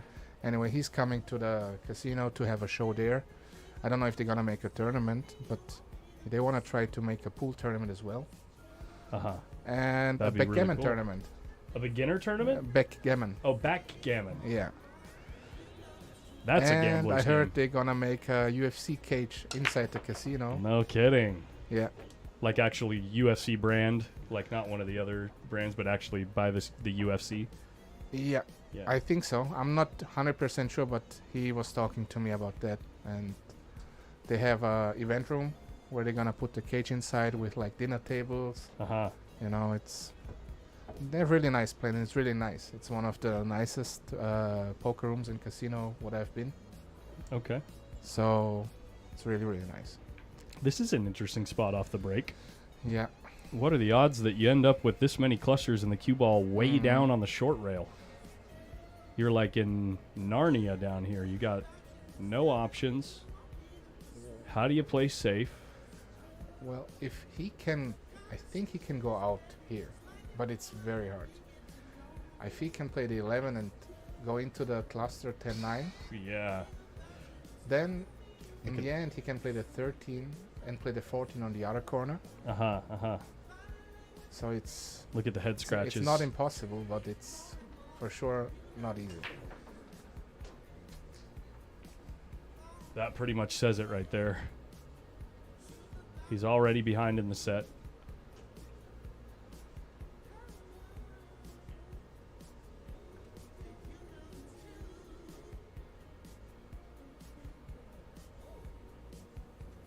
I would not be surprised if he takes a couple more minutes to think about this, because this is a pivotal moment in the set, and also really tough.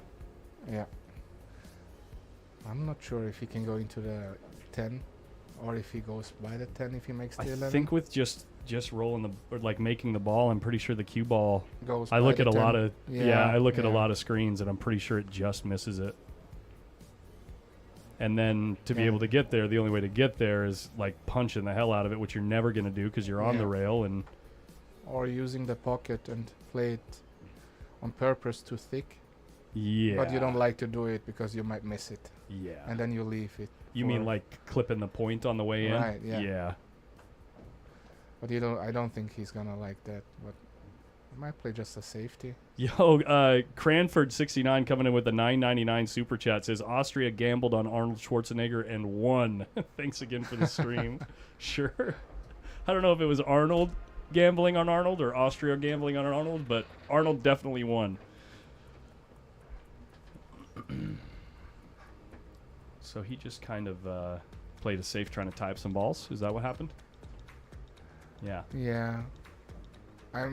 It's like a shot where he forces to Francisco to take the solids because he can't Uh-huh. really play a strike. Uh-huh. But I don't think he's gonna accept it, and he's gonna play a safety. This is literally the first game in 2 days that we're seeing real moving Yeah. in 8-ball. And it's going to be interesting to see how they... Someone asked me about the brand. Yeah, I'm thinking of it. Not 100% sure right now, but I'm thinking of something right now.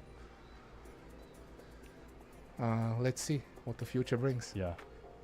I genuinely believe that that's like the future of individual sports. You know what I mean? Yeah, yeah. Like treat yourself like you are the Dallas Cowboys. You know what Yeah, I mean? Like yeah. and try to garner a following and get them pumped up about stuff. And eventually each player will have somebody that they work with where the player can focus on the pool. Mhm. But then they have somebody kind of almost like what I'm doing with Federer. We're still just kind of like muddying around in the water, you know, like trying Yeah, to figure yeah. that out. But eventually it'll get to the point where I think the players will have somebody that they're working with to help them on the back end with that stuff, so that the players can just focus on the game. Yeah.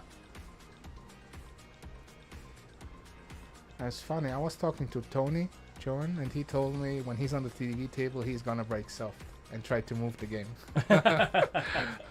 Well, that's what the people want to see. Yeah, with that's, him. I told him I want to see that. Yeah, with him, they want to see that because he's a tactician, you know, and he likes doing the fancy moves and stuff. Look at the 4-ball coming right down on the cue ball. Imagine if you hit it harder. Yeah, but here you can see they don't leave you a shot for the stripes. They want you to.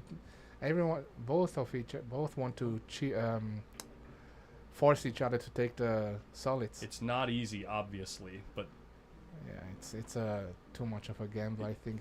It's too thin, you think? Way too thin?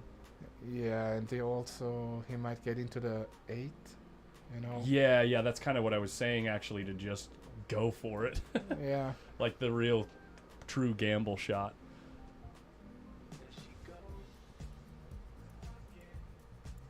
It's hard. I don't know. He might play the 14-6 combo. That's what I think, see now. I think the 2's covering that. No, is it?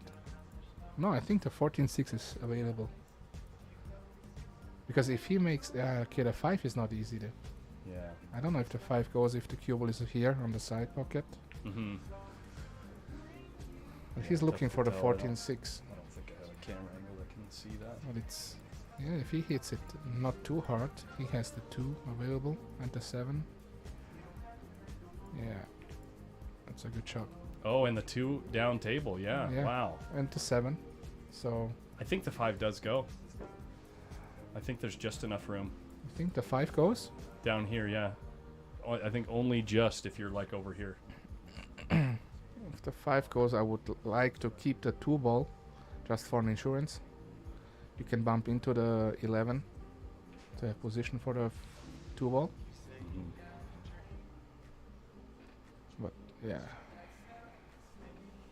Isn't 8-ball really considered an American game by history? You know, Jimmy Bluffett, I'm not really a historian as far as the game goes. That's 2 things. 3 things. I'm bad with names. I don't really geek out about equipment and like cues and stuff like that. And then also, I'm not much of a historian, but God, do I love this game, and is it fun to play?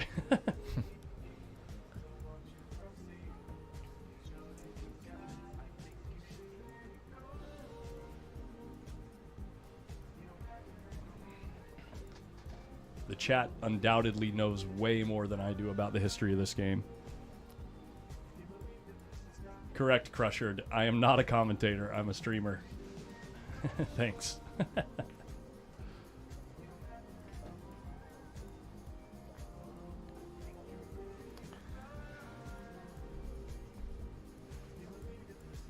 He's thinking about shooting the 2 right now. He keeps going back and forth. He's maybe thinking about getting a better angle on the 7. Probably ended up a little bit too straight on the 7 ball. And now he's looking at the 4.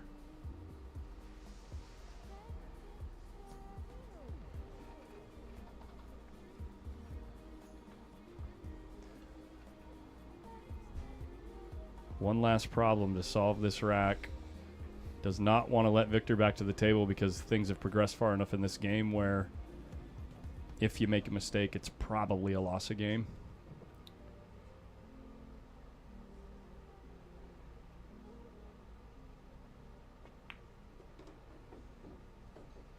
He's going to play the 4 next.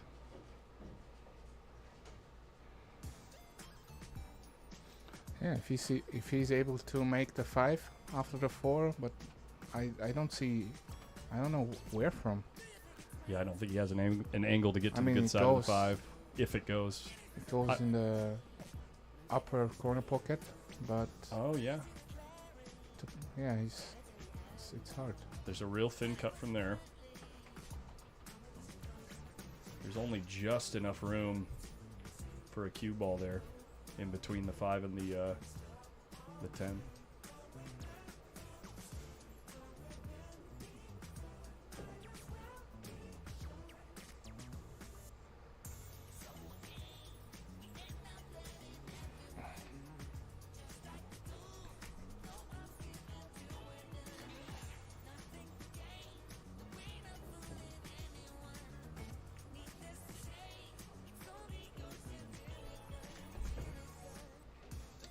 Ooh, Ramon. A little too. This is going to be a touchy one for you, but he says, I'll go for Carlo Beato against Roland Garcia. He wants this U.S. Open 8-ball championship to win and added it to his collection as world championship. I think you might be watching the wrong part of the video because that match is over. Roland Garcia won.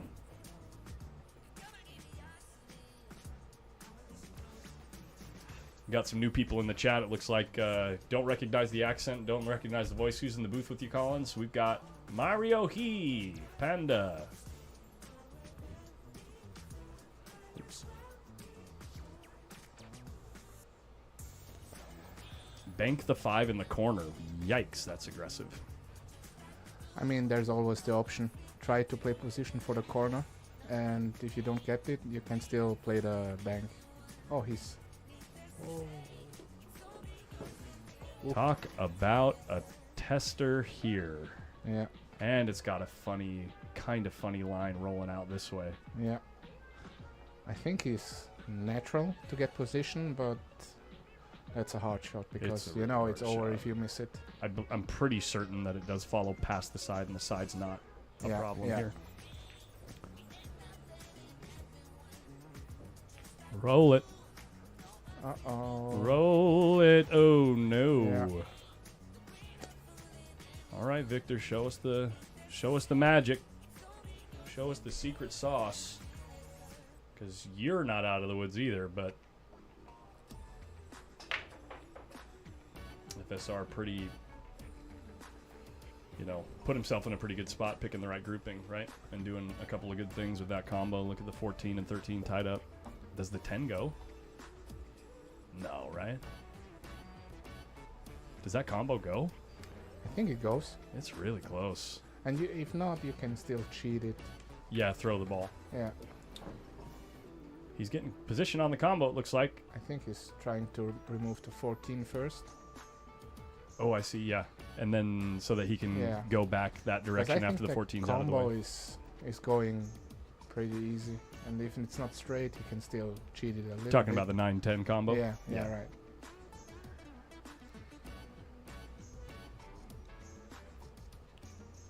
Yeah, it's very close, so...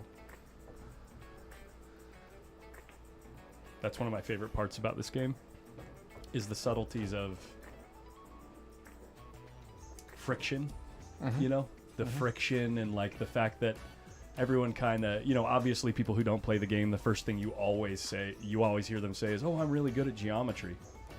As if you could just pull out a protractor and then know how to shoot the shot. You Yeah, know what I yeah, mean? And it's yeah. like, well, that's so not the case in this game, where that's a good starting point, Yeah, but to be able to judge the slide of the ball, judge how it's going to interact with the rail at whatever speed you're hitting the ball, and how the balls will interact with each other too. It's so fascinating, man.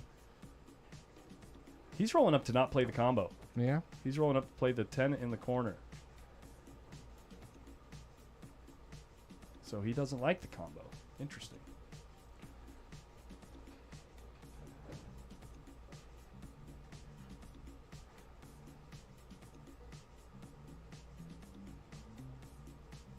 Justin Snow says angle in equals angle out. If only that was the case in pool.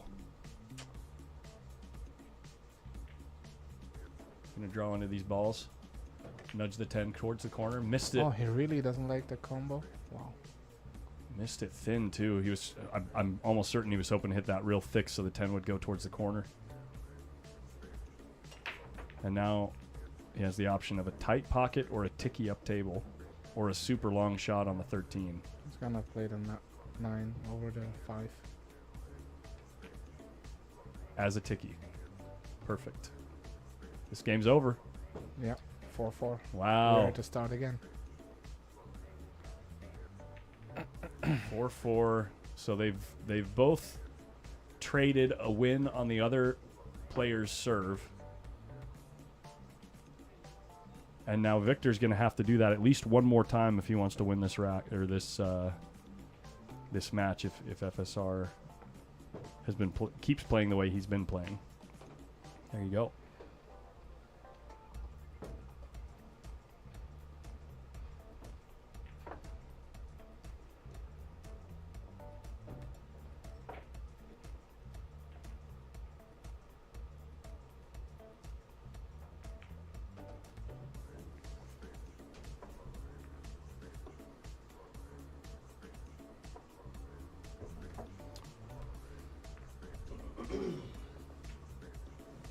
What time or when do you guys fly out? Because you're flying out after this event, right? Yeah, we're gonna stay here for 2 more nights, so until nice. 12th of March, and then we go to Boston.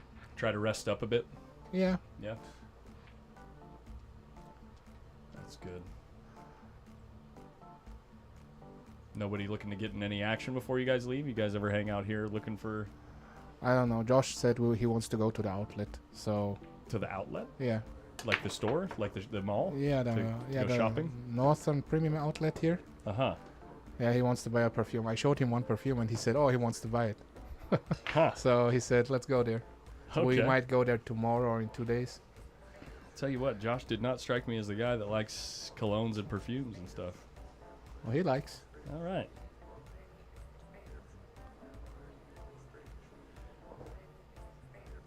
Generally, in America, men who wear perfume, it's called cologne. They made a very like, what do you call it? Like a, what do you say? A masculine word for it. Oh, I don't think we use it in Europe, cologne. I mean, I heard it, but we always say perfume. Sure, yeah. Also, in German language, it's called parfum. Yeah, it's like a direct So, translation. yeah. Yeah. That's what I figured. Yeah. I mean, obviously, we knew what you were talking about. Yeah, it's just funny, the different languages and different... It's funny that some men out here that really like their cologne, you know, Yeah. and they make it makes them feel strong, you know, when they're wearing like a masculine Yeah. scent. If you told them that they were wearing perfume, there's some men that would take it personally. It's so funny, culture differences, you know what I mean? Yeah. Yeah.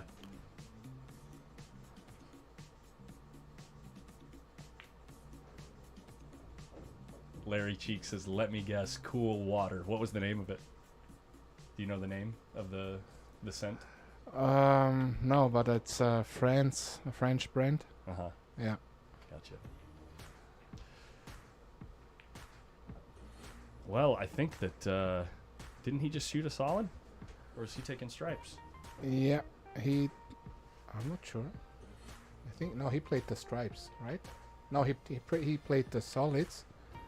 He opened it and he doesn't really have a shot now. Yeah. He played it hard. It's a little bit unfortunate that he got stuck there. Yeah, really unfortunate.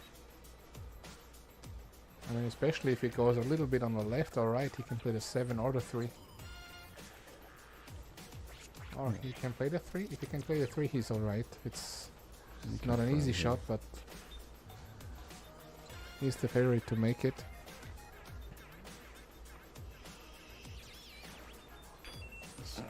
This song is ridiculous. Gotta change the music. It's funny because 8 Ball is a game I think a lot of Europeans in the age of Francisco or me, we all started playing with 8 Ball. Okay, yeah. 8 Ball and straight ball, especially in Austria and Germany, I think. People started to play 8 Ball and he didn't He had save to play it. safe, yeah. That's a very good save. Look at this Wow. shot. Oh, and he played back on the same ball. Yeah. Good lord. I'd be like...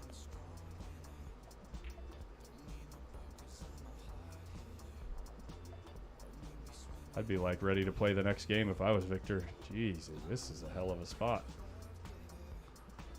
Yeah.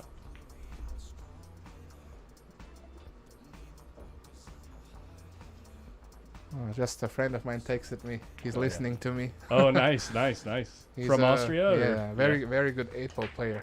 Oh, nice. Daniel is his name. It's pretty late over there right now, isn't it? It's like 11 o'clock at night almost, right? What's the time now? It's 9 hours. Yeah, yeah. So it's almost midnight. yeah. I don't know what he's doing. Oh, he got weekend, right? Oh, that's fine. Moving into the weekend, yeah. Yeah. He's Real playing slow really good. kicking. Oh, that's a good shot Oh too. my gosh. Wow. Oh, that's sick. I don't think he left a single look. No. Wow, little tap. Wow. Wow. Victor Zielinski. Can- Cut it out. Can he kick it? Yeah. So he The got rail a good, first. Yeah, he got a good chance to play a safety again. Yeah. With the what's the word? He's free rolling the pocket. Right. Yeah. Right. Well, maybe free roll in the pocket. He It's- has to hit it thinner than thicker. You know, Uh-huh. better thinner than too thick. Yeah, better to overcut it. Right. So He's winding up. Float that cue ball. He's made it. wow, good shot. And he's got a little shot on the 3 ball. I think it goes in the corner, pretty sure. That was a really interesting and good rec from both. Yeah, really, really good exchange right there. Unfortunate for Victor after hitting the ball so damn good to leave any look at a rail first shot there.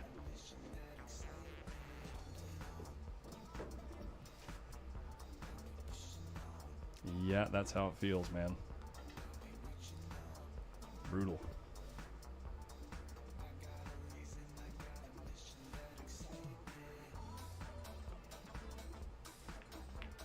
That was a wreck. Both didn't do anything wrong, and Yeah. Francisco just made a good kick shot and won. He got unfortunate to Yeah. play, had to play a safety, and now he kicked it in and is winning the wreck.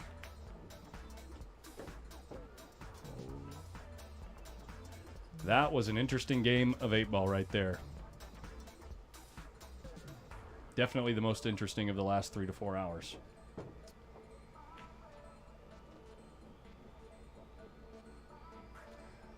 So who is up next here? Do you know it already? It's going to be the 4th place match. So the Fourth winner place between, both matches for 5th, 6th are going right now. I I believe. think Albin is playing Joshua, right? Yes. So the winner of that match plays the winner between Bader and And Levan? Yeah. Let's see if we can get a score update on those as this match is kind of slowed down a little bit. Josh Filler dispenses Albin Ocean at a score of 8-3 in less than an hour. That was a fast match. Levan Corteza currently on the hill versus Bader Alawadi 7-2. Okay. So that's looking like Levan versus Filler. Another, like both them guys just constantly making the final 4 of tournaments. It's crazy. Yeah, Levan is doing really good here in Yeah. Vegas. He won the Predator Pro Series. The Open. Yeah. And then finished in the final 4? No. He finished 3rd in the 10 ball. Yeah, in the World 10 ball. And now he's top 4 again, right? Yeah, and then he was top 4, top No, 3. Top 5. Was he top 3 in the 10 ball? Yeah. He finished 3rd, I think. I think it was 3rd, yeah. And now he's in the top 5. And probably the top 4 of the 8 ball. Vegas has treated Levan well. He's yeah, kind of top taken 4. it. Right, top 4. Yeah. Yeah, Levan is playing really good here. Which is really interesting to watch because his particular mechanic, like the way he moves the cue, Yeah. you would think would not be conducive to consistent results. You know what I mean? But he does such a good job yeah. with it. Yeah. He doesn't play as many tournaments as other pro players do. Mhm. It seems like he picks some tournaments he likes, and when he plays, he's always deep. Yeah. So I would rather him to play. I would suggest him to play more when he's Yeah. playing like that. Yeah, tell me about it. Oh yeah, Levan did not play in the World 10 ball. That's right. Yeah, he didn't get a spot. That's right. It's hard. So many good players who didn't get a spot, like David from Spain. Oh yeah, that's crazy too. Yeah, because The other usually one was Moritz Neuhausen and then Sanjin Pelavanovic Yeah, and as well. Niels is not playing. Right. So Crazy. yeah, there are many players who were not playing, and then he won the Vegas Open and didn't get a spot. I mean, it was too late anyway. But Right. Yeah. Well, actually, didn't they have someone not show? maybe. I think I heard that Okay. they were one player short, and Yeah. because it was, invitation only or whatever. Yeah. You would have thought that it would make sense that if you had an opening to let the guy who won the I think. Las Vegas Open Yeah, play but the I event. think if the guy paid his entry, he can't take his spot. I think That would make sense. because imagine you're the opponent. Levan would be your opponent, and you would get a walkover because the other one doesn't show up, and then Right. you play Levan. Right. I mean, if the entry fee is not paid and he pays the entry fee, that's a different story, I think. Maybe. But if the guy who didn't show up, he paid the entry, Right. I think this counts. You Sure, know, because he sure. might play the first loser round Right. when he shows up. Yes. That's the only reason what I They think. might have saved the Yeah. spot or something. Yeah. Now they are back to running out. Yep. Victor in the spot in a match where, you know, he's. We saw it from Carlo in his match versus Roland Garcia. He had a chance to move things towards Hill, and he. What was it? He missed an 8-ball across the whole table, like a very long, just off angle, straight in 8-ball shot. You know, misses it. And then the next game, he kind of carried himself around the table as if it's like, well, yeah, I'll do this run out, but Roland's probably going to break and run the next rack. Obviously, Victor trying to not put himself in that headspace because we're still only halfway through this match, but you can see a little bit of a body language shift from Victor right now. Nice cue ball.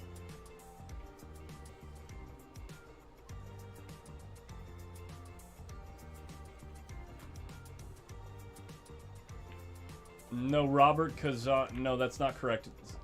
Was saying about Sanjin on the Instagram said he wasn't invited to the World 10 Ball, and in the brackets it looked as if he was supposed to play and then forfeited 2 matches. No, that bracket you're talking about was the Las Vegas Open, but I'm fairly certain that Sanjin had originally intended to play the Las Vegas Open, but when he found out that he wasn't invited to the World 10 Ball, he just decided not to come. I'm pretty sure. So Victor does tie it, but we have Francisco breaking. I'm gonna go grab a soda real quick. Can I get you anything to drink? Take the Diet Coke. Diet Coke? Yeah. Okay, yeah. And I got a check. wristband if you want. They're good for it, I'm okay. sure. Yeah. And then I gotta check with Mike on something. I'll be back in like 2 minutes. Okay. Yeah.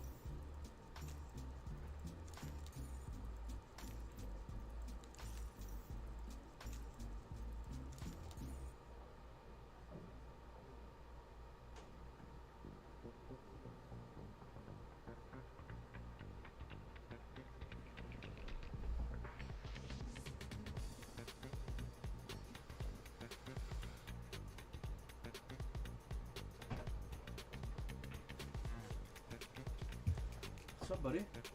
Hello. They left you in here all by yourself? Yep. Yeah? What kind of hospitality is that? Francisco. All right, what do we got going on here, Panda? Fill me in. He made his second mistake right now. Back to back.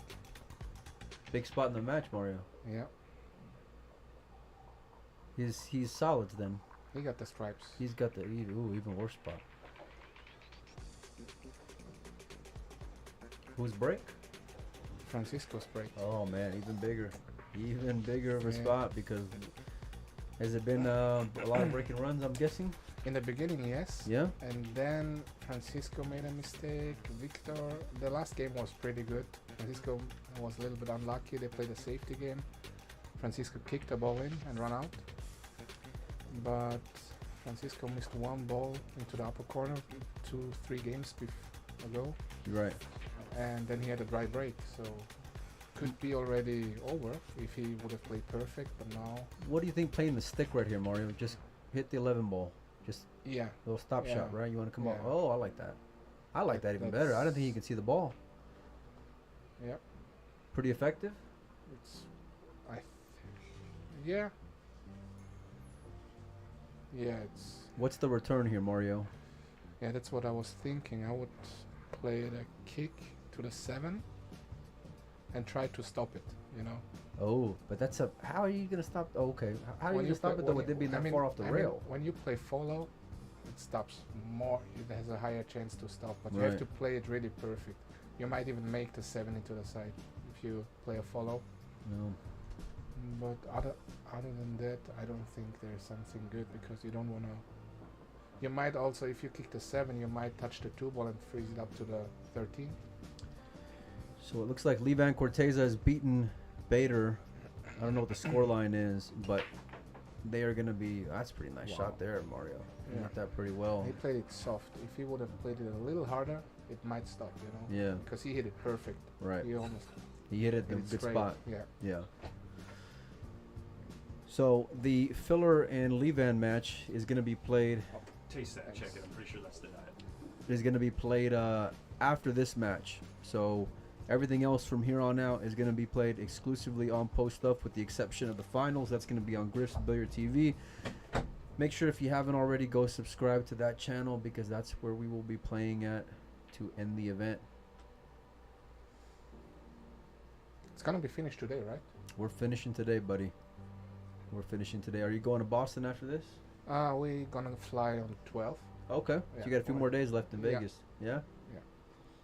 What are y'all doing tomorrow? We might go to a hockey game if y'all want to. You go to the hockey game. I think we're going to try Francisco to. wants to go outlet and Joshua as well. Oh, shoe shopping. Joshua wants to buy the cologne. I learned the word. Yeah? And What- Francisco wants to buy some, I don't know, some clothings. I'm not sure what he wants to buy, but he told me he wants to go before he leaves Vegas. Good call, buddy. Good call. I'm with you on that, camp. I want to go check it out as well. Maybe tomorrow after we Yeah. get done with the responsibilities in the morning.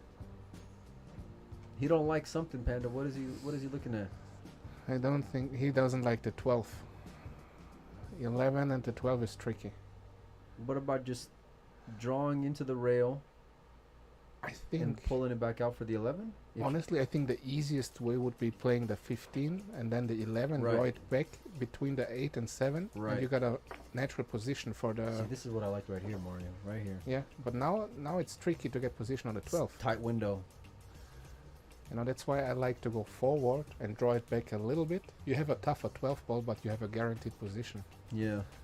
He's gonna have to come with the shot here Yeah. in a massive game. And if he gets the position here, he's out. But this is a small window. The winner of this is gonna be in the hot seat, guaranteed second place. The loser of this is gonna face the winner of Levan Corteza. Sorry, the loser faces the winner of Levan and Josh Filler. What an Yeah. unbelievable. No one wants to Final lose play. here. Yeah, no, yeah. How do you like the event so far, Mario? Oh. I don't think he got there, Mario. Oh no. I don't think he got there. No. His face kind of says it all. Yeah. I think he has to play the bank. The cross? Yeah. Yeah. I'm not sure if he gets double kissed if he plays. I think if he plays up I left. think if he can hit it full enough and just with the high ball, I think you can fade the kiss. I don't think you got to spin it in any. Oh, he can't even. Oh, He's jacking up. He's in real bad shape here. yeah, Is he getting the jump cue out, Mario? maybe. Oh, it's a tall task, man. He's It's a getting break the break cue. cue out to jump. Explain to us laymen, us amateurs, what's the benefit of jumping with the break cue versus jumping with the short cue, Mario? Look at that shot. What a shot there from Well, it gives you the more. From It gives you a better feeling, I think, because it's the length and the weight is similar to a plane cue, right? right, So when you play a normal shot, you play it with a plane cue, it feels normal. right. When you play with a jump cue, it's lighter, it's shorter, so it's not the same, you know. It's Yeah. different. I mean, you know, people, even if people practice a lot with the jump cue, I think with the break cue, it gives you the natural feeling of a plane cue, Right. gives you more confidence to make the ball. Wow. But I think it's harder to jump. Tell you what, he came with the big one there in the big spot, 5-5 on his break, but he's not out of the woods yet, Mario. He's got to come with one more shot. How do you fancy your boy making this one? I think he's favored to make it, but I don't like to shoot this shot. I don't think he likes to shoot this shot too. In the hole. Yeah, that's perfect. Nice shot there from Francisco. All right. I mean, they come with some really good outs. Some good safety games. What's- Deserved hot seat match. What do you feel about the series of events overall, Mario, from a player standpoint? You know, shoot me straight here. Here for this event? Yeah. I like it. Yeah. I like the table. You know, for me, diamond table is one of the best to play, Right. if not the best. The only thing what I would maybe change, What's that? Is- Let's hear it. 8-ball wooden rack. Okay. See, I like that because I don't like the break and run fest. Yeah.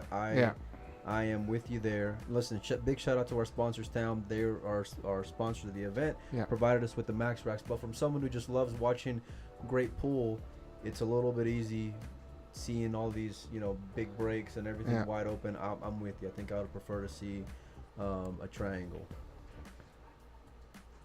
But yeah, I'm not sure what's the best, you know, format for 8-ball. Yeah. I think it should be tight pockets for 8-ball because then it's Well, listen, The patterns is more We can't important. change the pockets, but I know, the, I know. the rack's a little bit more, reasonable request. Yeah.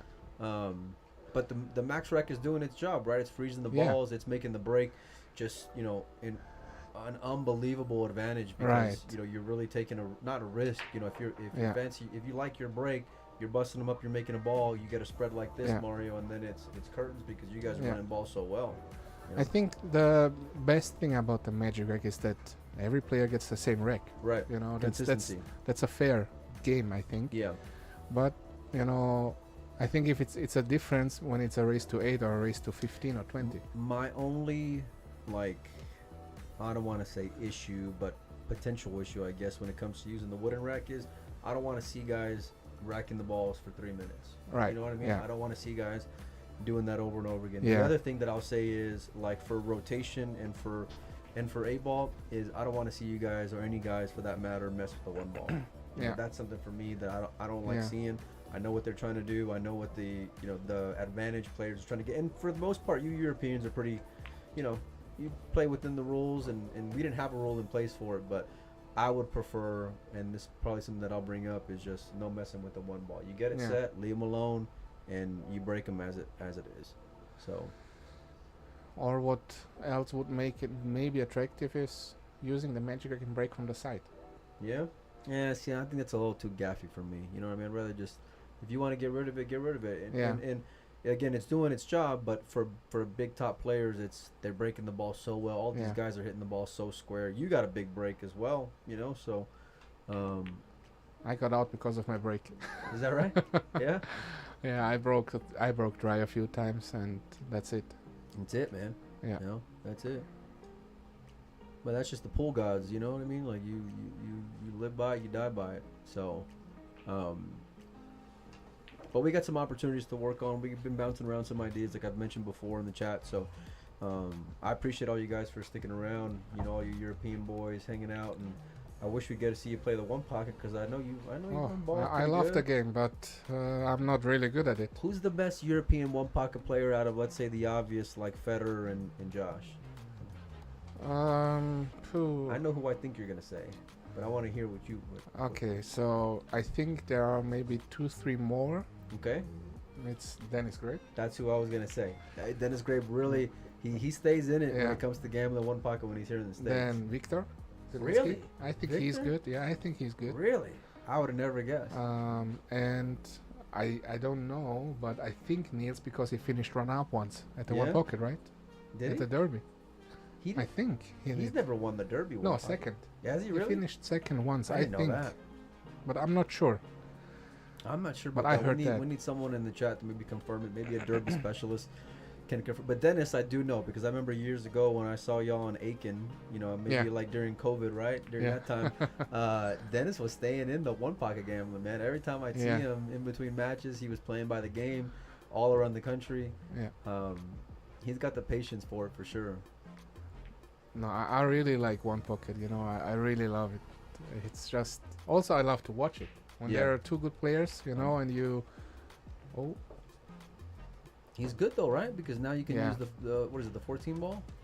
he can play the 12, then Or the 12, 14. that's what I meant, 12 ball. And It's the even pink, better the to play the pink one. 12. Yeah. The 12 for the 14. For the 8. Yeah. Yeah, I like that. I like that.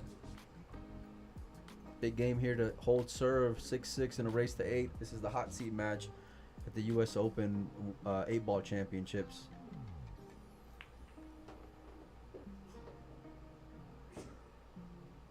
Yeah. A little touchy there. 6-6. But he's good. Yeah, I think he's Yeah, good. He's good. He's got perfect angle, I Yeah. think, just to roll up if he wants to. Yeah. I think Kid he's- shoots so straight, man. Yeah. So you're going, but you are going to Boston after this, though, right? Yes. Yeah. Yeah. Okay. You making a Mosconi Cup run this year? I'm not thinking about it. No? I'm not thinking about it too. Don't give me that answer, Mario. Come on. Don't give me Of that course I answer. want. Yeah. You know, but it's. I was the last few years I was always thinking about it, you know, and then Yeah. I just don't want to think about it and just play. It's getting tougher, I know. you know? Yeah. It's getting tougher because not only a lot of good players coming up, but all the traveling that's associated, you Yeah. know, with it. But your break has been pretty great in this format. You know, you've shown consistency in form playing this Yeah. not on the spot break. Talk to me about the $1 million tournament though, World Championship. I have no information, No? so I don't know what to say. But I'm really happy that it happens. What You know, what's and- been like the feel amongst all your buddies, all these top guys? Sorry. Like, how are they feeling? How are your buddies like? I mean, Josh and Alvin everyone and is Max and- excited. Everyone is Yep. excited, yeah, because we all don't know what's exactly the prize money breakdown. Right. We don't know how it will be set up there because I think it's gonna be huge, you know, Massive. because they also put the snooker there. Right. So I think everyone is looking forward to that. So Look, there's a lot of people, myself included, feel like you've been maybe on the cusp of being on the Mosconi Cup. You know, maybe the last, Yeah. maybe the first guy left off the team. You know what I mean? So, I mean, it's tough to say, but you know, it's like you think about 5 guys, you may be number 6 a couple years. You know, and so, yeah, you know, we I hope you think make. the last 5 years I got 4 times 1 spot away and 1 time It's 2 pretty. spots It's away. pretty gross. You know. Yeah. It's pretty tough when you think about it like that, man. Yeah. You know? So that's why I don't want to think about it. Yeah. I just want to play. I mean, look, you got a lot Try of my fans, best buddy. You and- got a lot of fans, myself included. You're an easy guy to root for. You got a good attitude, and you play the game well. You know, Thank you. you just got to take that. You're like tippy-toeing to the line, Yeah. right? You're so close. You just got to make that one more little push, bro. Yeah. You know, so That's what I try to do this year. yeah. I'll give everything. I'm hoping you do. Let me tell you something. We've done some like drafts, right? Like amongst some friends of mine, online, and I've picked you many times to win events. Oh, You know? I'm sorry. I know. Listen, trust me, I know. No, I'm kidding. But no, that's the kind of faith I got in your game, man. That's where your game is at these days, Yeah. and it's everything. Meanwhile, let's talk about the match for a little bit. 6-6. Fran's got some issues here, though. It looks like. Yeah. What are you picking here? I'm picking the stripes because you can run out without touching any balls. Okay. That's the first thing what I look when I play 8 ball. So you're saying you're Wait. getting this 15 ball out of the way for the 14 then, or whatever. What's this Yeah. orange ball? That's the 13. So you're getting the 13 ball out of the way If for the he 14. can shoot a 13 now, Do it now. I'm not sure. No. Because it's pretty tricky because of the 10, 15, and 11. Right. I might. It's tough. It's tough. It's not easy. When he can go into that, playing for into the 14, he might have guaranteed position for the 12, That's what he's looking at. and he has a saver ball at 10 ball. Yeah. But the thing is, So if it's you not don't, even about the make right now. He's looking about all where he wants to come into it. oh, that's even better. Is it? That's even better. And Now then he he can can play hold the with the 12. 5? He can play the 14, hold on the 5, or he Right. can play the 12 and kill the cue ball for the 14. Okay, I got you. So now, yeah, I would run into the 5 because he can get from the 12 to the 11 or 15. Because the 15 might be a problem if you don't get good It's tricky. position. Yeah, Yeah. because you can't play the 15 before the 10. Oh, Oh, that's not that's good. no bueno. But he can play the 10. Yeah, he's got insurance. Yeah. So now he can play the 10 and the 15. Or I would play the 10 and the 11. And then What are you doing now with inside? I play inside 2 rails. Okay, Go into the go play position for the 11 into the other corner. I got you. And then you can play the 15, get the right angle there, and go 1 rail into the 12. So 10 ball, 11, a 15. little bit of right 12. English. You want to come up for the 11 ball in Yeah. the upper left-hand pocket. Yeah. Play the 15 in the same pocket as a 10, and then come out 1 rail for whatever this ball is, the 14 ball. I 12. like that. 12 ball. Yeah. Sorry, I can't get my colors right now. I don't know what's going on. It's been a long week. Yeah. It's all about this first shot, and if he can get it down. He might play it without English, but yeah. Oh, he's playing the. And then the side, then, right? Oh. Can they go on the side? I'm not sure. I know don't if think we got so. I don't know if we got an overhead. I don't want to start pressing buttons in the middle of the match here. He can play the 15 in the side. He better hope he can. And not he's got the corner, but or maybe he's got the corner. I don't know, Mario. Oh, he's got the side. Oh, okay. I was this is- wondering why he played that soft Okay. because I was scared if the 15 doesn't go. You don't think this is what he was playing for? He's just adjusting here, or do you think he had that intention from the beginning? He might because now it looks like pretty Great. easy. Yeah. Yeah. So that's Oh, perfect. I didn't see that goes into the side. he's doing great here now. Yeah. All right. Oh. You made this missable, huh? I think he'll be fine. Tougher than it could be. Let's say it like that. He got it though, Mario. He got it down 7-6. on the hill. Great standard, man. It's a really good match. Really good match. Who is in the booth? So I'm Molina Mike. I got Mario He, the Panda, joining me. And we're here live from Griff'S U.S. Open 8-Ball Championship. This is the hot seat match. The loser of this gets to face the winner of Levan Corteza and Josh Felder. They will be next on the TV table. And yeah, we're going through till we get a champion. Who do you like, Levan or Filler? Listen, there's a few guys who have had Josh's number over the years. Levan is one of those guys, Mario. Yeah. You know, I don't know, man. It's tough to bet against either one of them. You know, I never like to bet against Josh. Never. no, Doesn't matter I who. don't blame you. I don't blame you one But bit. Levan is playing really, really good the last He few is. weeks. For sure.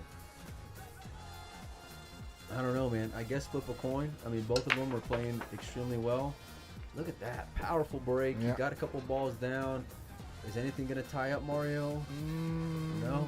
I don't think it. Maybe. No. yeah, Stripes look good. Yeah, well, I think he's going to have to shoot stripes, but that's a tough opener. I think the 14 is, if he's not jacked up, the 14 Oh, no, is... he don't have. Well, what Oh, he can play the 411. I forgot that. okay, if you can play that, then that's Yeah, great. yeah. Yeah, you playing that is the move. Yeah, I always forget that. Yeah. Yeah. You Can like play. that, or would you rather play like take what you make. I never thought about it, but Yeah. I You guys just- on the, I- in Europe, y'all play just you can shoot the combo after the break though, yeah, right? yeah, Right. yeah. See, I think take what you make is a whole other level of like added where you can make the 8-ball a lot more difficult, you know, because then you don't get the Yeah, choice. yeah, You know what I mean? that's true. He went with your shot, Mario, and everything is looking wide open, barring any kind of uncharacteristic miss. Victor is a few balls away from making this a hill match for the hot seat.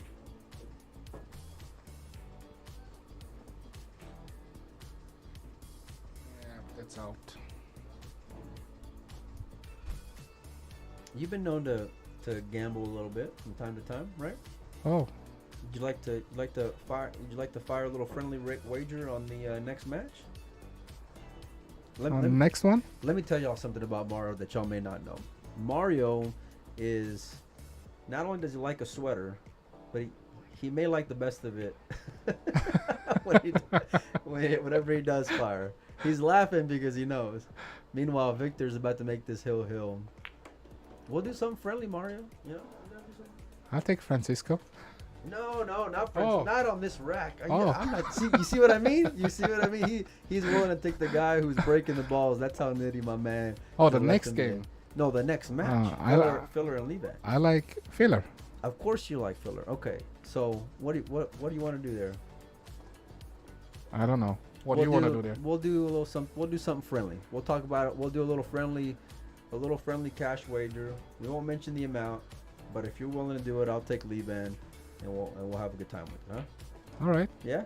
All right. We got something. We got it going. There you go. But I didn't get what we bet for. What's that? What did we bet for now? Hold Nothing, on. right? No, yeah, we're betting something. Yeah. Ah, We're betting something. We'll bet a little. Look at that. Someone says 20 push-ups. Can you do 20 push-ups, Mario? it's hard.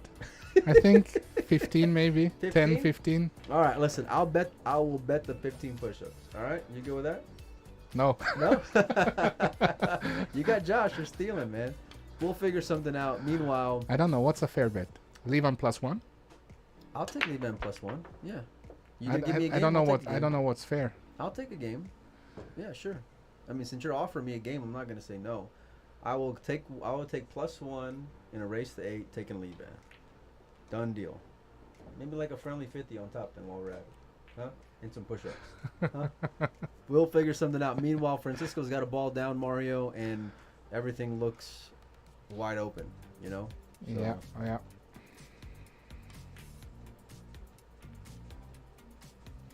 I think the only key here is to get on the good side of this 9 and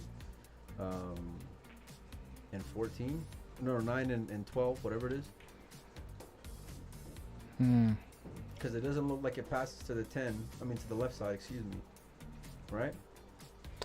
I'm not even sure if you take the stripes. Oh, you like solids then, huh? I don't know what I like. It's both pretty okay. You know, I think if you take the solids, you got a little tougher first shot, the 1 ball. Yeah. But then Everything it's- else is it's good. Everything easy, you know. You Right. don't have to move the cue ball a lot. I think he's with you, man. In the stripes, you have to move the cue ball more, but you have easier shots. I got you. Okay. I think you're right, and he did, and I think he's pretty close to home now because everything looks real good. It's I just coming with mean- that first opening shot that may be a little tougher than taking the Yeah. other side of it. So, phew.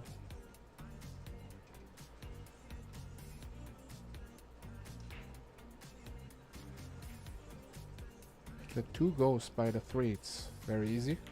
If it doesn't, Are you trying to just like hold here off the 4? I would play the 4 and hold for the 2 or 3, whatever Right. is possible. Right. But if he's straight on the 3, he can draw it back right now. But Right now. I don't like to keep the 4 because I don't know if the 4 goes into this corner. Either way, Because- you got real good on this, Mario. Not. No? Yeah. I mean, he's good. You can stop w- the 4 ball here if you want to, no, and then you got either choice. If you don't want to move the cue ball a whole lot, Not You sure know? if he's playing the 4. He got some angle on the 4, right? it's got a little bit of angle here on this 3 ball here. Yeah, that's. It's a good problem to have though when you got the cue ball Yeah. center table Yeah. and you got everything wide open, right? Yeah. It's really what you feel is best, and everyone's got their own pattern. He's opting for. Yeah, if he can kill the cue ball for the 3, it's perfect. That's what I Yeah. kind of like here. You know, now you get back in line. Yeah. Stop shot, draw out 1, maybe even or not even hit the rail off the 6, and then you're good with the 8 ball in the bottom right. Right, because you're going 3-6 here, right? Yeah. Okay. 3. Stop it or draw it back a little bit. Yeah. Maybe if you 1-2 inches. He's overthinking this a little bit, Mario. Is it Well, he just trying just- to make sure you get perfect? I just think he tries to get it as perfect as possible Yeah. to not make, to have no chance to make any silly I mistakes. gotcha. Because if you got a little bit of a wrong angle, or if you're like jacked up a little bit, it makes it tougher. And it's not like he's gonna make a mistake, but there's a chance. He's going 6 coming off 1 rail here, Mario. I don't think he likes the 10 near the 6. That's why he played a 6. But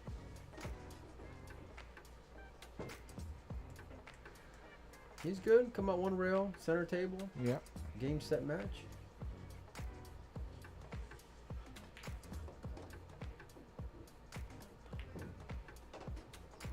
There it is. yeah, it was a really good set from both. Really great match. Mario He, I want to thank you for joining in with us. You guys make sure and hang out. Francisco Sanchez-Ruiz is in the hot seat.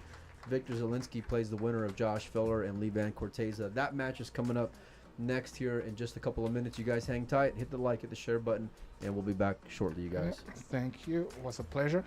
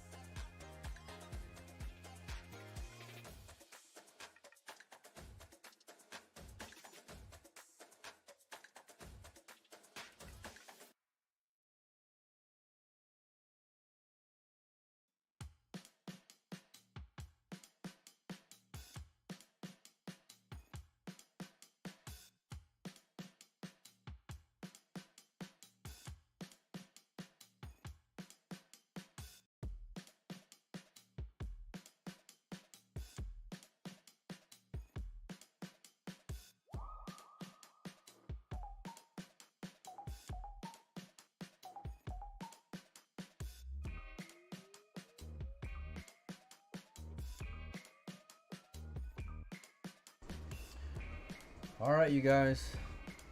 Josh Filler and Levan Corteza race to 8. I'm going to leave the scoreboard off for just a little bit till Collins gets back so we can update the names. So just kind of bear with us when it comes to having the scoreboard up on the screen, you guys. Collins is on his way back over here and will be, shortly. So the reboot will probably be, I'm guessing, after this match. So let me know in the chat who you guys picked to win. Josh did win the lag. Levan versus Joshua Filler.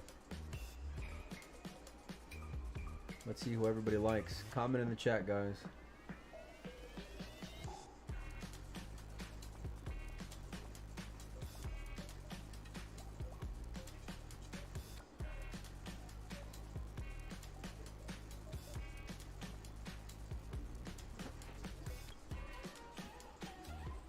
All right, let's see. First rack.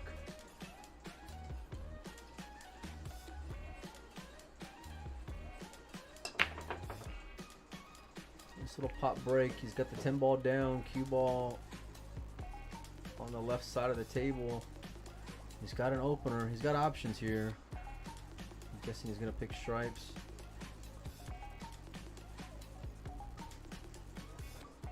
Say Filler wins 8-7. Josh wins 8-6. Be a tough matchup for sure.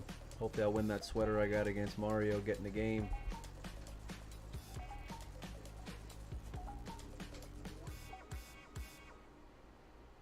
He's looking around here.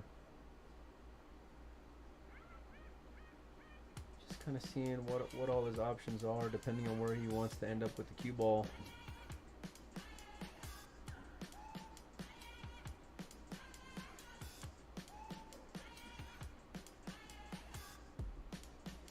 Yeah, you guys, all the matches from this point on will be live on Post Up, Facebook and YouTube, along with Griff'S TV. And then for the finals, it'll be exclusive on Griff'S TV. So make sure and go hit the like, hit the subscribe button on there. Make sure and keep your notifications on. The finals of the US Open 8-Ball Championship will be exclusive on YouTube, Griff'S TV. The loser of this is out in 4th place, and the winner moves on. Levan just defeated Bader Alawadi, who's been playing really well, and Josh just coming off a win over Albin Ocean. What day will the 8-Ball Championship go down? Today's the 8-Ball Championship. Today it goes down. And tomorrow we will not be streaming at all. We may do the we may do the raffle drawing tonight. If we don't do it tonight before the final, then we'll do it either it will be tonight or it will be on Sunday, since we're going to be off tomorrow. So I'll know here probably as soon as Collins gets back, and then I'll jump on in and I'll give you guys a bit of an update. So meanwhile, this is rack number 1. If you're just joining us, the scoreboard's off on this one. Keep the score updated in the chat for everyone if you guys can. Help each other out, help me out. And yeah, we'll have the scoreboard back on the screen as soon as Collins gets back in the building.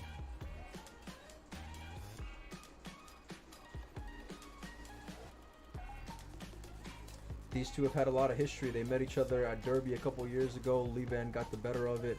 I think they met each other, I want to say, in Bigfoot recently. Sometime at the Derby this year, I remember.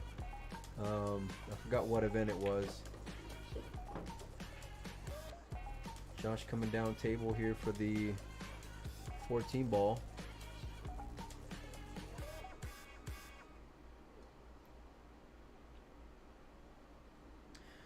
They've been running into each other quite a bit because they're both playing really well and having a lot of consistency. First rack here. Josh Filler 2 balls away from a break and run.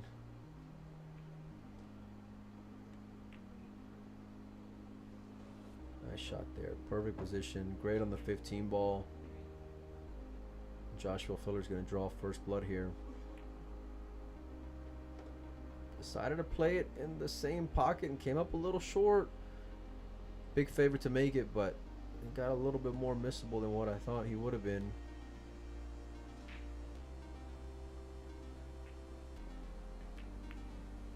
runs into the 2 ball, 8 ball down, rack number 1, Josh Filler.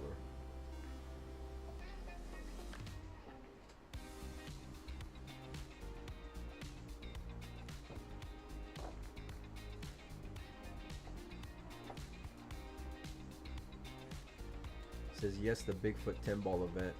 Yeah, I thought so. That's what I had in my mind, but I wasn't 100% sure. Yeah, I mean they're both elite players. Tons of titles between them. Lee Van just coming off of that win out here in Las Vegas at the Rio a couple weeks back. Follows it up with a 3rd place finish, I think, in the 10 ball, and then here we are in the 8 ball, and he's guaranteed at least 4th place. It's 1-0 in favor of Josh.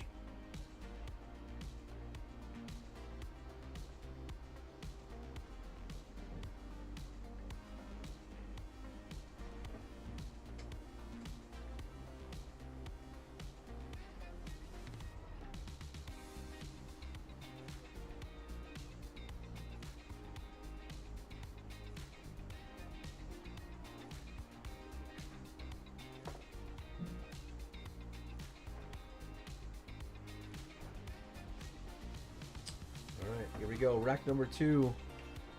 Lee Van to break.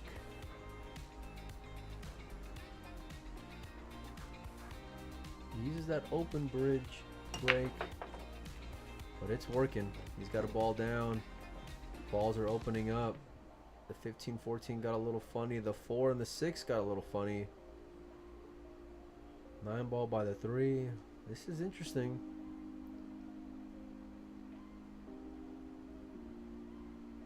I wonder how he's gonna attack it.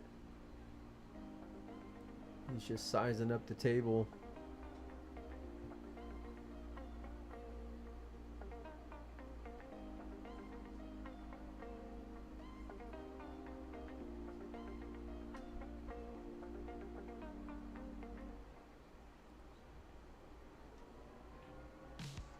He's looking to see if the 6 if the 6 passes the 4. It looks like.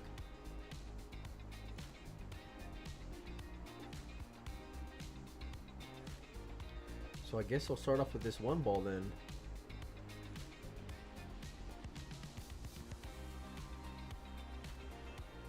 He doesn't like it. He's gonna have to do some work here.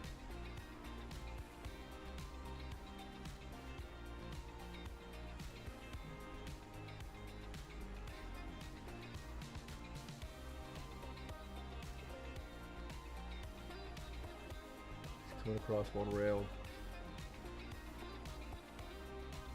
He made the ball, and that's why he was looking down here to see if the 6 passes the 4. Does not want the cue ball on the rail. He should be all right here, though.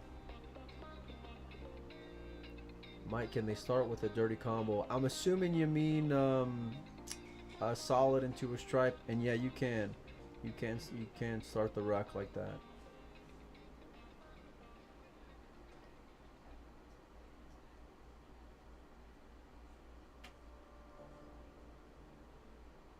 He's not out of the woods here.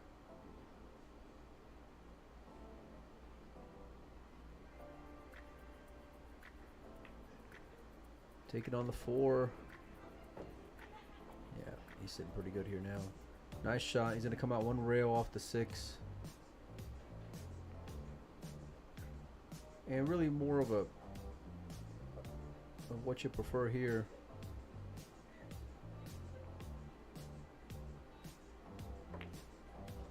Playing the 2 ball on the side, it looks like, or even the 7 ball in the upper left.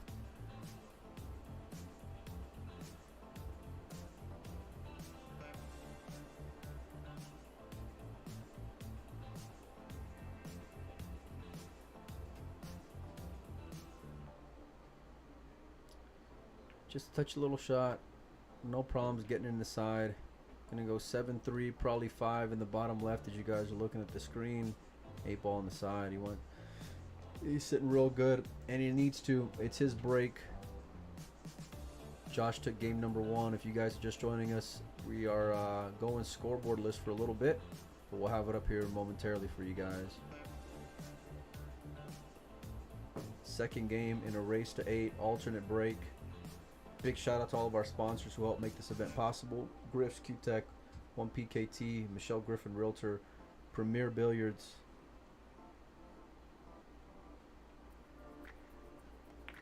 No, I'm missing someone. Oh, Town Max Rack. There you go.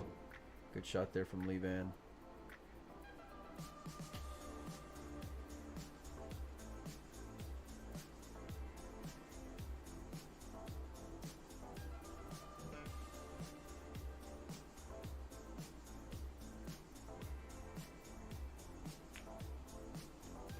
Nice shot.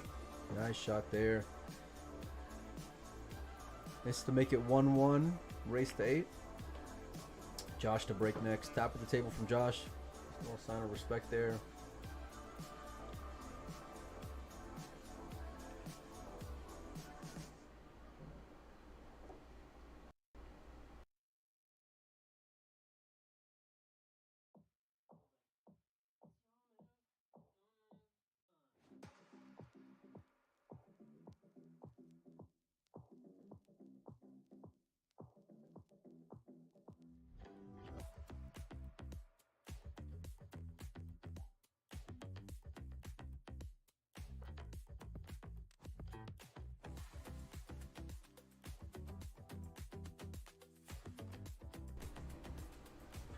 All right. Third rack, 1-1. Both of them with the break and run on their serve.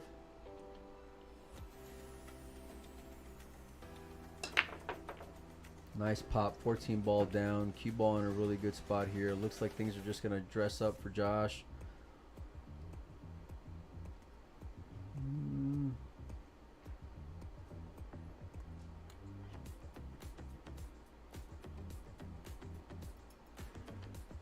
It's all about whether or not this 13 ball passes the 7 ball. For me, everything else looks to be pretty good. Stripes are looking pretty choice.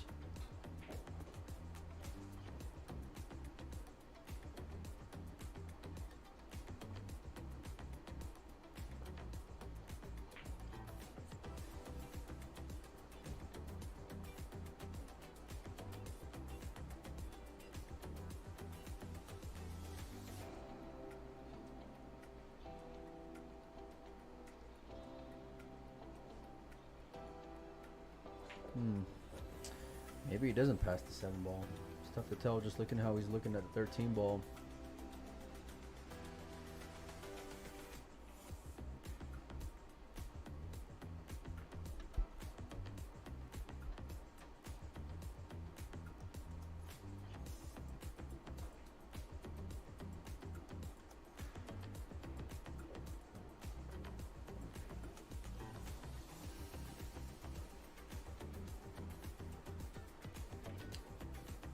Well, this is interesting. Okay. So I wonder if he's going to play for that ball right now. He wants a roll to get to that 13.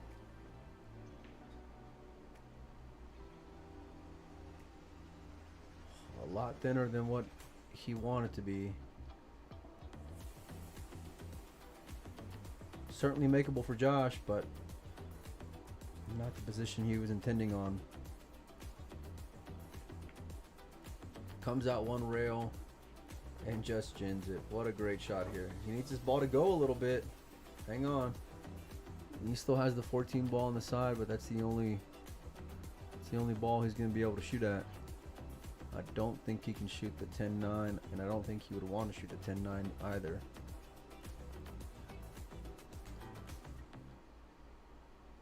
Yeah, he's great here. Can cue the whole ball.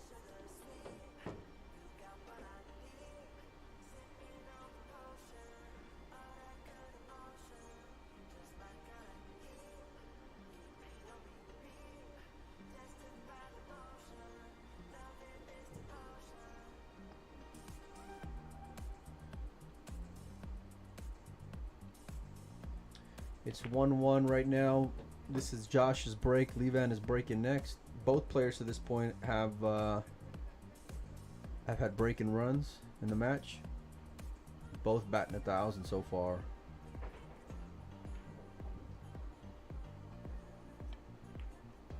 Coming out 2 rails. What a great shot there from Josh. Doesn't want to be too thin on this ball. I think he wants to hold it and just come out one rail. He's not in love with something though.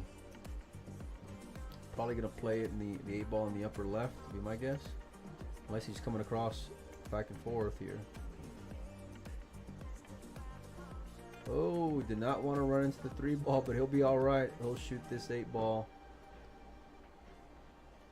inside. Around the corner, whatever he wants to do. Goes in the side. Josh Filler taking a 2-1 lead. If you're just joining us, the scoreboard's off right now until Collins gets back. He should be back momentarily. So 3 racks so far, 3 break-in runs. Both players showing why they're in this spot in the tournament. I think Filler lost to start the day to lost against FSR in our noon match. And Levan lost to Victor Zielinski to start off the day in the winner side as well. So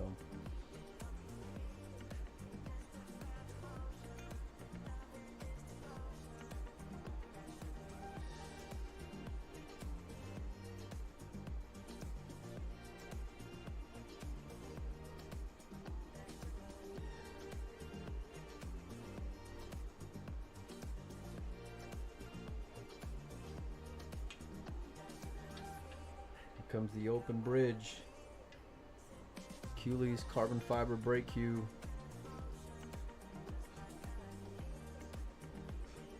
Really tries to get a pop here on this break. And he got it, but it got away from him. I'm not sure he's going to get a ball down here. And he is not. First one to blink is Levan Corteza. Things look pretty good here for Josh. Let's take a look and see what the problems are, if any. I guess the 2 off, it doesn't pass in this bottom left, but I think it does.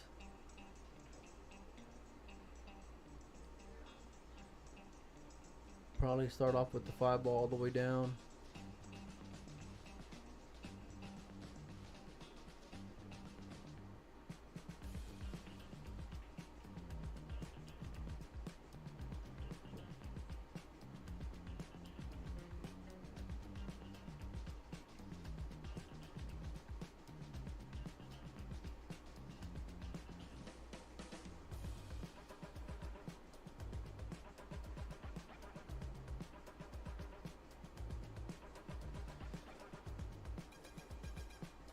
I wonder what he's looking at.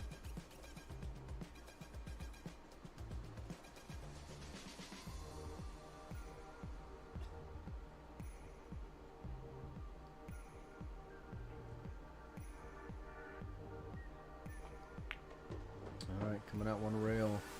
Guess he's gonna get after this one right now. Tells me the 2 ball does not pass in the bottom left, but it does in the bottom right. Golly, what a tight cue ball position there. His facial expression shows he got where he wanted to be at. And I love it, just addressing the problem early on in the rack.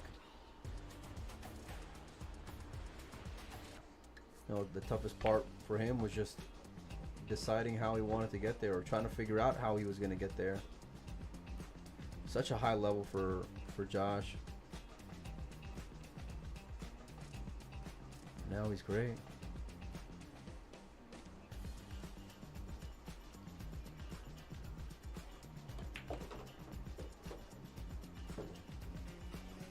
He needs to get on this 3 ball here. I wonder if he's just going to draw it down right now off the 6.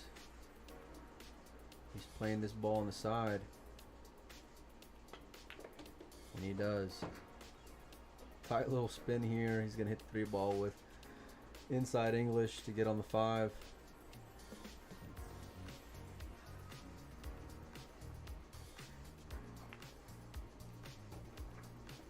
A little thick, but he's great. He's got an angle here.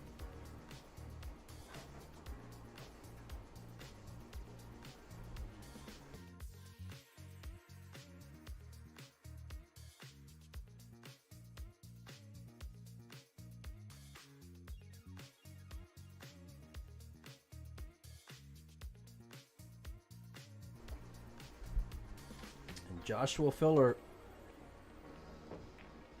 taking advantage of the first mistake. A little bit of frustration there from Levan as he put the balls on backup table. I think he knows that that's not the way he wants to start off.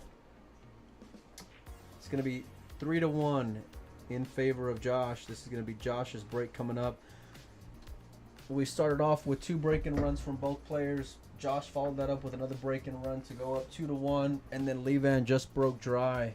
It's 3-1.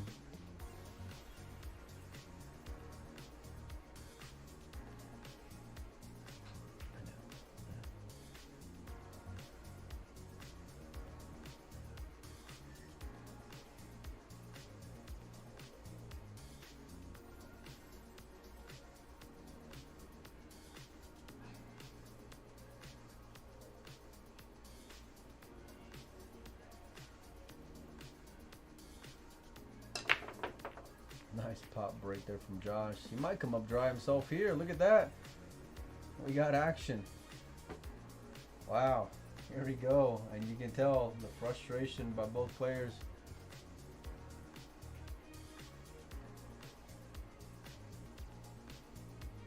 It just shows you the weight of the break. I mean, which is the case in all games, but especially when you know these guys are running out from everywhere. I don't see any problems here for Levan whatsoever.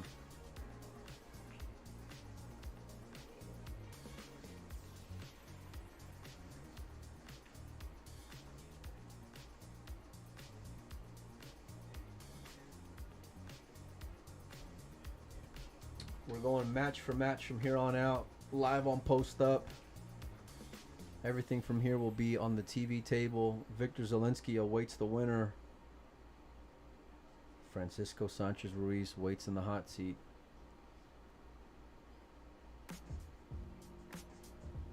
He's coming out playing these balls up top. It's 3-1 right now in favor of Josh.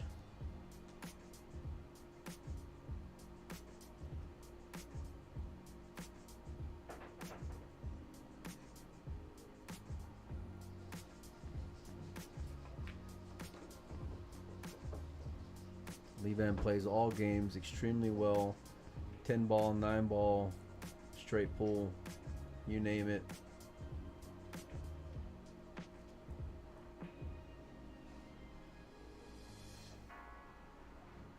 He's looking for the bridge.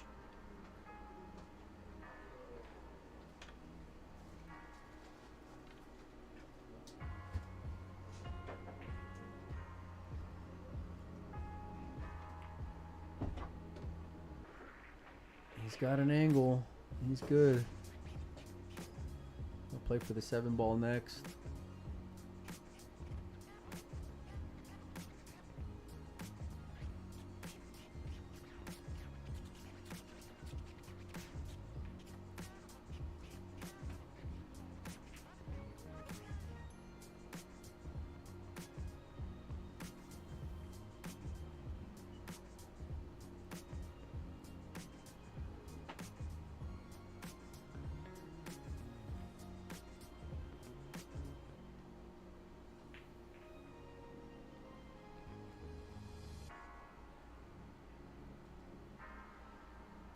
Just trying to pinch it back a little bit. Yeah, just a little bit. Playing the 7 ball on the side. Coming out 1 rail probably for the 4 ball on the bottom right. And just making sure he gets exactly where he needs to be at. He knows these are big balls in a game that he absolutely needs to have. Already got his serve broken 1 time by Josh after a dry break, and Josh returned the favor here. Coming out 1 rail, there's the inside. I think he was trying to get on the 4 ball first, but he's great here either way.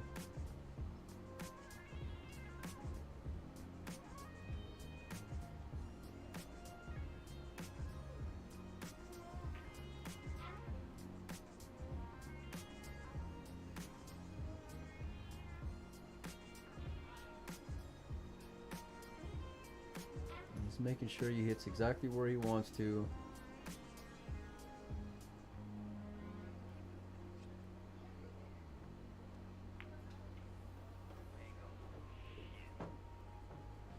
Nice shot there from Lee Van.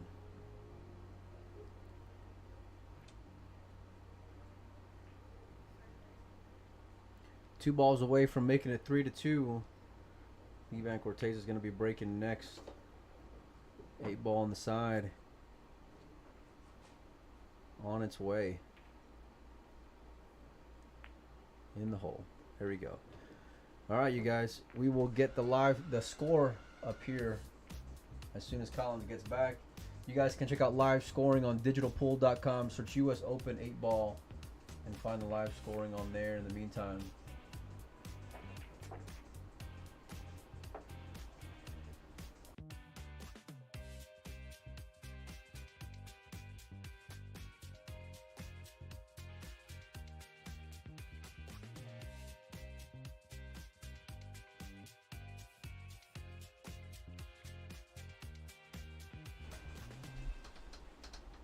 all right. Racking the balls on the Town Max rack. Big shout out to them for sponsoring the event. They are the official rack of the 10 ball and 8 ball portion of our US Open events out here at Griff's. 45,000 added altogether. We also have an all-around bonus that we're giving away.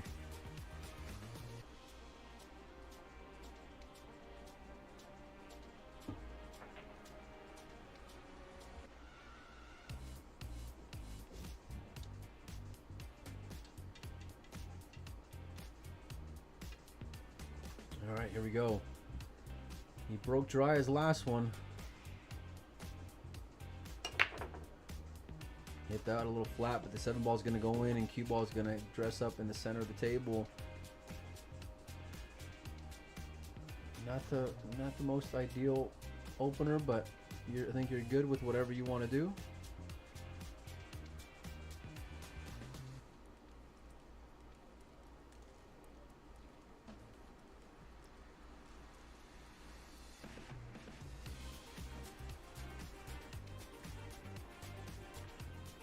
Planning it all out.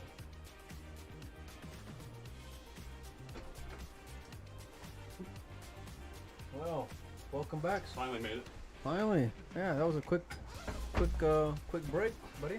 Had to go. Yeah. Had to go. Let me switch spots with you. Yup. Oh, yeah. I'm glad you're back, so I don't got to get asked for the 18th time about why there's no scoring. I know. All right. Getting the 5 ball down first to open him up. He preferred the solids. Now I think after this ball, he'll be right back in line.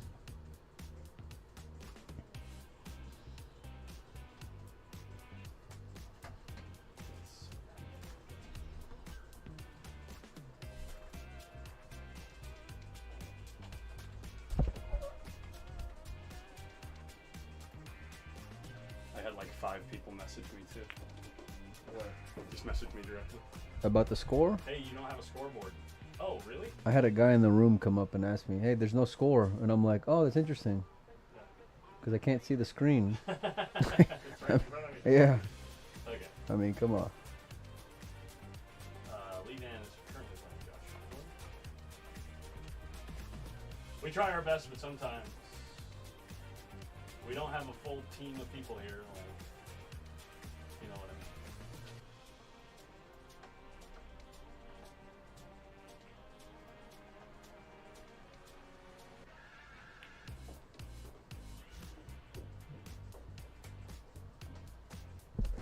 Apologies, guys. We're back on track. Holy hell, how hot did you make this chair? You run hot, don't you? Appreciate the compliment, buddy. That's yeah, right. Thanks, pal. It's like sitting It's on the a it's the nicest thing you said to me all week. Mm-hmm.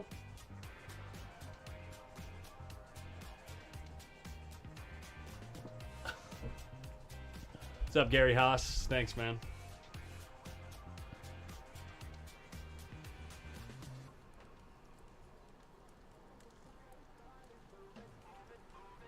All right, so let me fill you in, big guy. All right, let's hear it.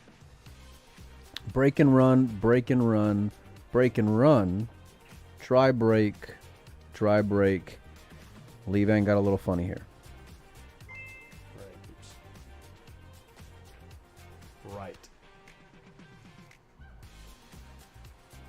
gonna hit this with a lot of follow. Come out 1 or 2 rails. There's the 1 rail. There's the 2nd rail, and you're back in line. Nice shot there from Levan. Levan is playing good pool.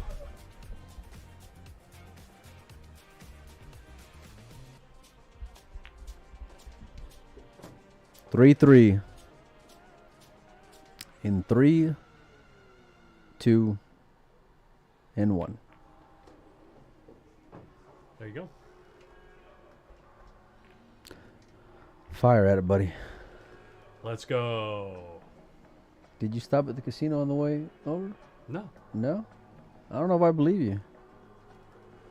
because you shouldn't. How'd you do? Terrible. And it only lasted 10 minutes, just like I expected. How did I know? Yeah. How did I know? It took me so long. Yeah, I know. That's what I was walking through the place. That's How am what I I supposed to not? I mean, fire listen, at it. I Come get it. on. I get it, man. I'm glad. Listen, I am glad that I didn't tell you before you left to fire one for me, because I was going to. Yeah, of course. All right, here we go.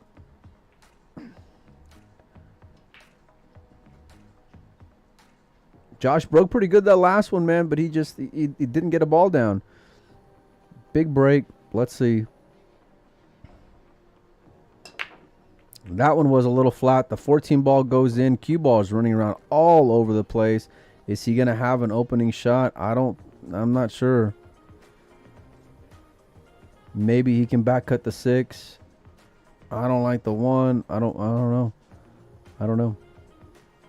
Who am I sweating? I may have bet the Panda something a little friendly. Getting Levan +1.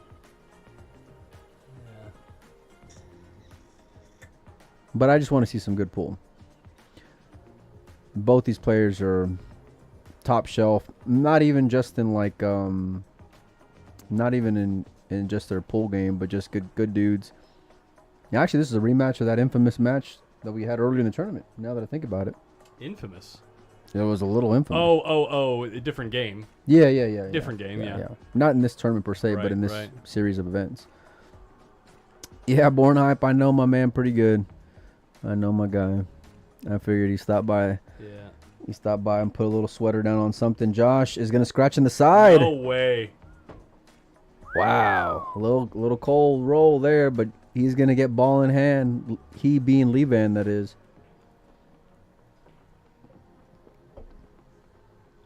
You might be in trouble, buddy.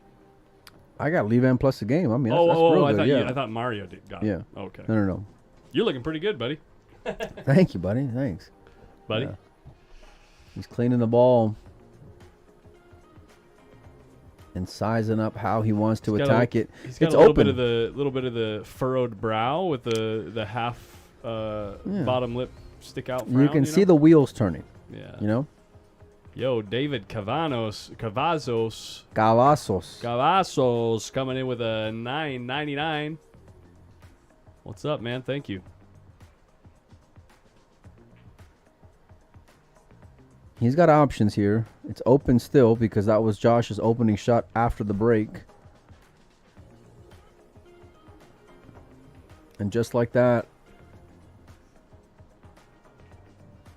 I mean, it's early days, but not the What are you looking at here? not the spot you want to be in for Josh, who started off up 3-1.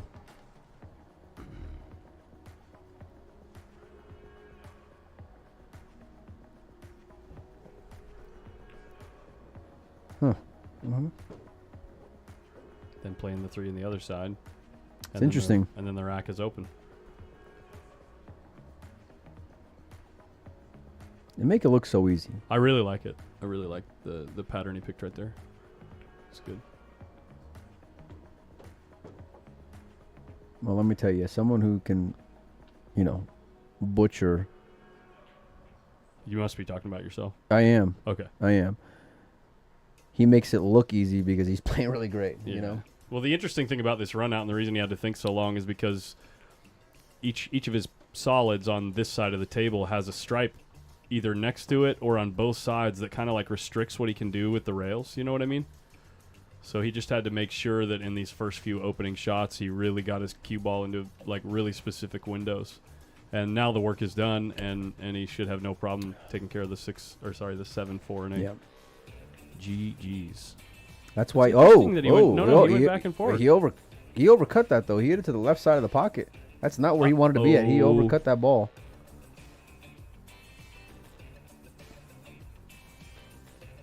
There it is. There's the reaction. Oh man. Let's see hold on. As much as I love a good reaction, let me see what he's left with here. Don't care. I'm just kidding, guys. Okay, let's see. So he's gonna have to cut this 4 ball in the left, right? Can he make the 7? He's sure acting like he can't. He's looking like he can. If he can, then he's good. No. He's calling it. I love the way he called that ball too. Just. Yeah. Right over there. It looked like you were doing something else there for a second, but I'm like this. Put the camera back on. I'll show you. no. All right. Big shot here. Spun that a lot. And he missed it. Wow. Josh Filler. Wow. Josh scratches. Oh. Whoa. Take it easy, Lee Van. Josh is going to feel a little bit awkward after that one. I'm surprised. You normally don't see Levan like show that kind of emotion, you know. And early on, whenever he raked the balls after the dry break, he threw the balls back down there with a little bit of heat.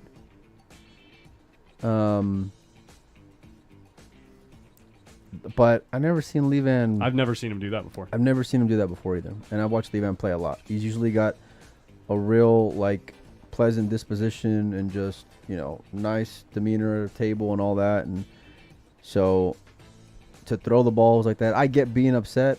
Lord knows I'm passionate, but yeah, I'm kind of surprised, buddy. Me too. I'm really surprised. Yeah. Josh don't look too thrilled either. I wonder what I don't know. Well, it might be the format. Not like only the format, you know, but like in the context of everything, we're now down to the final 4, right? Yep. The way that the balls are breaking, the way that everybody has the table dialed, we're using the template rack, it's alternate break. That was a huge moment. That was the moment for him to gain an advantage in this set. You know what I mean? That was it. And then it slips through his fingers, and it's like now he's got to bank on Josh making a mistake. Yeah. You know? Yeah. Well, I mean, no, all you're doing is just hold and serve, though.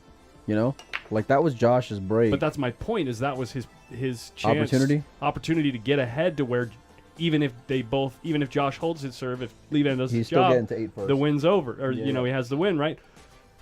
So it's like, especially with the fact that they've both been breaking and running a lot.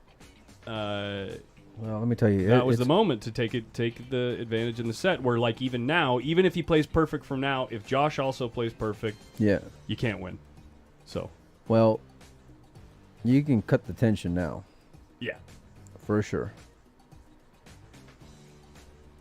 Yeah. Yeah.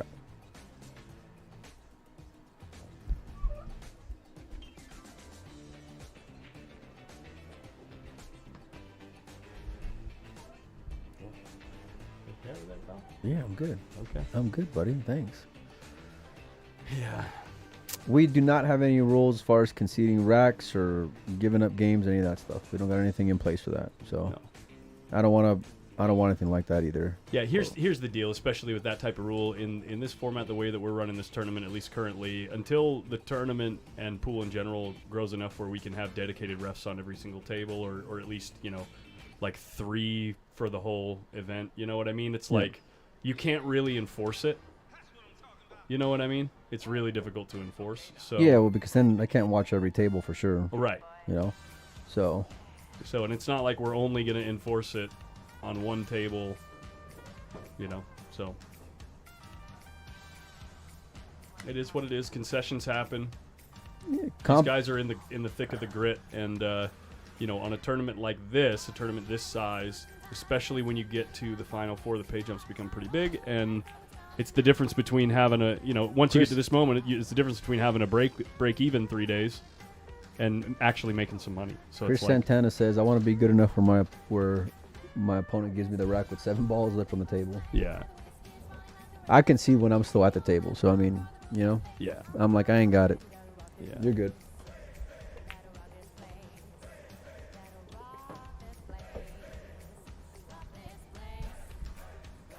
He's looking a little like he's just waiting for it to get a little funny.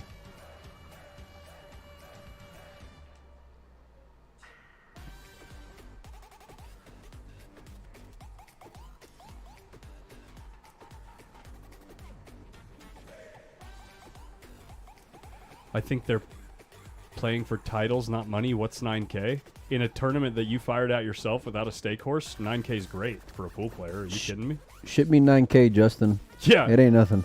Yeah. Don't worry about it. If you're in a position to say what's 9K, your life must be pretty good. Yeah.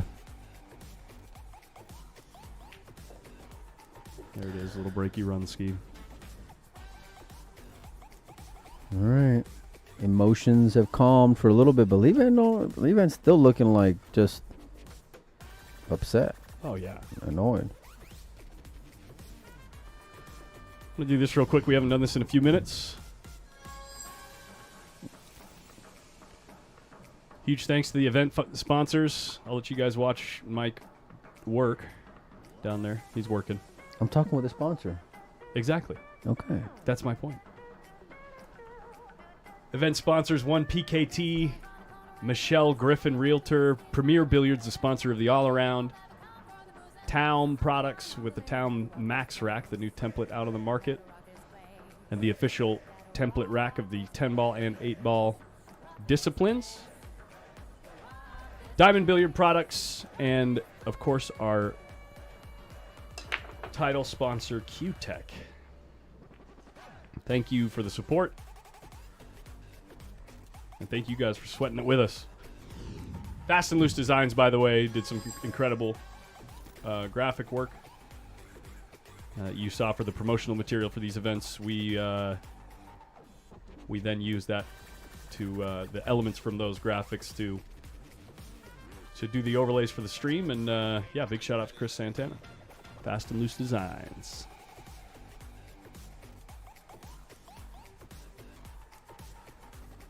Yeah, Nick Yuko's right. The top prize for this tournament is $7,500, not $9K. $9K was the 10-ball. $7,500 for this one. Yeah, I can send you my payment information, Justin, if you want to ship it to me. It ain't nothing. To that guy.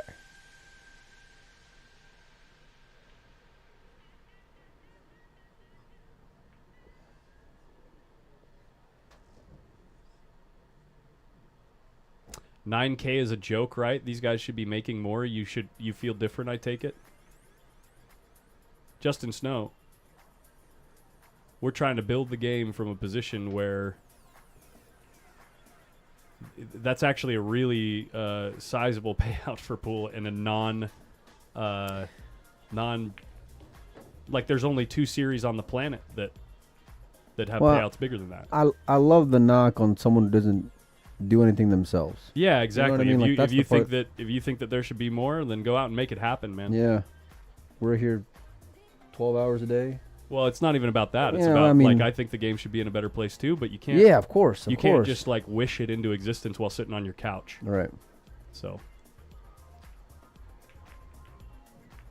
nice shot by Levan Corteza, opening up the rack, getting a little jelly roll on the 12 ball up table, opening it up.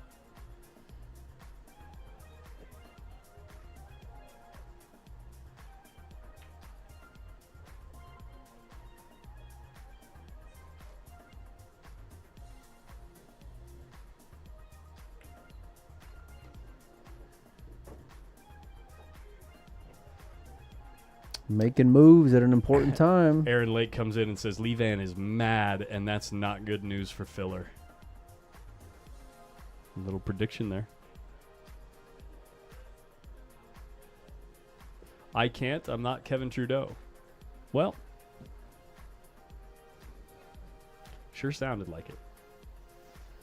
I mean, if Anyway, I'll- 9,000 ain't nothing. I know. I'm saying. I'll move on. I digress. I'll move on.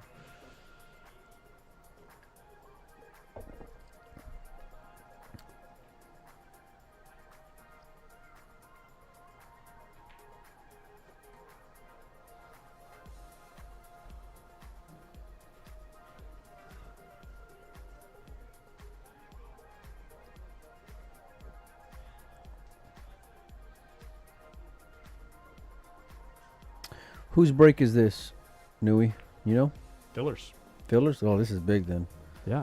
This is big.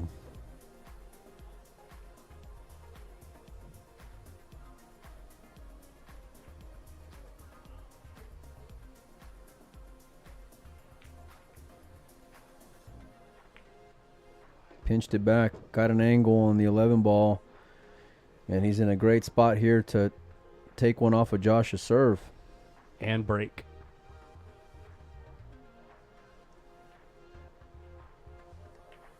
Born hype. Nice one, bro. A nice one.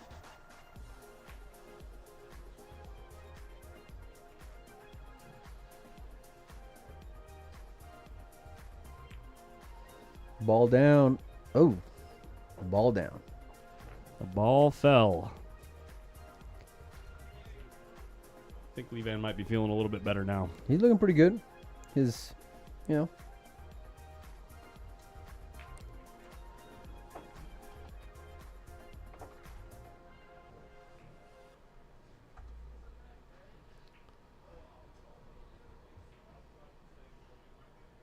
Unfortunately, pool will never pay out big. I actually hard disagree on that.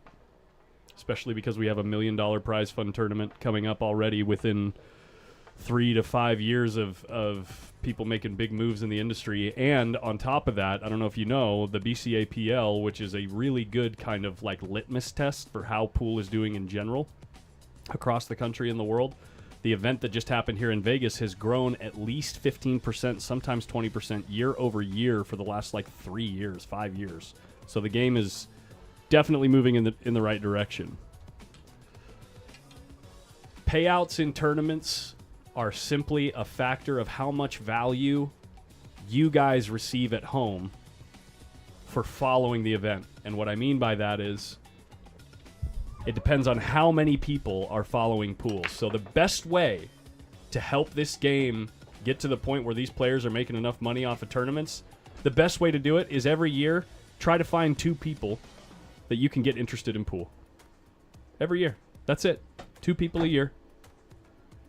If everybody did that, this game would have millions of people playing regularly, and it would be one of the biggest global phenomenons that like on the planet. The game has all the ingredients of all the greatest games.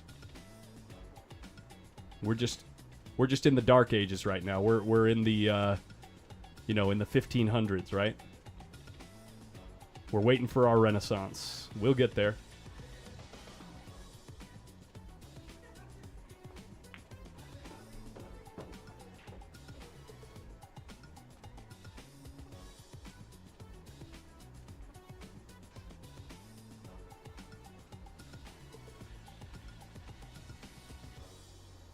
I would agree with you, John Disk. Yeah. That's why I have vowed I will never do a pay-per-view stream. If the event organizer thinks that they need money coming from the pay-per-view, then I just won't do the stream for them.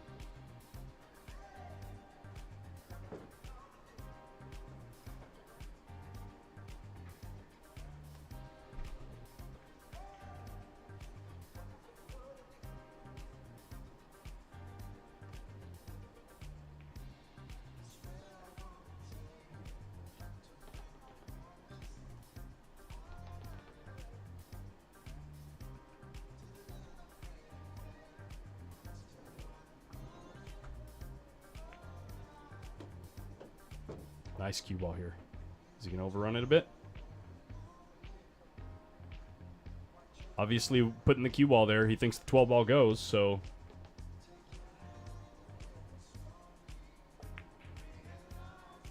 And he overcuts it.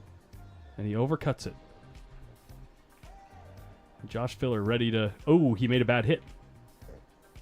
Made a bad hit. That's why the cue ball, or that's why the 12 ball was overcut. Unfortunate. Josh Filler gets up and just starts running laps, dude.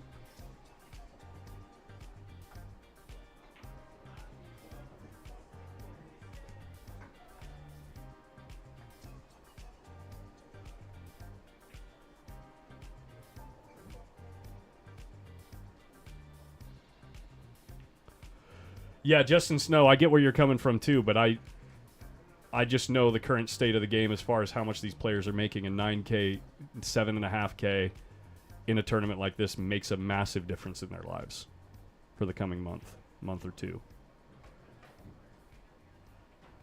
Yeah.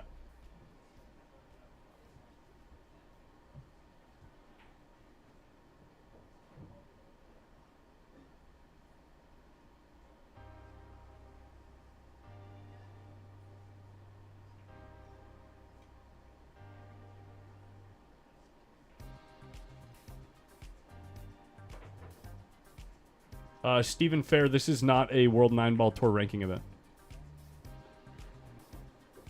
None of these events are World 9-Ball Tour ranking events because we didn't play 9-Ball. They're headed to Boston after this to get the WNT points. Some of these Europeans will stick around to play some bank pool and 9-Ball, or sorry, bank pool in one pocket, but yeah.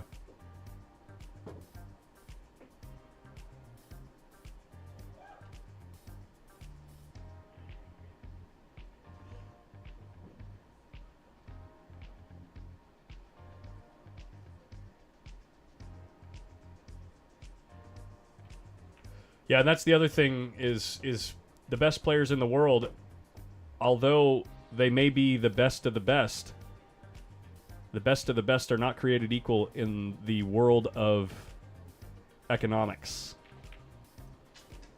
Just has to do with how many people watch.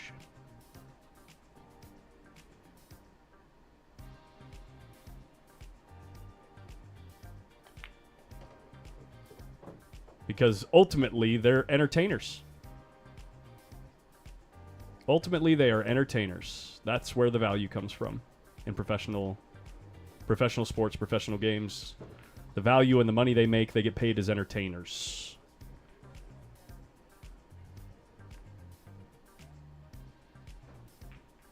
And salespeople. That's where the sponsorship logos come from on their shirts. They're paid as salespeople. Even though they may not be going door to door and knocking and trying to get you to buy. They pick products that they want to represent, and it becomes a mutually beneficial agreement. You can see the Q-Lee's logo right there on Levan's shirt. This camera is really having trouble focusing in the sliding. I apologize, you guys.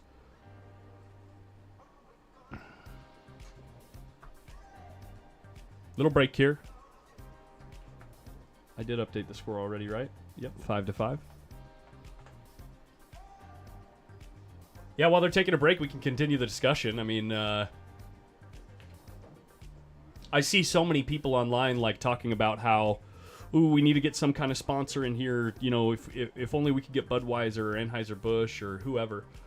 And the truth is, people don't just chuck money at things without any, like, some type of promise of a return on investment, right?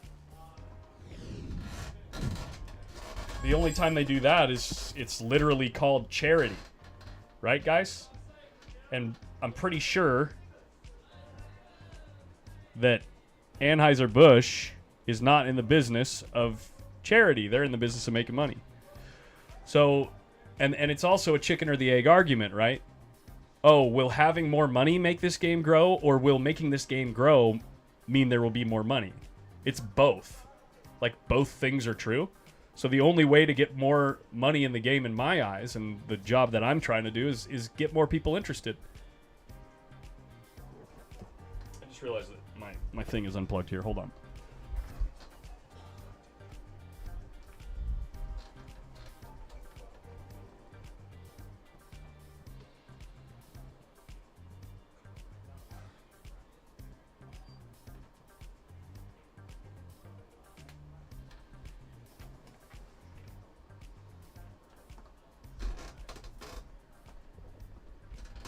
There we go. A better youth and amateur development system would help it grow too. Yeah, that's another thing, right? It's like it's not as simple as all we need to do is this one thing and it'll grow. No, I'm sure there's someone in the chat that's either listened to the audiobook or read the book itself, The Tipping Point by Malcolm Gladwell, right?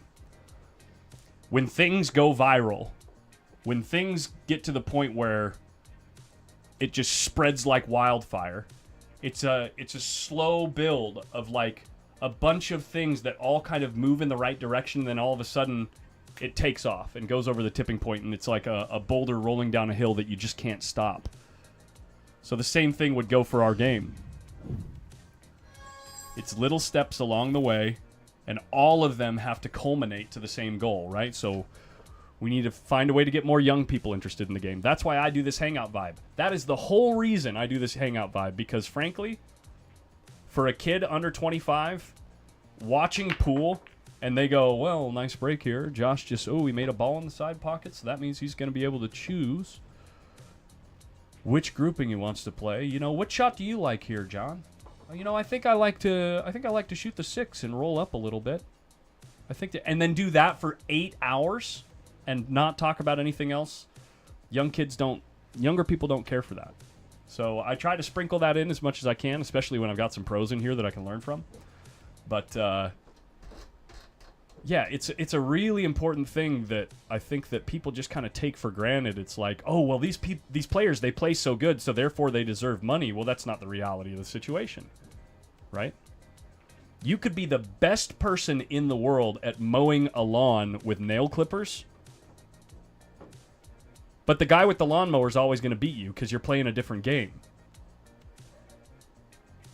So people currently, the world at large, just doesn't find as much value in watching pool as they do in watching football or basketball or tennis or golf, all those things. And so until we get to the point where there's more people that are just absolutely fanatical about the game like us, it's just going to stay the way it's been. And so, yeah, we all need to work together, try to find more people and show them how beautiful this game really is.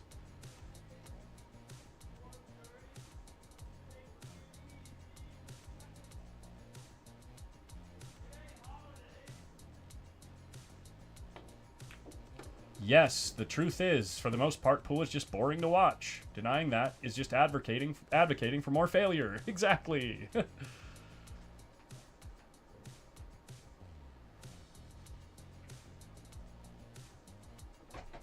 But it's nail clippers.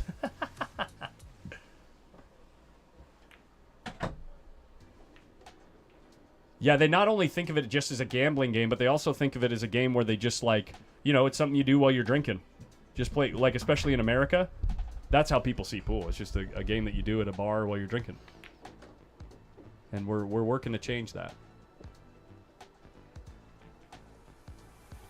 Golf is boring to watch, and look at them. The difference I think with golf and pool is it's very apparent in golf when someone does something fantastic, because they're hitting a ball like hundreds of yards, right? When we do something fantastic, it looks like the ball just rolled around the table and they just cut the balls in the hole, just like every other game. So until you invest the time to understand the game and get hooked on it yourself, you'll never understand the greatness of what's happening. Josh Filler gets a little break and run, and we're getting down to the nitty-gritty of it, guys.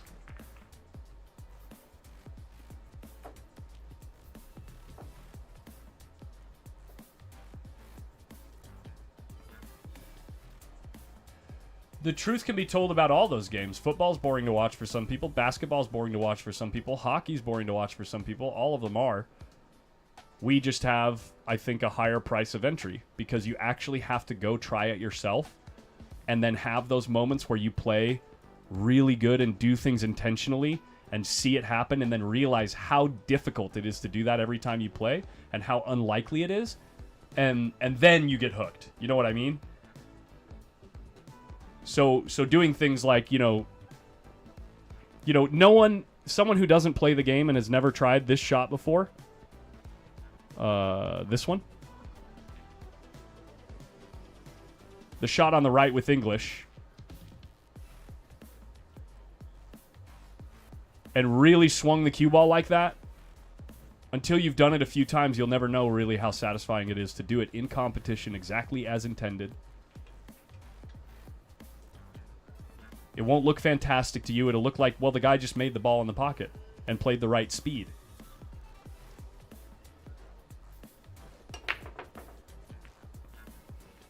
And that's what I mean why we've got it tougher. Until the game starts growing on its own like wildfire, every single one of you at home, if you really want to see the game get to that point, you're the ones that have to go out and get your friends to really see the game for what it really is. Because honestly, the truth about this game and the beauty behind it has been hidden from the public for decades by people who wanted to, oh, I paid my dues, I lost money in order to learn, oh, I had to play $20 a game in order to learn. And those people that were making the money, I can't blame them for doing what they did in the time, because that was the norm. And a lot of them had to make a living somehow. But that being said, harboring those secrets for so long basically made it so the rest of the world has no idea what these guys are doing on the table.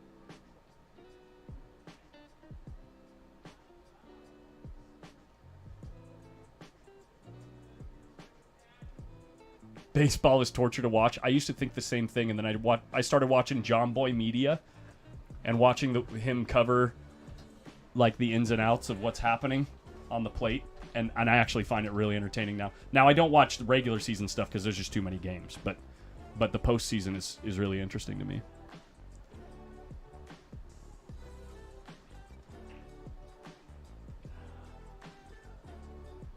Yeah, perception needs to change as well. I did a show and tell for my colleagues, and they were actually impressed and interested. That's really cool, iCastle. Wow. Levan Corteza is going to miss the ball, fluke one of Josh's balls in the side pocket, and tie up 2 solids and a stripe on the long rail. Is the 10 ball. Can you play a combo? Is the table still open?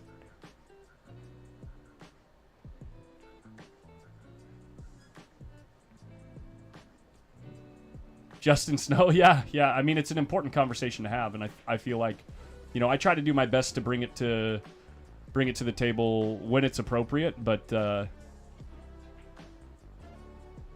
yeah, I know we're getting down to the nitty gritty of this tournament here, and we'll be on the game in the hot moments. But right now, Josh Filler is just trying to find a way to get to the hill first. Hey, thanks, Paul Sim. Craig, I can't see your last name, but he says we have way too many rules, too many different games, and big table, little table. That's another ingredient that I'm talking about. Like it's just one step at a time. Everything moves in the right direction slowly, and hopefully eventually it gets to the point where the rest of the world goes, wait, what's going on over here? Huh? I'm talking to these guys. Oh, sorry. Don't bother me. Okay. Excuse me. Excuse me.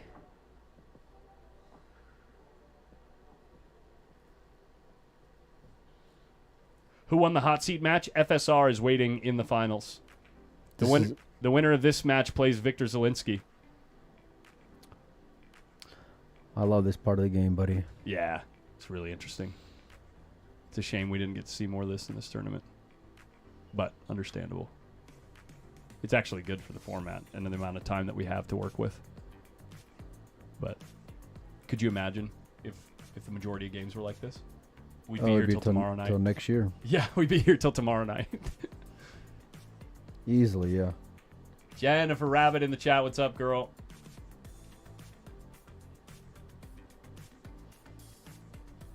Such a simple shot, but massively effective. The chat, the discussion is getting so good that now that the chat is, now the chat is moving so fast that I can't even read what you guys are saying. You're all putting in paragraphs.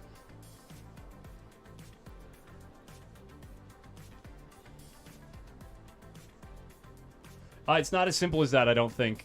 A no limit play or per whatever your name is, winner gets $1 million and everyone pays attention. Yeah, you might get people to pay attention for a week, but This is actually a really important point, guys. This is a really important point. If you're just gonna chuck money at a tournament, okay, and first prize is $1 million, cool. It's real exciting. You might get people watching outside for a few, maybe the first 1 or 2 times, but eventually they'll get to the point where if they don't know the game themselves, they're gonna get bored with it and then just look at the results and not sit there and watch it live. You get what I mean? Oh, cool, he won $1 million. But if they're not sitting there and watching it live, the sponsors and the people throwing that money at the event get nothing in return on their investment. It's like super important about the whole just chuck money at pool idea. Okay. But why don't you just watch the game, man? I'm watching. I'm good. Are you good? Oh, I'm having a great time. Okay, good. Lovely.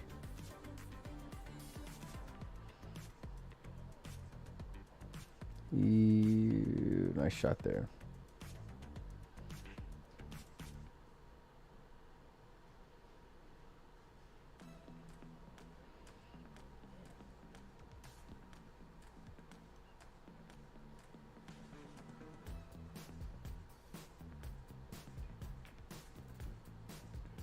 Mosconi Cup on ESPN primetime would help. ESPN is dying.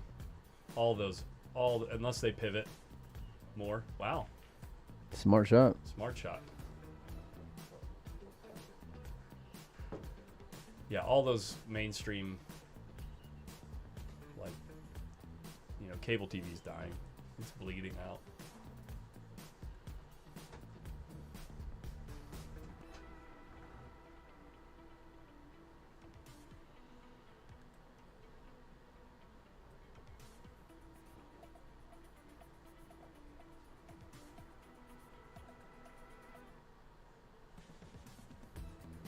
ESPN is dying on, I should say, with games that are not already like the main thing that people go to ESPN for. ESPN will crush it with, coverage of all the main games, basketball, baseball, and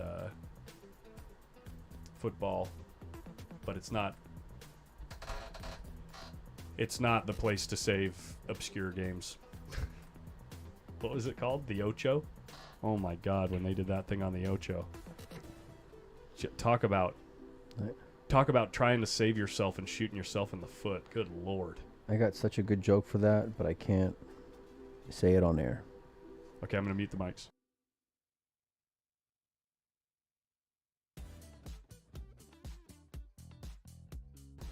Yeah, good one. Speaking of good one, that's a good shot there, and he's not going to get much reward.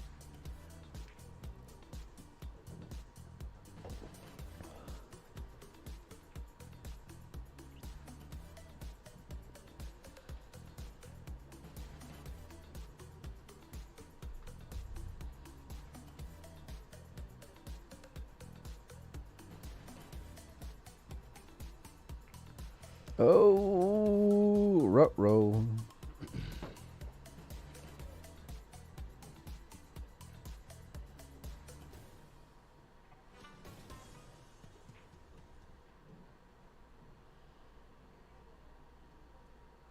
You know who might be able to save pool? What's up? Maybe if I step in Oh, God. Bro. and be a symbol for what's Jesus right. Christ. Oh, dangle. Dangle, dangle, dangle. What are we going to do with you, buddy?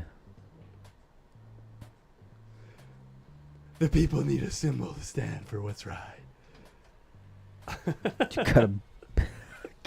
I can't even with the straight face with you, man. All right, big shot here. Massive shot. Easy. In the hole. Easy shot. That was a game. That was a game winner. Absolute hanger, that shot. For you or for Batman? For,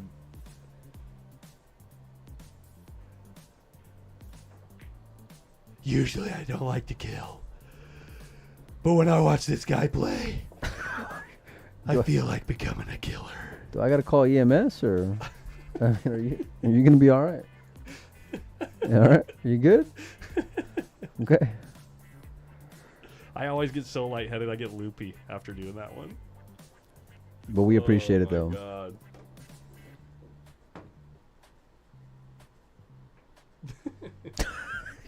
I can't with you, dude. I just can't. Yeah, we're just watching the quarterfinals of a tournament. That's all. U.S. Open. Chopping it up on the hill. on the hill. By the way, guys, I don't think that my style of coverage should be done for like pro events as the exclusive coverage. I really think that like we should get to a point where you have like the main sports broadcast model, you know, with like the guys doing the thing so that new people to the game can know what's going on. You can sweat it with like the real pros, you know what I mean? Mm-hmm. But then it would be really cool if you have something like this to just hang out with until the finals, you know? Like through the early stages of the tournament. I think it'd be fun. I don't know, man. I'm good with where we're at. No, I'm enjoying myself right now. Yeah. But I met with Batman. Now with you, buddy. straight up sounds like Lego Batman. Yeah. It does, actually. As someone who has kids, it does. Yeah. It's not for everyone, but it's for us. So and we hope you guys are enjoying it. Yeah. I sure have fun. Holy crap. No doubt. You guys make it so fun. Pop. Dry. Dry. 6 ball. Dry. Nice. We got a game here. We got action on Filler's break is dry with the table quite open.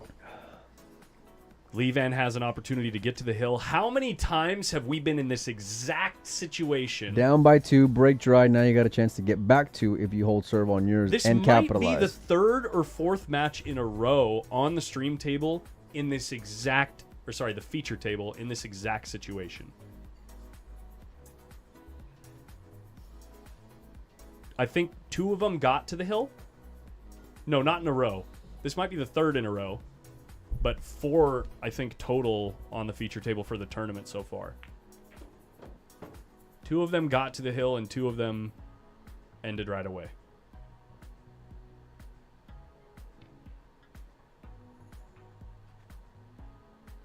I wonder if I can interview Lego Batman during this event. Yeah.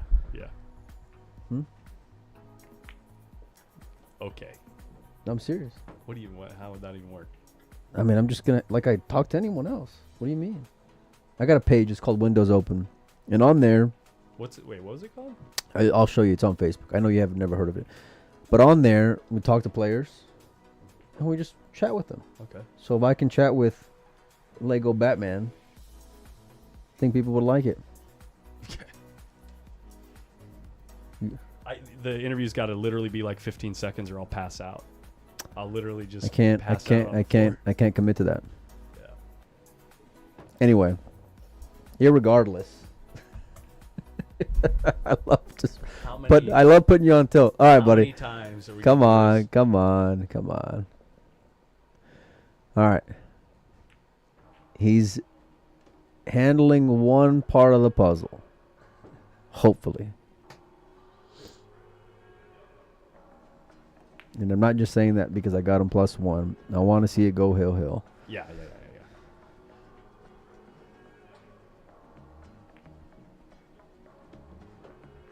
He says that's good. Levan to break. Everything on this shot. If he gets the breakdown, I got a chance to cover. I forgot about that. Yeah, I got a little sweater.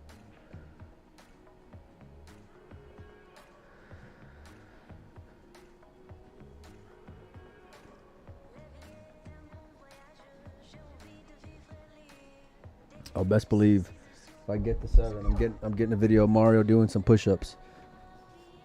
This is one of my favorite parts about the decor of Griff'S. The history? Yeah, it's really cool. It is cool.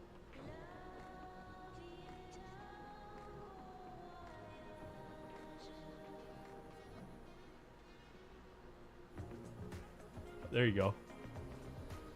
Mm-hmm. Yep. You see, the trick with pool is... I can't do it. You gotta have more cowbell. Oh boy. Stick to Batman, big guy. Yeah, I can't do my Christopher Walken. Stick It's to terrible. Batman.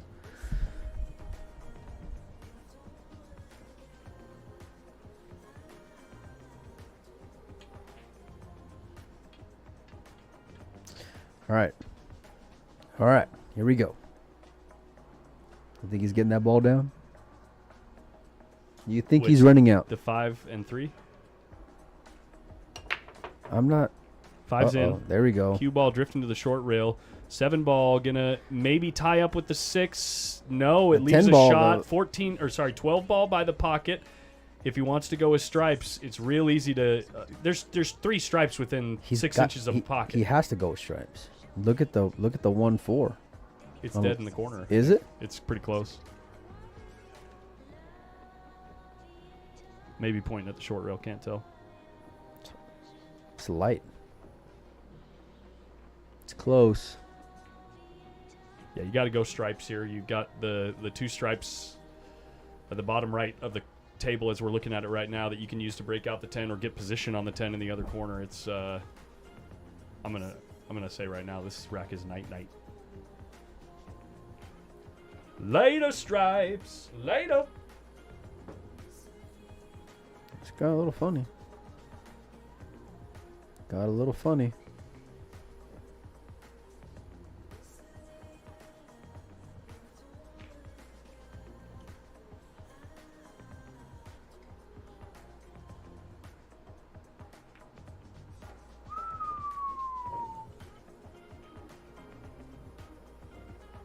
Who's the dude chatting with Collins?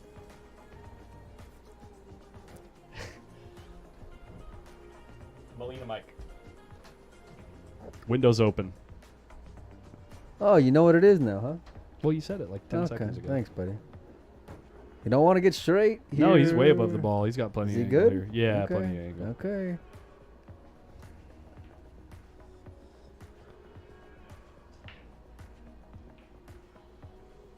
He'll be fine.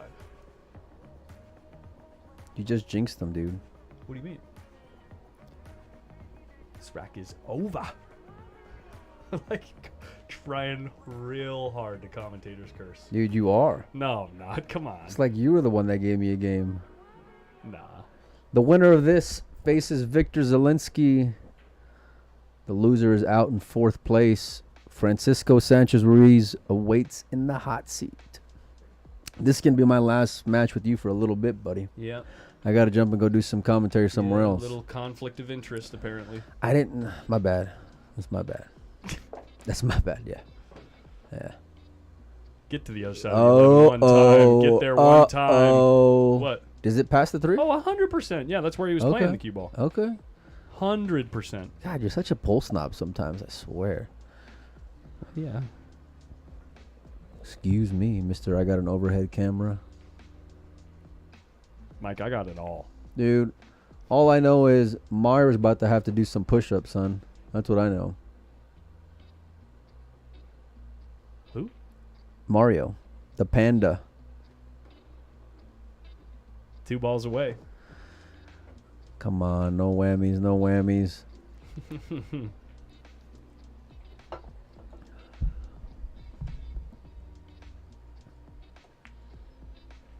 There we go. We are going to get a hill There match we go. just like there we we said. go. All right, the Every biggest single one. break of the match. Collins, are you going to reboot after this? Yeah, we're a little past that at this point. But yeah, I think we'll do. No, it's just the semis, right? Yeah, no, we'll just go through the next match. We may as well just keep it rolling. You sure? Yeah, I'm already past 6 hours, so we just have to gamble on it. Okay. I think we went over 6 hours when I wasn't here, unfortunately. Oops. No, you wanted to go fire at the Rio. Yeah, I wouldn't have cut the stream in the middle of a match anyway. Here we go. There we go. Nice little. Good luck, sir.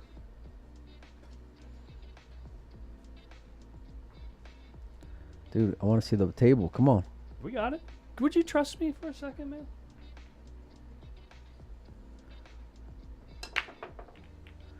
Three ball down. Cue ball getting kicked all over the place. In the side. Oh! It stays up. It stays up. Mike, Look at Levi's face. Did you see this? This isn't my first time. Did you Mike. see the face that he made? Yeah, that's why I went here. Mike asking me like, I want to see the table. You don't think I know? Psh, this guy. Wow. Relax, Batman. All right, relax. Relax, Batman. Now you can actually unironically call me Batman. Yeah. Yeah, okay, Batman. You know that's staying with you now for life. Good, hell yeah. For life.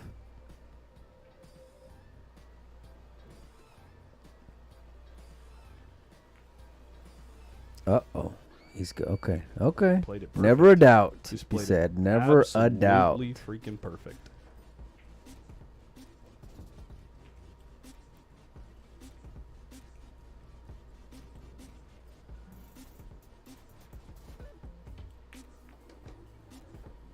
Mm-mm. Dead perfect. Mm-mm, mm-mm, mm-mm, mm-mm, mm-mm, mm-mm.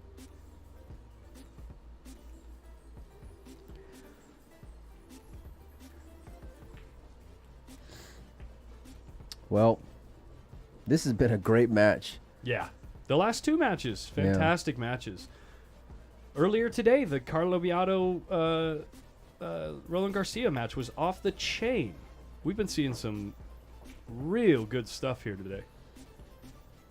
Yeah, just for the comments about illegal racking, there's no official rack rule in here for it to be illegal. We ain't handing out yellow cards. He's not in trouble. So I'm sure they're not angling each other. They're not seeking an advantage. Yeah, there's no drama to be had here.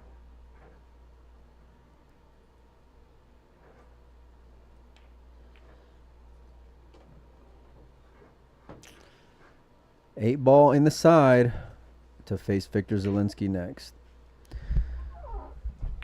Boom. There you go.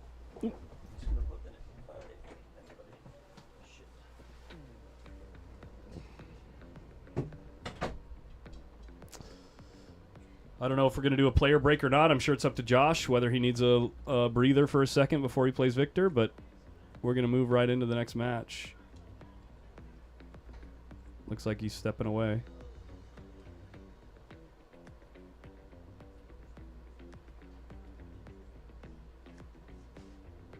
Your runner-up to this year's U.S. Open 10-ball championship, Vitaly Patsura. This camera is really struggling with that zoom, man. Let's do it like this.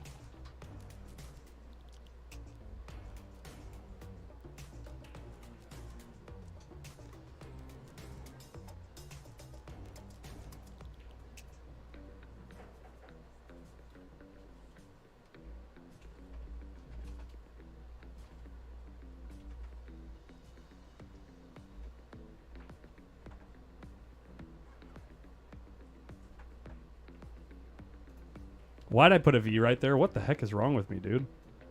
Good Lord. That is embarrassing. Okay. Speaking of Victor.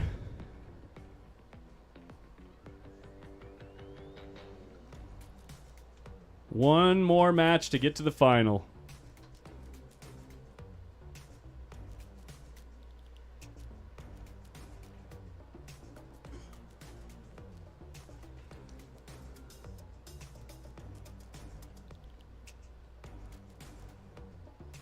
Drum roll, please.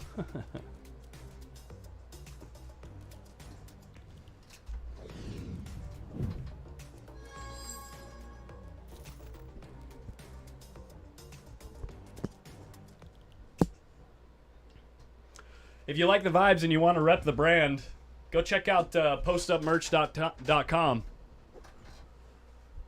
Don't be a nit. Go check it out, man.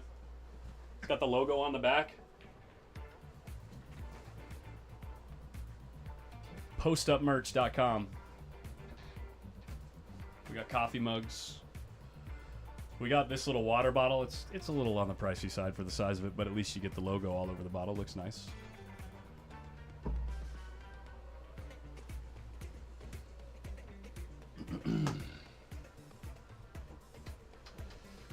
May I ask what that means? Don't be a nit. A nit is somebody who only puts it all in with aces. Or in pool, it's someone who won't play for any kind of cheddar unless they're sure they're going to win. Or it's somebody who wants to gamble all the time, but they only want to play for $5 if the player is better than them. If the player that they're playing is better than them. They're trying to, like, you know, low roll. Don't be a nit. A nit wouldn't bet that water is wet. Haha, Slim. Yeah, I think I saw your order, man. Just went through and fulfilled a bunch of them. They should be shipping soon. Adam Stickles is a nit. Exactly. Exactly. Shout out to our stream sponsors, Fast and Loose Designs. Yo. So you're gonna have like about a 30, probably about a 30-ish minute. He's gonna eat before they start. So I don't know if you want to reboot. Now might be the time. Okay, I guess we're gonna do a 30-minute break and then come back for the semifinals, guys. The stream what? Okay. So yeah, if you want to do that. Yeah, guys, I guess the players are going to take a 30-minute dinner break. So we'll see you guys. Stay tuned. Make sure you're subscribed on YouTube and Facebook or, you know, all the socials so you know when we go live again. But we're going to take a 30-minute player break and go live again for the semifinals on all channels. And then the finals will happen only on Griff'S TV, from Griff'S Bar and Billiards. You can check out the YouTube channel in the video description above the video on Facebook and below the video on YouTube. Okay? Thanks for the chat, guys. That was really fun. Really, really cool to see how many people were really getting involved with it. So, yeah, see you guys in about 30 minutes. Hey, me and Mike might hit some balls. Have a good time. All right. Cheers. See you soon.